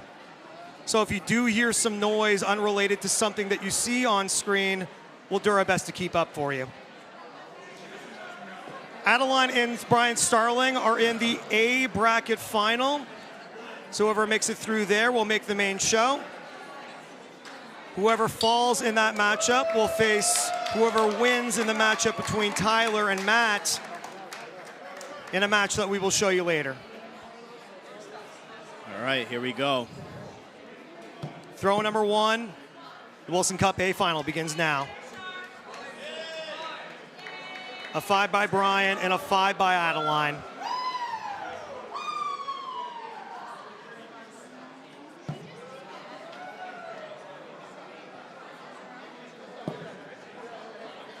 This is Brian Starling's first appearance at this point in the tournament on our broadcast, but you want to talk about the 10-year anniversary of the IATF, formerly the NATF. The very first one in 2017, Brian Starling made it to 4th place, falling to eventual 2nd place finisher Adam Tavares. Stefan Herta ended up winning that tournament. Throw number 4, Adeline throwing a 5. Brian, a little bit borderline there. Calling it good. Calling it good, checking with Adeline to make sure it's okay. She will agree. Final axe, they are now going to more than likely, yep, they're grabbing their second axes, more than likely electing to go clutch. Some throwers, not all of them, will sometimes switch axes when they go just to get more surface area. In case you're new to axe throwing, the clutches that I'm speaking of that they are aiming for are those green dots in the top upper parts of the target. Touching it is worth 5. Cutting the white box in half is worth 7, as Adeline throws a 5. Good for 5. Brian Starling. Brian splits it by the looks of it. Oh, that looks, well, it's kind of on the corner there. Nope, that is called a 7. Round 1 for Starling.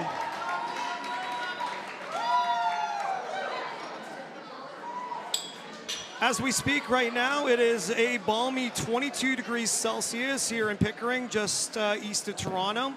If you have Eagles on your money, that is about 76 Fahrenheit, but Sean, it definitely doesn't feel like that inside here. It is a lot of people that are crammed into this room and very, very humid. Youth won a world championship on these particular lanes yourself.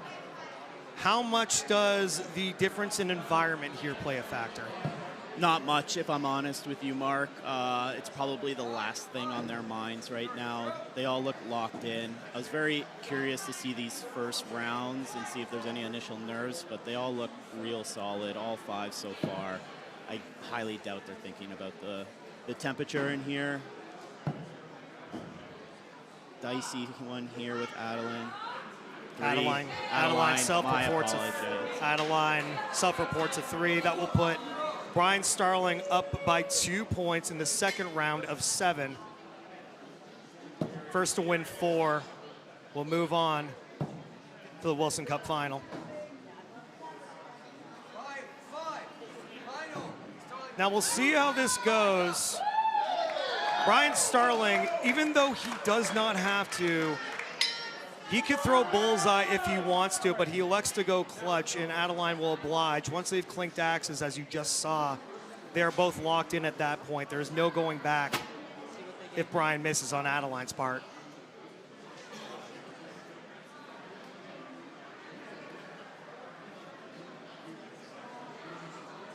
Brian locks in, having a difficult time seeing it from my angle. We'll get a close-up in a moment. Not even Brian's sure. Adeline throws. That's looking a lot more 7. Brian has a bit of a corner out. Adeline's is looking 7 from what I'm seeing.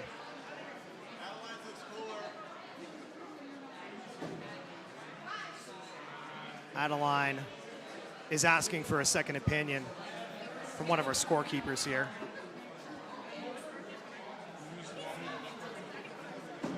Scorekeeper will look and give a first call that he's confident in, but they are allowed to ask for a second opinion from a head referee if need be, which they will do.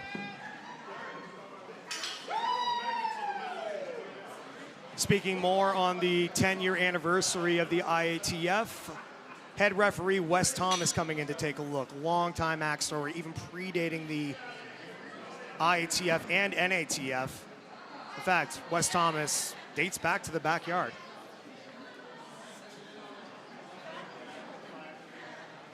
All right, so it's called a 5. Wes has verified it's a 5.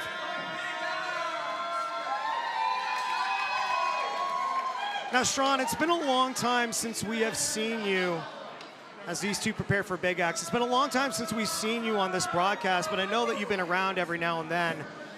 These rules were not in effect the last time you were around. How are you feeling about them so far, and do you think that would change much if these rules were in effect when you were doing this years ago? Yeah, I like the new rule set.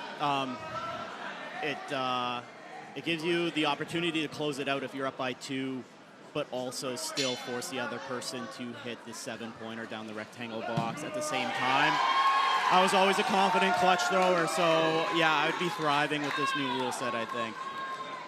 Adeline Kubicek throwing a bullseye. Brian will attempt to match. Should he do that, things will get interesting. Yep.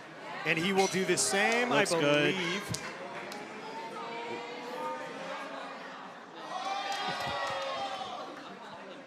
Brian is saying he's a 5, just verifying with Adeline. Adeline confirms. So now that they have both hit a bullseye, they're allowed to go clutch with the big axe. Should they both miss 3 times, then they will have to go back down to the bullseye, as the crowd today has affectionately named it the Bullseye of Shame. Adeline, good line, but Great a little bit line. low. Yep. That first one after a break is always a question mark, so she got one of 2 things right there. Hopefully she can just raise that up a bit. So Brian Starling is already locked in on his big axe clutch. At the very minimum, all he has to do is touch it in order to take round number 2. He will do that. All right. 2 rounds for Brian as we go to the 3rd here. What would you prefer, throwing nonstop over the course of hours or having a break? Yeah, me personally, keep going, keep going. I know these throwers are definitely dealing with the interruption here. I was watching them warm up before we started, so you could tell they were antsy, pacing back and forth. They wanna get where they're comfortable, and that's right here, throwing axes. The Wilson Cup Championship is a double elimination tournament. As we begin 5-3, Brian in the lead by 2. A double elimination tournament where you have to lose twice in order to be eliminated. So if either of these 2 competitors lose, they are not out. They will go to the B bracket final, which is also a gauntlet and a marathon of itself if you want to make it to the final 2.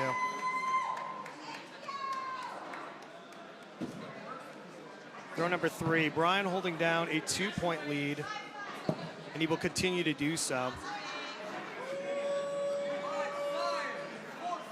Refresh my memory. Have you ever been in a Wilson Cup tournament or any tournament where you had to make a B bracket comeback?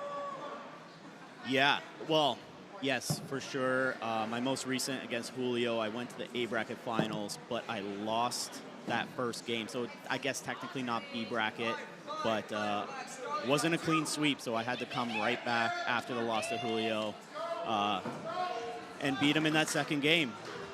So it felt like a B bracket because I didn't clean sweep. Here we go, we're going clutch. We got Brian up by 2. And that just goes to speak to how highly skilled these throwers are. Because even though Brian's up 2, he knows Adeline could hit a 7 exactly like that one. Brian will throw and hit a 5. The fantastic throw from Adeline. That's back-to-back games she found herself down 2 going into the final axe and clutched up, for lack of a better term, and hit that 7. Super impressive. Let's see if she can dial that big axe in now. I had a feeling coming into today in this broadcast that this would be an intriguing Final 4, and so far it is not disappointing whatsoever. Round 3, big axe won by Brian Starling, lining up now. Brian throws, Clean. dead center 5.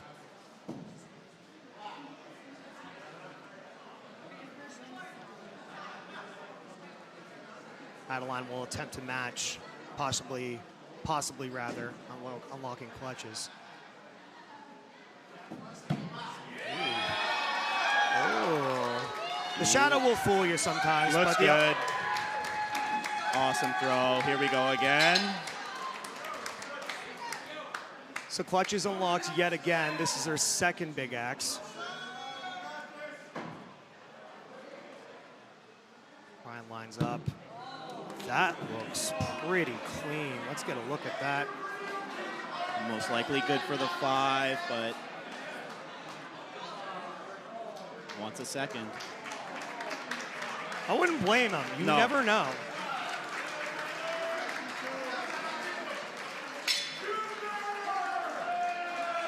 You can speak to those shots that the closer you walk up to them, the quicker the more better you think it will be. Yeah, your eyes play tricks on you. What looks good from back here could look totally different right up and close at the axe.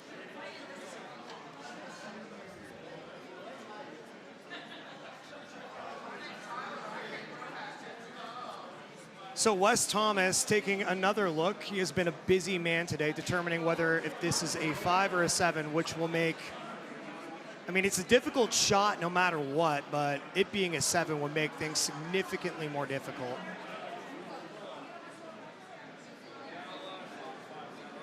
Wes is just indicating to Brian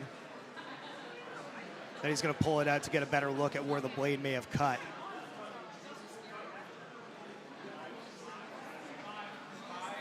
So that is called a 5. Excuse.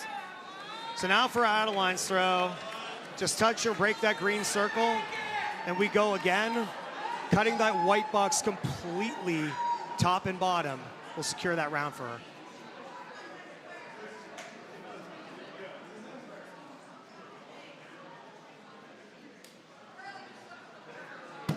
Oh my God.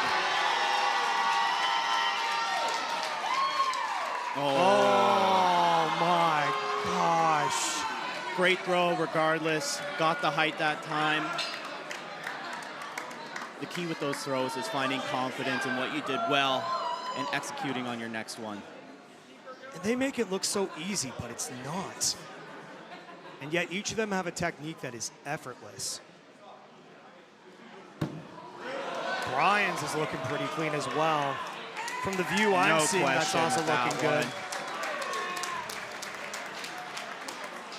And Strawn, when it comes to being this accurate, is it true that less movement goes a longer way? That was me.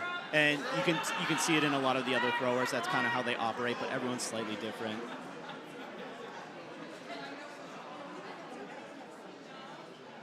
Adeline hitting a 5.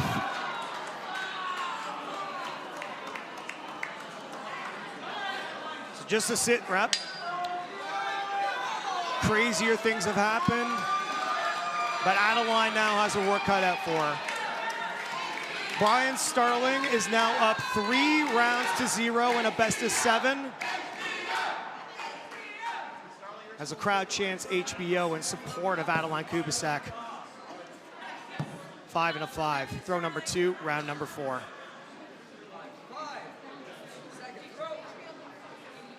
And the other part of this, especially when you have even a few big axe throws, Strawn, the reset back to hatchet after that is also an uphill battle.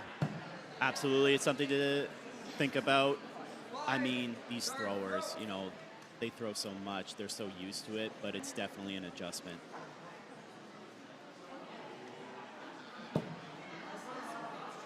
So we continue on throw number 4. Both even. Rather, throw number 3, my apologies. Throw number 3.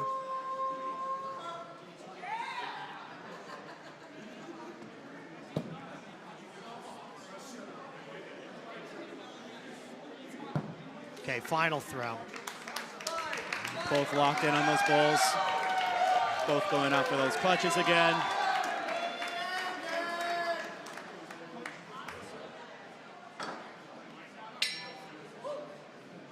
Being tied on the final throw and going clutch is also an interesting dynamic, especially since the introduction of the premier rule set and the touch clutch and the box.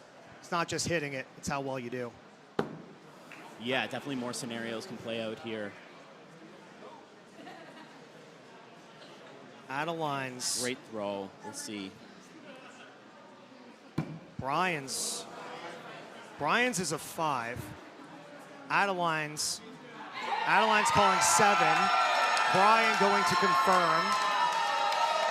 He may elect for a second opinion. He is allowed to do that. And he calls it 7. All right.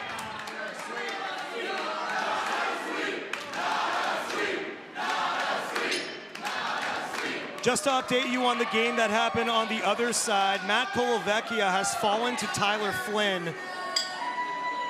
So Tyler Flynn will face whoever falls in this match a little bit later in the B final. Both low, possibly? 3 by Adeline. Okay. If there's ever a good time to hit a 3, it's when the other person hits a 3 as well. Bled just a little bit too much outside that line.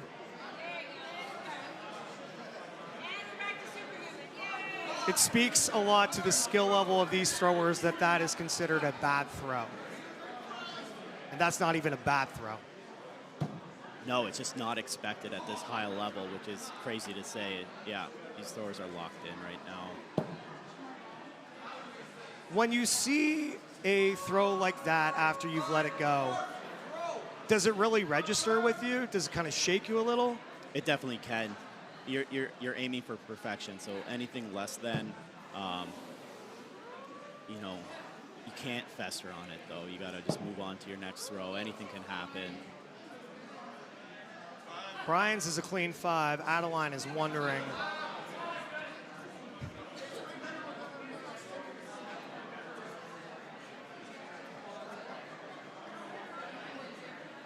Five. Confirmed 5.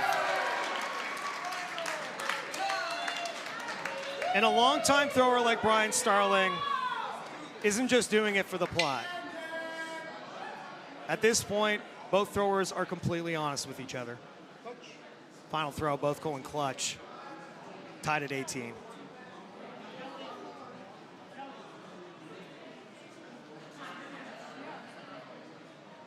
Adeline throwing. That looks dead on. Brian throwing. Whoa. Almost. Adeline looks dead on. Brian, I'm not too sure. Looks like she stole the 4th game there, 5th game. That is the 5th game. Adeline Kubicek now starting to hit her rhythm. Brian Starling won the first 3 rounds in a row. She's still down a game in this match, but she can dial in these bullseyes. The momentum is switching slightly here. Now, what's the key to switching and reevaluating, especially when you're down in a series like this? You know, it's very similar like going to B bracket when you're down in a game. It's just an uphill battle, but every little movement forward towards the goal you're looking for is a feather in your cap. It's some more momentum on your side. My first win, I was down 3-0 to Chris Sully, former thrower, and I managed to take him 4 games after that. And each game, it seemed more realistic, more possible. I'm sure that's what Adeline is feeling right now. Throw number 4, tied up at 15. Adeline throwing 5. Brian Starling also throwing a 5. Final throw of round number 6, tied up 20-20.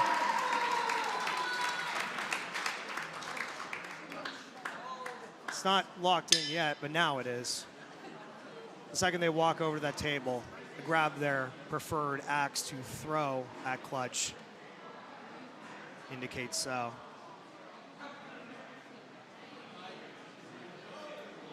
Adeline's throw, it's in contact, but Looks pretty good. We'll see when she gets up there. Brian will throw. Missing wide. There you go. We're going to a game 7 here. Things like this are the reason that axe throwing can be pure cinema. Adeline Kubicek coming down from 3 games behind to force game 7. Throw number 1. 5 by Adeline. I'll hold my breath on Brian's. As is he. Nope, he's calling that 5 as well.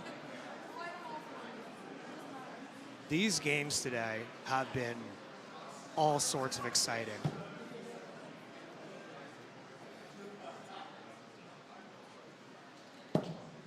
There has been nothing about any tournament that you have seen on this broadcast that has been remotely routine.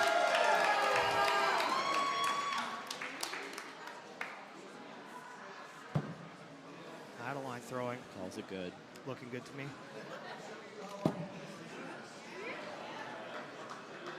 And even though that bullseye looks large and all you have to do is be all the way in it, even a little bit of movement can bleed it outside into that 3. A 5 by Adeline.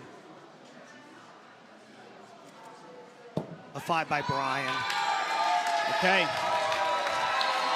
You couldn't script it even if you tried. This is what we wanted to see. Game 7, 3 games apiece, 20-20 on the final. Clutch is called by both competitors.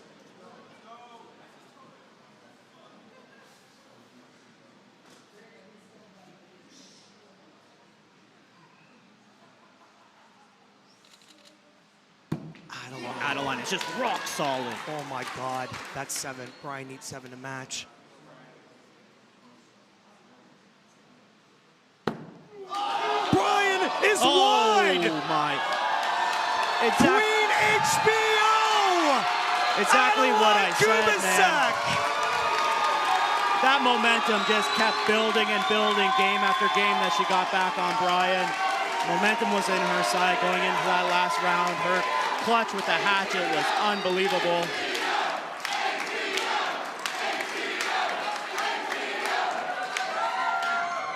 What a match. No matter what, history has been made today. Adeline Kubicek is now the first woman ever to make it into an International Axe Throwing Federation Championship final and has a chance to be the first Wilson Cup champion as a woman herself. A bracket nonetheless, so whoever comes to face her there in the finals got to beat her twice, and that's a tall task after watching her throw there. And in a reverse sweep, no less. Gotta love it. Gotta love it. Been there. You could see by her cadence, the way she was operating in that arena, the confidence was building. All right, so Adeline is our winner of that A bracket matchup. Congratulations, Adeline. She's moving on to the next one, which is the final. And so here we have our B bracket final. Brian Starling versus Tyler Flynn. Throw well, gentlemen. Bring it on. The winner of this moves into the final to face Adeline for the championship. Let's go! Thank you very much. That is our commissioner, Matt Wilson.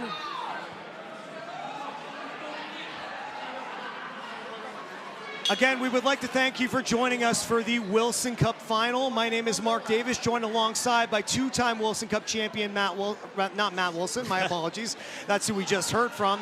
I'm joined alongside by Strawn Riley. And we mentioned earlier, Strawn, the fact that now Brian has been knocked down to B bracket for the first time in this tournament, having thrown 7 matches in a row. And now, like Adeline had to do when she came back in the A bracket, Brian's gonna have to do that in the B bracket. How high of a difficulty, even with Brian's experience, Strawn, would that be? It's not easy, especially at this level. There's no easy matches. He's got a tall task right here ahead of him in Tyler Flynn. Gifted him a 3. Oh, no, good. Okay, so we got Brian down 2 heading into the 4th axe in the first round of this B bracket final. You may notice the technique that Tyler Flynn is using, which is different from other competitors that you're seeing today, not stepping forward at all, just staying with his lead foot forward. That is a possible remnant from his time in the World Axe Throwing League. The IATF welcoming any and all competitors from anywhere they choose, be it the World Axe Throwing League, ICTOF, and other federations. And Tyler also taking a more strategic approach, choosing to bury games when ahead in points versus going clutch no matter what.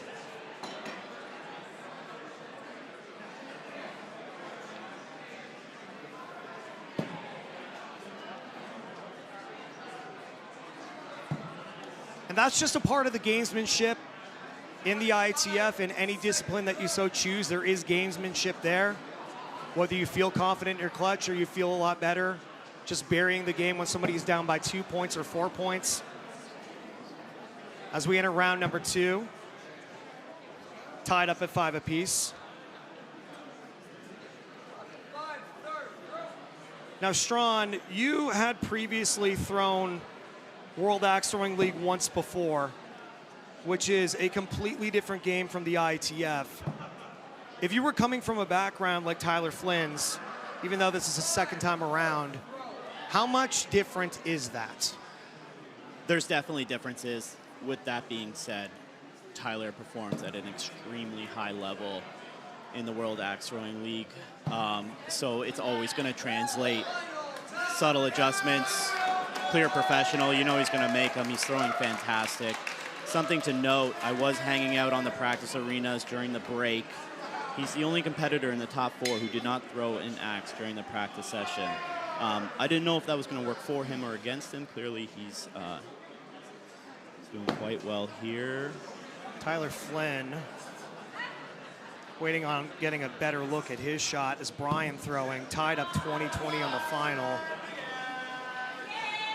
Tyler missed completely wide. Brian is saying that he's broken.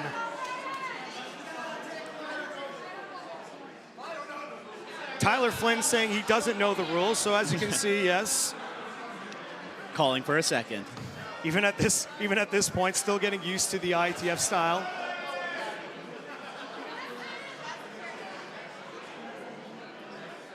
This isn't Tyler's first appearance on a broadcast, however, it is a newer rule set for him in a much louder environment.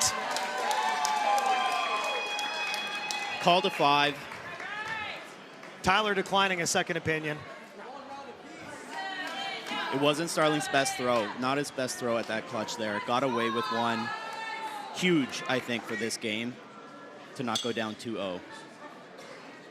So they both have one game apiece, which essentially makes this a best-of-5 series at this point. So a brand new game, tied up at 5 on the first throw. Now on to the second.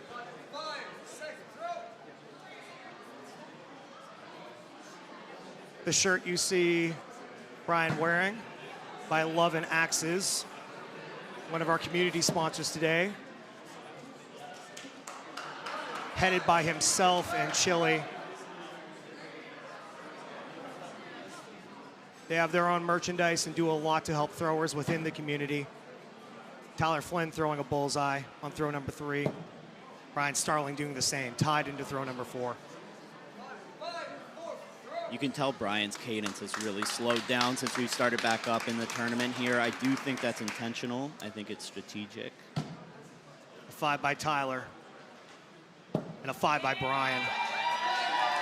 2020 final in game 3, all even.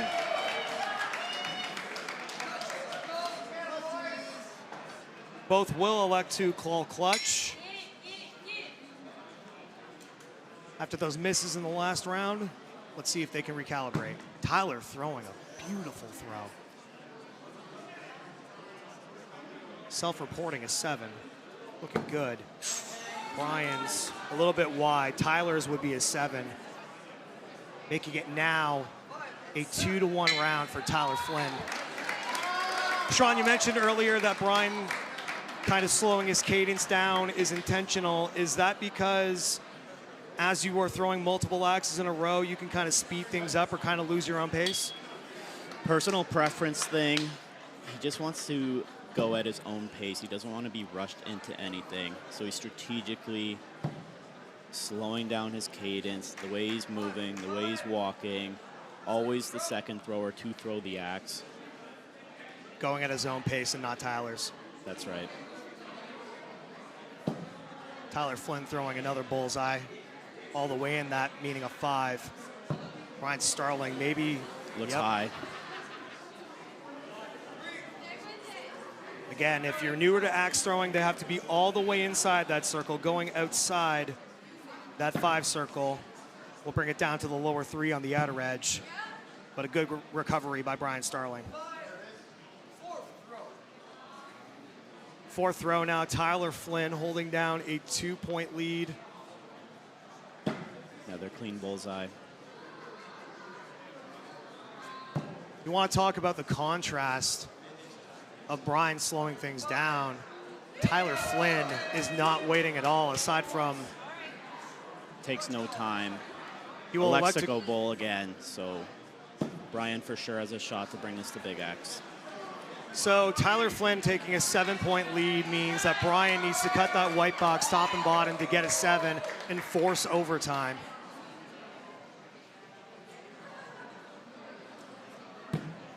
And he will go just wide.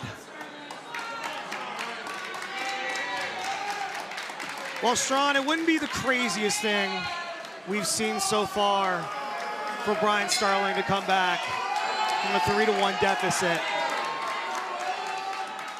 Encouragement all around from the crowd. You see all members of the community familiar with both of these throwers really well.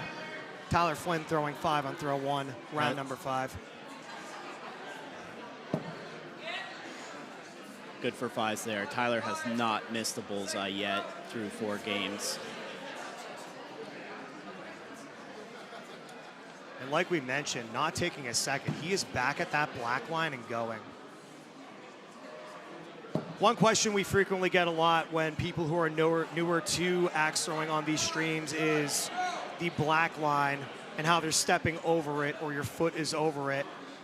Tyler Flynn has to have 1 foot behind the black line and 1 ahead. His back foot cannot touch the black line. Brian Starling has to abide by the same rules, but is allowed 1 step forward.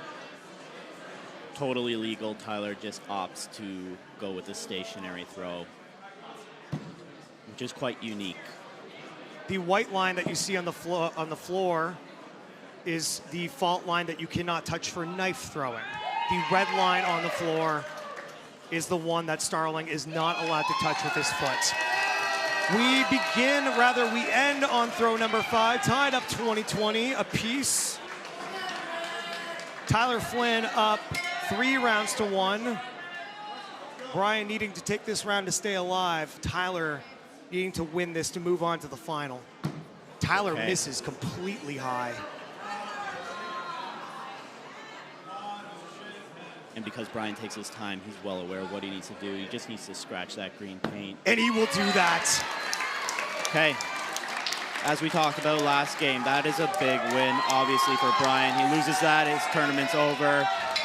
Closes the gap. Slowly but steady, he can start building that momentum back. We've yet to see a big axe. That's another interesting point. We have not seen a big axe yet. Tyler Flynn, notable in the World Axe Throwing League for his big axe skills.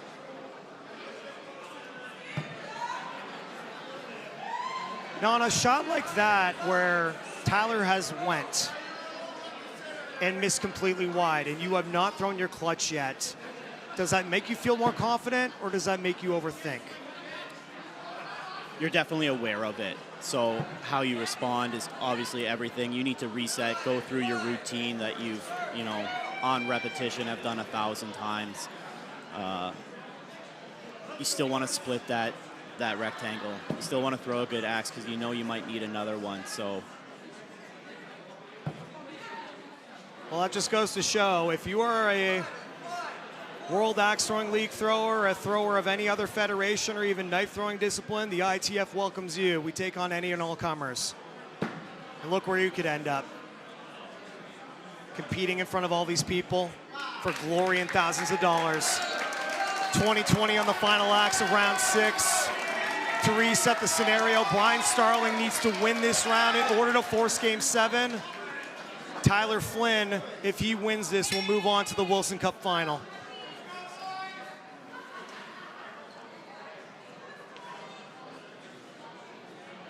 Tyler Flynn. Good for 5. Brian taking his time here. And that is also looking like a 5. It is. We have our first big axe of this round, and it took us 6 rounds to get there. I expected to see more last game and this game, but we've gotten there. I know Tyler's big axe game is nasty. I'm excited to watch him throw here. Every single year, new things happen. This is one of them. Tyler electing to throw first. Hitting not even a premier 3, just a complete 3. At least he has a good sense of humor about it. Gotta love to see that. Brian's got an opportunity here to force game 7 here. I believe that's also a 3 where he's previously used to as well.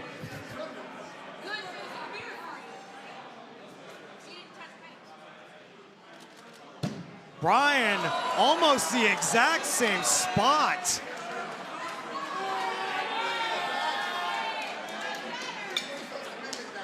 Wasn't expecting that. The moon was full the other night. I do know that. And like I said, this is their first big axe, so they're going in cold. They've thrown so many hatchets. Another 3 for Tyler. Brian gets away with another one. Opportunity here to force game 7 in the B bracket final.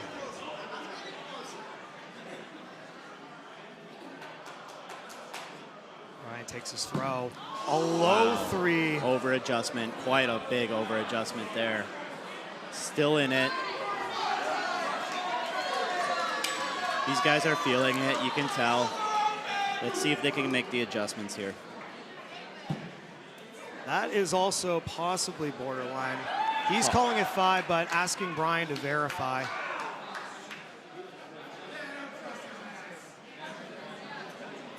Five. Confirmed 5. Brian knows what he needs to do here. So Brian Starling will need to match Tyler Flynn's bullseye in order to force clutch, as we have seen throughout this broadcast. Anything less, and Tyler Flynn will move on.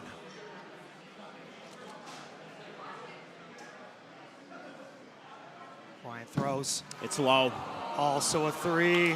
That is that. Your Wilson Cup final has been decided. And we will guarantee an American champion.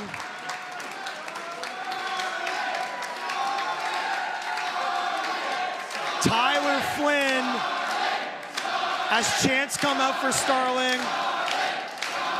Just a fan favorite, Starling. So many people pulling for him. What a, excellent tournament. Obviously not the result he was looking for, but this has been deserved by Brian Starling for years.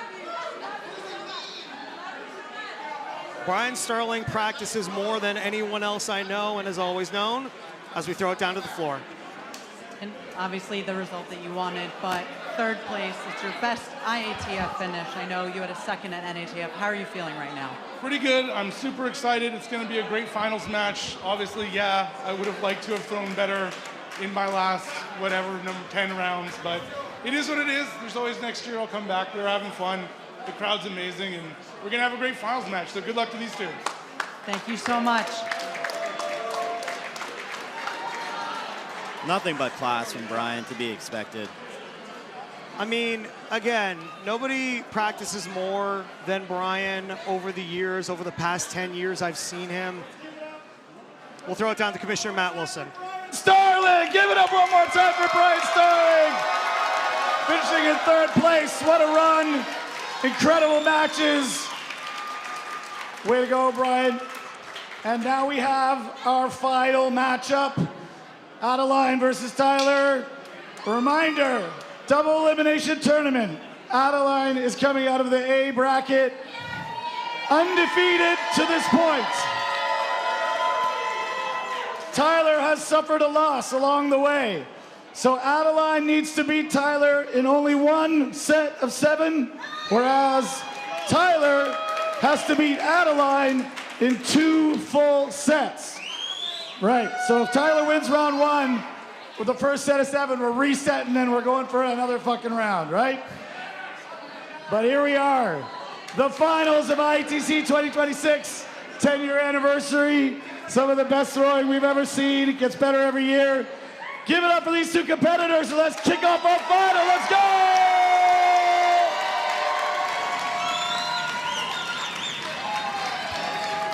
What we have ahead of us, Strawn, is what is going to be a very, very interesting segment of time. One thing I forgot to mention is that a new Wilson Cup champion will be crowned this year no matter what.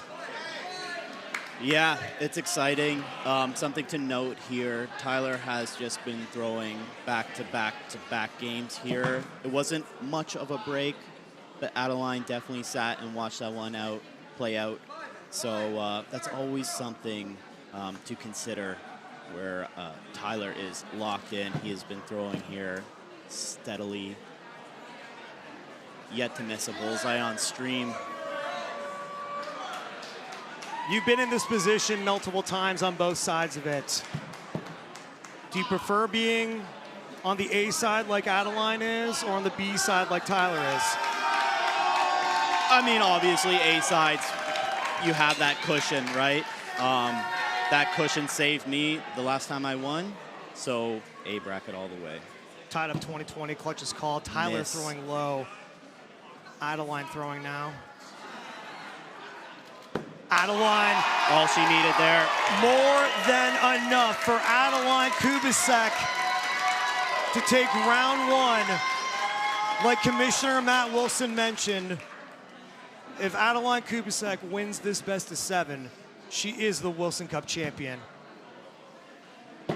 Tyler Flynn needs to beat her in 2 best of 7 sets. There's that 3. First bullseye he's missed all day? Since we started back up, since he's been on coverage. Which is insane for having not thrown at all during a 1-hour break. Yeah, and opted not to practice during the break. You know, that was surprising to me. Actually, I'll point out, it wasn't even a 1-hour break. They opened it up for 1 hour for practice, but we've had all those tournaments in between that he hasn't thrown. That's right, that's right. right. And he comes in and he's locked in like this. It shows me that it was intentional. He knows what he's doing. So even though Tyler's strategy, normally if he was in Adeline's position, would be to hit the bullseye and make life a bit harder, Adeline will still elect to go clutch. Adeline, oh my God. Her hatchet clutch is just locked in right now. I would be surprised if she didn't go up there. If you just saw the camera shake when she hit that clutch, it's not due to cameraman error. This place is losing their minds with each shot.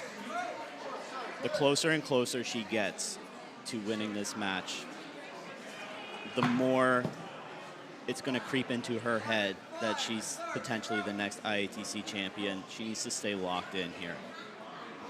Is that something that happened when you were in that position your first time? Or even the second time? As the tournament progresses and as you progress through the tournament, it just becomes more likely of the possibility, and you need to get that to the back of your head as far as possible. You need to focus at the task at hand. She's doing phenomenal right here. It's throw number 4. We're tied at 20. Adeline Kubicek off to a commanding start. Clutch is called on both sides. Looking 7 by Tyler. Beautiful. Yep, that's a 7 by Tyler. Adeline throwing. Oh my God, it's the same thing! I told you, man, that hatchet clutch is so dialed right now.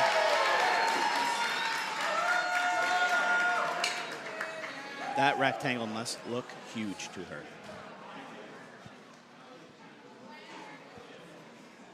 Big Axe tiebreaker. Clean 5 by Tyler Flynn. Beautiful throw.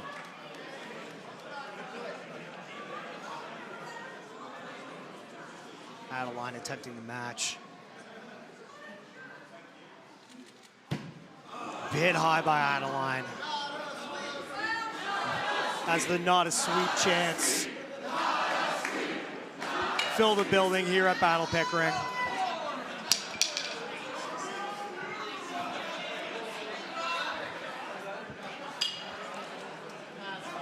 Heading into round 4, Adeline up 2-1. Tyler again not missing a beat.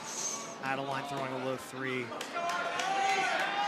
As you mentioned, this is a high pressure situation on either side of the score sheet. Recovering and hitting a 5. Tyler Flynn holding down a 2-point lead in round number 4. 2-1 for Adeline Kubicek. Perfect. One thing that shows the elite level of the throwers that you have seen at this point in the tournament is the dents and divots in the middle of that bullseye. Borderline perfection each time. Now, Tyler has opted to go bullseye 5th axe whenever he's had a 2-point lead. Expect the same. It'll be a 5. Yep, that's a 5. So Adeline's going to need a perfect 7 on the clutch in order to get this. Oh my God! Might be high. Oh Might no! be high. Oh no! Oh no! Those are the ones that keep you awake at night. Just like that, Tyler's tied this game up. It was never going to be easy. Adeline needs to stay locked in. I've said it already. It's the best 2 out of 3 now.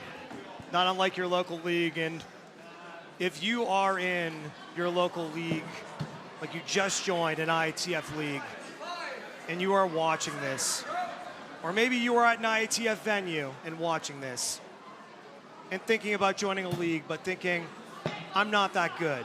You don't join a league because you're this good. You join a league and get to this level. Every person that you have seen today had their first day once. And look at them now. So if you are thinking about joining an IATF league, maybe watch this and give it some thoughts. Throw number 4 tied at 15.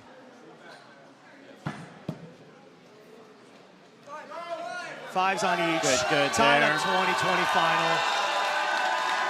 A completely even series, 2 games each. Both going clutch.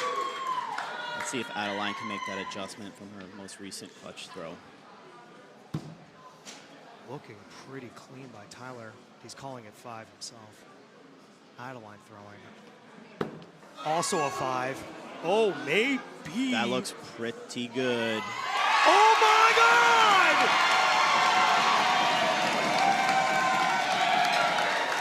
Adeline Kubicek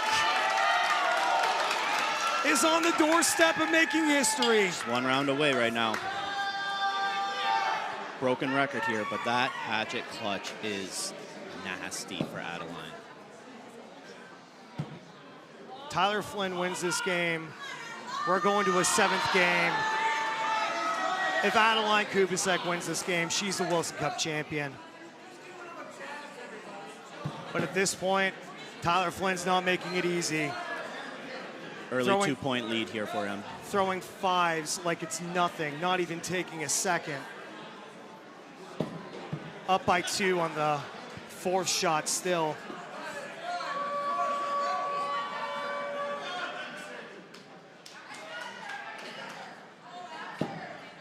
Fourth shot.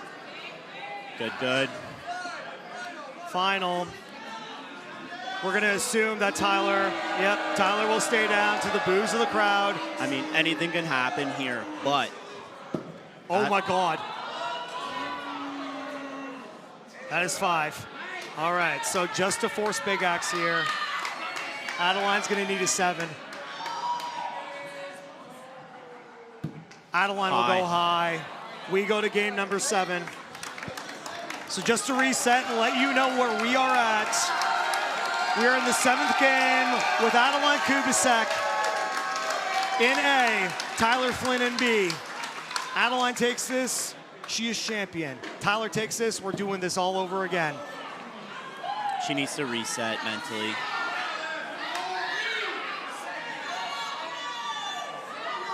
Something I was going to mention last game is as long as she can be good on the bullseye for the rest of the last 2 throws in this round before we go into that 5th, she knows Tyler Flynn opts to go bullseye last axe. She knows she has an opportunity, even with that mistake, to force big axe. If she were to end up winning this tournament, I think that might be something Tyler Flynn revisits in his strategy in these games. The last time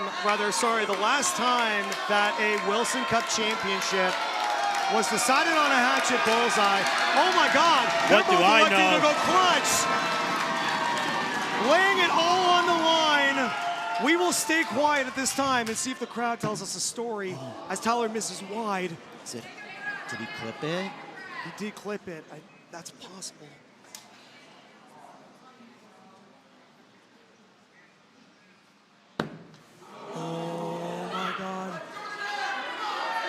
Looks like we're doing it again. Taking a look at Tyler's, though. She just pulls it out. I don't think it matters. He had a 2-point lead.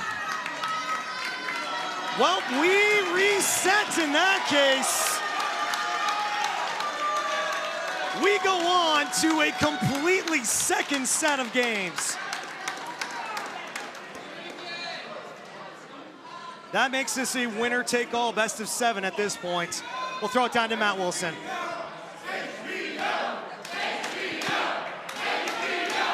All right. All right, everybody, that was a great round, and now it's even. They both suffered 1 loss. Final set of 7. The winner of this one is our champion. Best of luck, throwers. Let's go!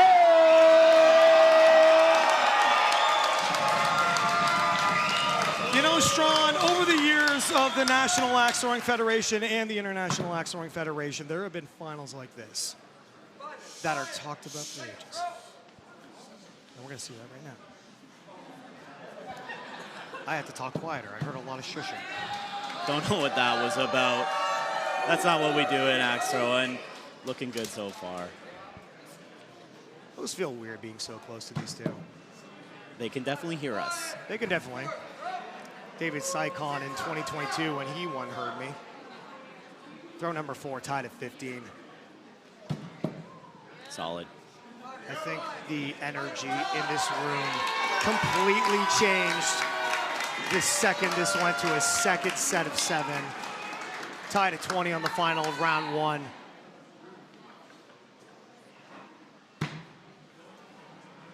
Borderline looking there. 5 called by Tyler. Clean. 7! Beautiful.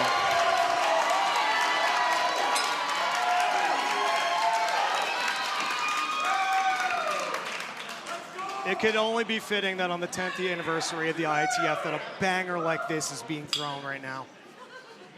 Round number 2 of the second set. Game number 9, if you think about it, with how long they've been throwing against each other. Just something to note, just so few big axes. You know, I definitely expected to see the big axe out more often. I think in this second round of 7, we can see that happen as these throwers start getting locked in. One thing that could be said about the introduction of the Premier Rules set a few years ago is that it has made hatchets even more important.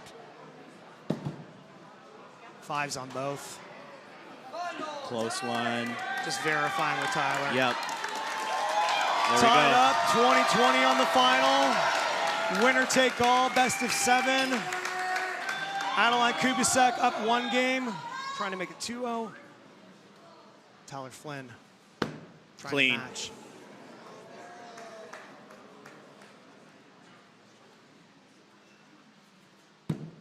Wide. Wide. 1-1. Back and forth we go. Round 3.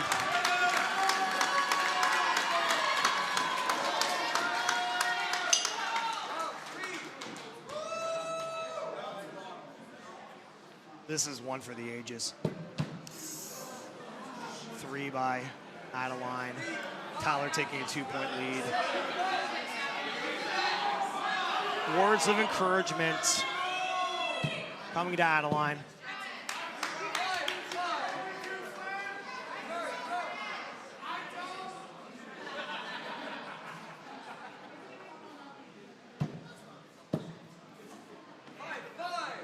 Every single year, we see different techniques that seem to do throwers well. I would guess that it is a possibility, based on his success here today, that we see more people adopt a technique like Tyler Flynn's. For sure. Yeah, it's definitely the most unique we've seen on stream. Okay, 5 by Tyler Flynn. Adeline Kubicek now down by 7 points.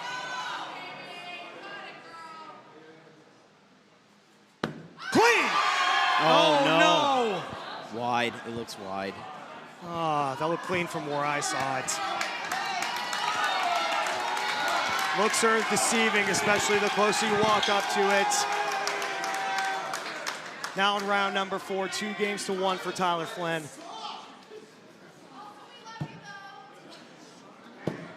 Ooh, couple of borderlines there.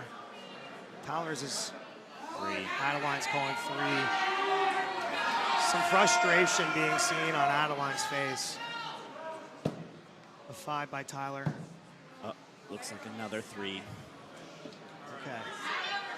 She needs to get out of her own head. Remember what she did against Brian Starling there. Down 3-0, came back and won the last 4 games to make it to the A Finals. Got. Okay. Throw number 4. Adeline now down by 4 points. Seems to be making adjustments though.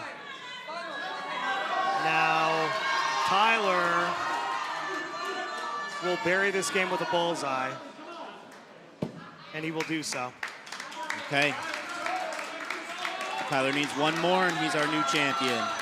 Adeline needs this to become champion as well, but has a bit of a comeback ahead of her.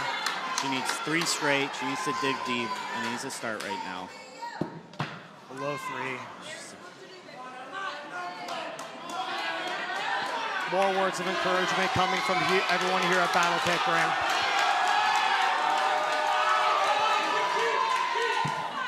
Five by Tyler, 5 by Adeline. Now back to business as usual.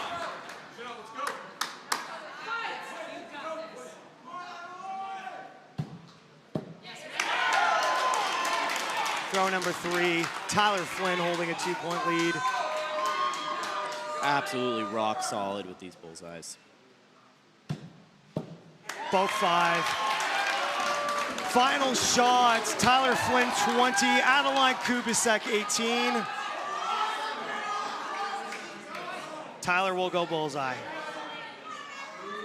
And will. Adeline down by 7. Biggest throw of her career by far. Throw. Let's go!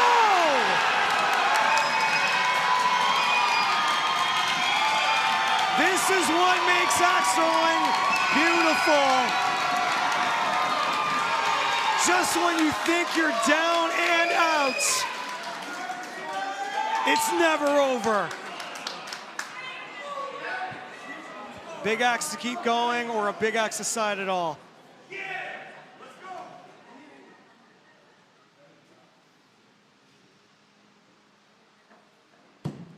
Clean, perfect. 5.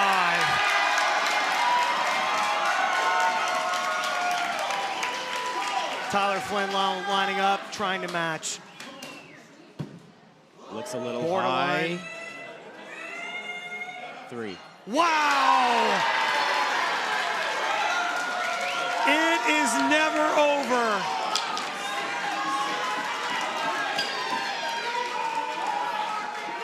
This is one of the best Wilson Cup finals I've ever seen. 5 by Tyler, 5 by Adeline. Adeline's been plagued by that first axe 3. Love to see the adjustment there.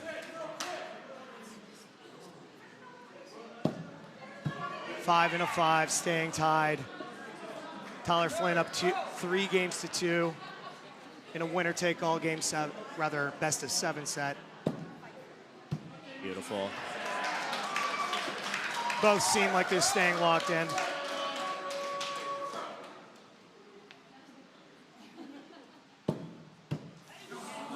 It's a 3 for Adeline. It is so quiet between throws, you can hear the lights in this place humming. Okay, Tyler up by 2, now up by 7. Adeline needing a 7 to stay in this and force overtime. Tyler wins, he's the Wilson Cup champion.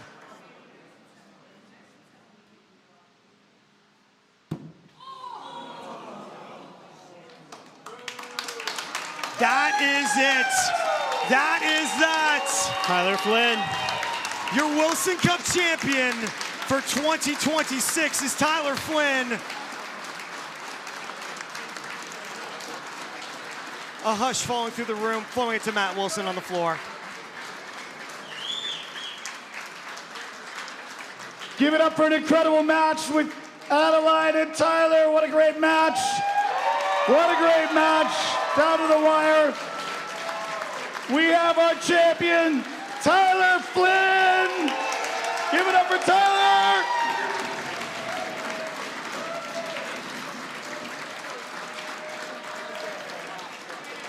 Hoist it up, Tyler. Give it up for him one more time. Tyler Flynn is your champion.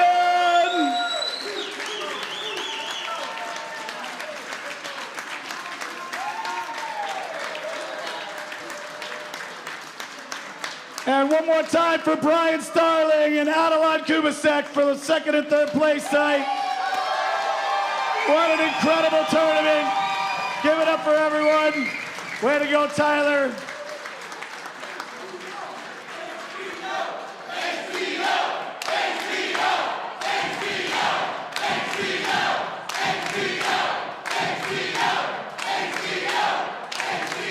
This is unlike something I have ever experienced.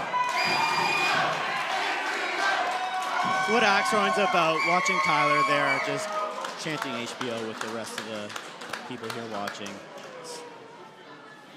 We wish Tyler Flynn congratulations. Obviously, very, very, he's looking at us being like, yeah. No, it's, that's the thing about sports, is it's real life. And things you don't expect always happen. But for Tyler Flynn, I don't want the energy in this room to diminish what he has done. Absolutely. I mean, you can tell, Adeline was the favorite here with the people watching, but give it up for Tyler. All right, Speaking of Tyler Flynn, we're going to throw it down to the floor. Tyler, you are the 2026 Wilson Cup champion. How do you feel? Surreal. Like, my first IATC, I expected to do well in Big X. I thought I could go 0-2 in Hatchet. So obviously your name changed before this match. For those who don't know, Tyler's obviously a waddle guy. What are you going to say to all the other waddle guys when they decide to, throw IATF instead? I think that there's this division where people say what's one's better than the other one, and I think that if you think that about waddle, you're wrong. I think that if you think about ITF, you're wrong. I think that they're different, and everyone should try both. And then one last question. The crowd, seemed a little bit skewed towards Adeline. You were thriving on the boos. What is that like? How do you get that energy to, go when they're rooting for your opponent? Well, full disclosure, I was also rooting for my opponent. I mean, I wasn't gonna throw the game, but I wanted it for her. So it's a little semi-sweet. But no, it's just it's a fun atmosphere, and if you don't play into it, then you'll internalize it. And so have fun with it. Own it. Well, I believe you have a bid for next year already as this year's winner. So congratulations again. What are you going to do with your winnings? Right. There's prize money. Well, we're getting a puppy this summer, so maybe we'll put it towards, the puppies. Well, congratulations again. Thank you. One thing that is also historic to point out about Tyler Flynn is he has now won world championships in both of the biggest federations for axe throwing on earth. An honor that you yourself, Strawn, once chased, but Tyler Flynn has now succeeded in. He's at the top right now. He's got a target on his back, and I mean, let's just talk about his interview there. So well spoken. Absolutely love the words that came out of his mouth there. Such a likable guy. Clearly not the favorite here, and he handled it with just class. Class guy, class act, excellent axe thrower. Deserving of the win. So kudos to him, hats off. Beautiful tournament, persevered, came from B bracket to the finals, 2 rounds of 7. Just excellent throwing, class act. And, obvious shout out to HBO, to Adeline. What an amazing tournament. That was I have not experienced an energy in an IATC Wilson Cup final like that in quite some time. There was ups, there was downs, and I do agree, Tyler Flynn in a difficult position to be in, where you got friends here, but you're not exactly the most popular person in the room, still handling it with an absolute class, and also cementing himself as the best in the IATF for the next year. Absolutely, and he was spot on. The last time I had won in 2019, I was not the favorite. I was playing Julio, and you know, the arena just erupted with Julio chants for the entirety of the match, and said it beautifully. You have to play into that. If you try and fight it, you'll internalize it, and it's going to do you no favors. And he just deserves it. As you can see on screen, some hugs between opponents. This is nice to see. There is no way that neither of these two wanted this as badly as they did. As we're going to throw it down to the floor for what's going to be a tough interview, but she's got herself together, as courageous as she is, with Adeline Kubicek on the floor. Adeline, not the result you wanted, but you just made history as the highest placing female in IATC.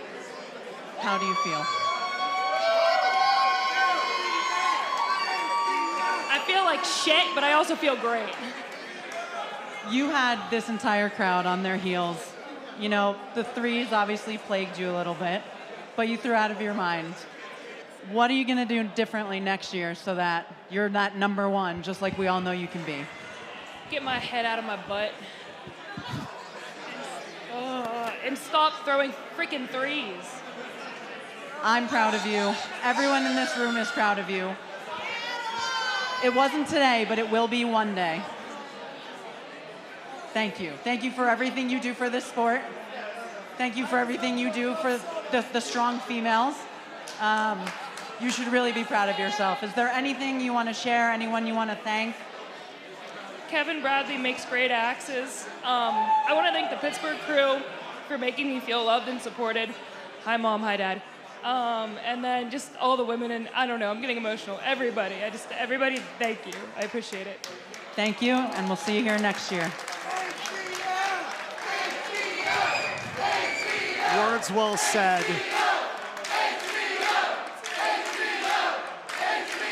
As yet another chance of HBO fills Battle Pickering. We're going to throw it down once again to Matt Wilson, the commissioner of the ITF, on the floor.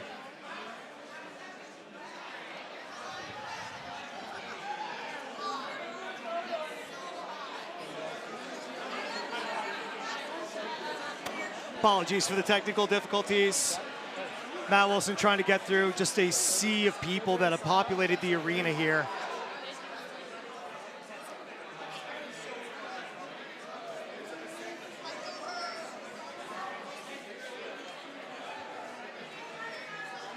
Well, that was certainly one for the ages, as I have said multiple times. I can't believe the things that we have seen today. It was a pleasure to call this IATC final with you, Strawn. Any thoughts before we say goodbye for the day, my friend? What a tournament. Feel super fortunate to be up here calling it with you. Best seats in the house to watch it unfold. And shout out to Tyler. He threw amazing. Shout out to HBO Adeline. What class, you know? It's got the juices flowing in me, so we'll leave it there. We will leave it there. Our congratulations to Tyler Flynn, your Wilson Cup champion. Also, our second place and third place competitors, Adeline Kubicek and Brian Starling. We'd like to thank you for joining us for this broadcast of the International Axe Throwing Federation Wilson Cup Championship and IATC. And with that said, my name is Mark Davis. I've been with Strawn Riley. Can't wait to see you next year. Hopefully, you're going to be in the final.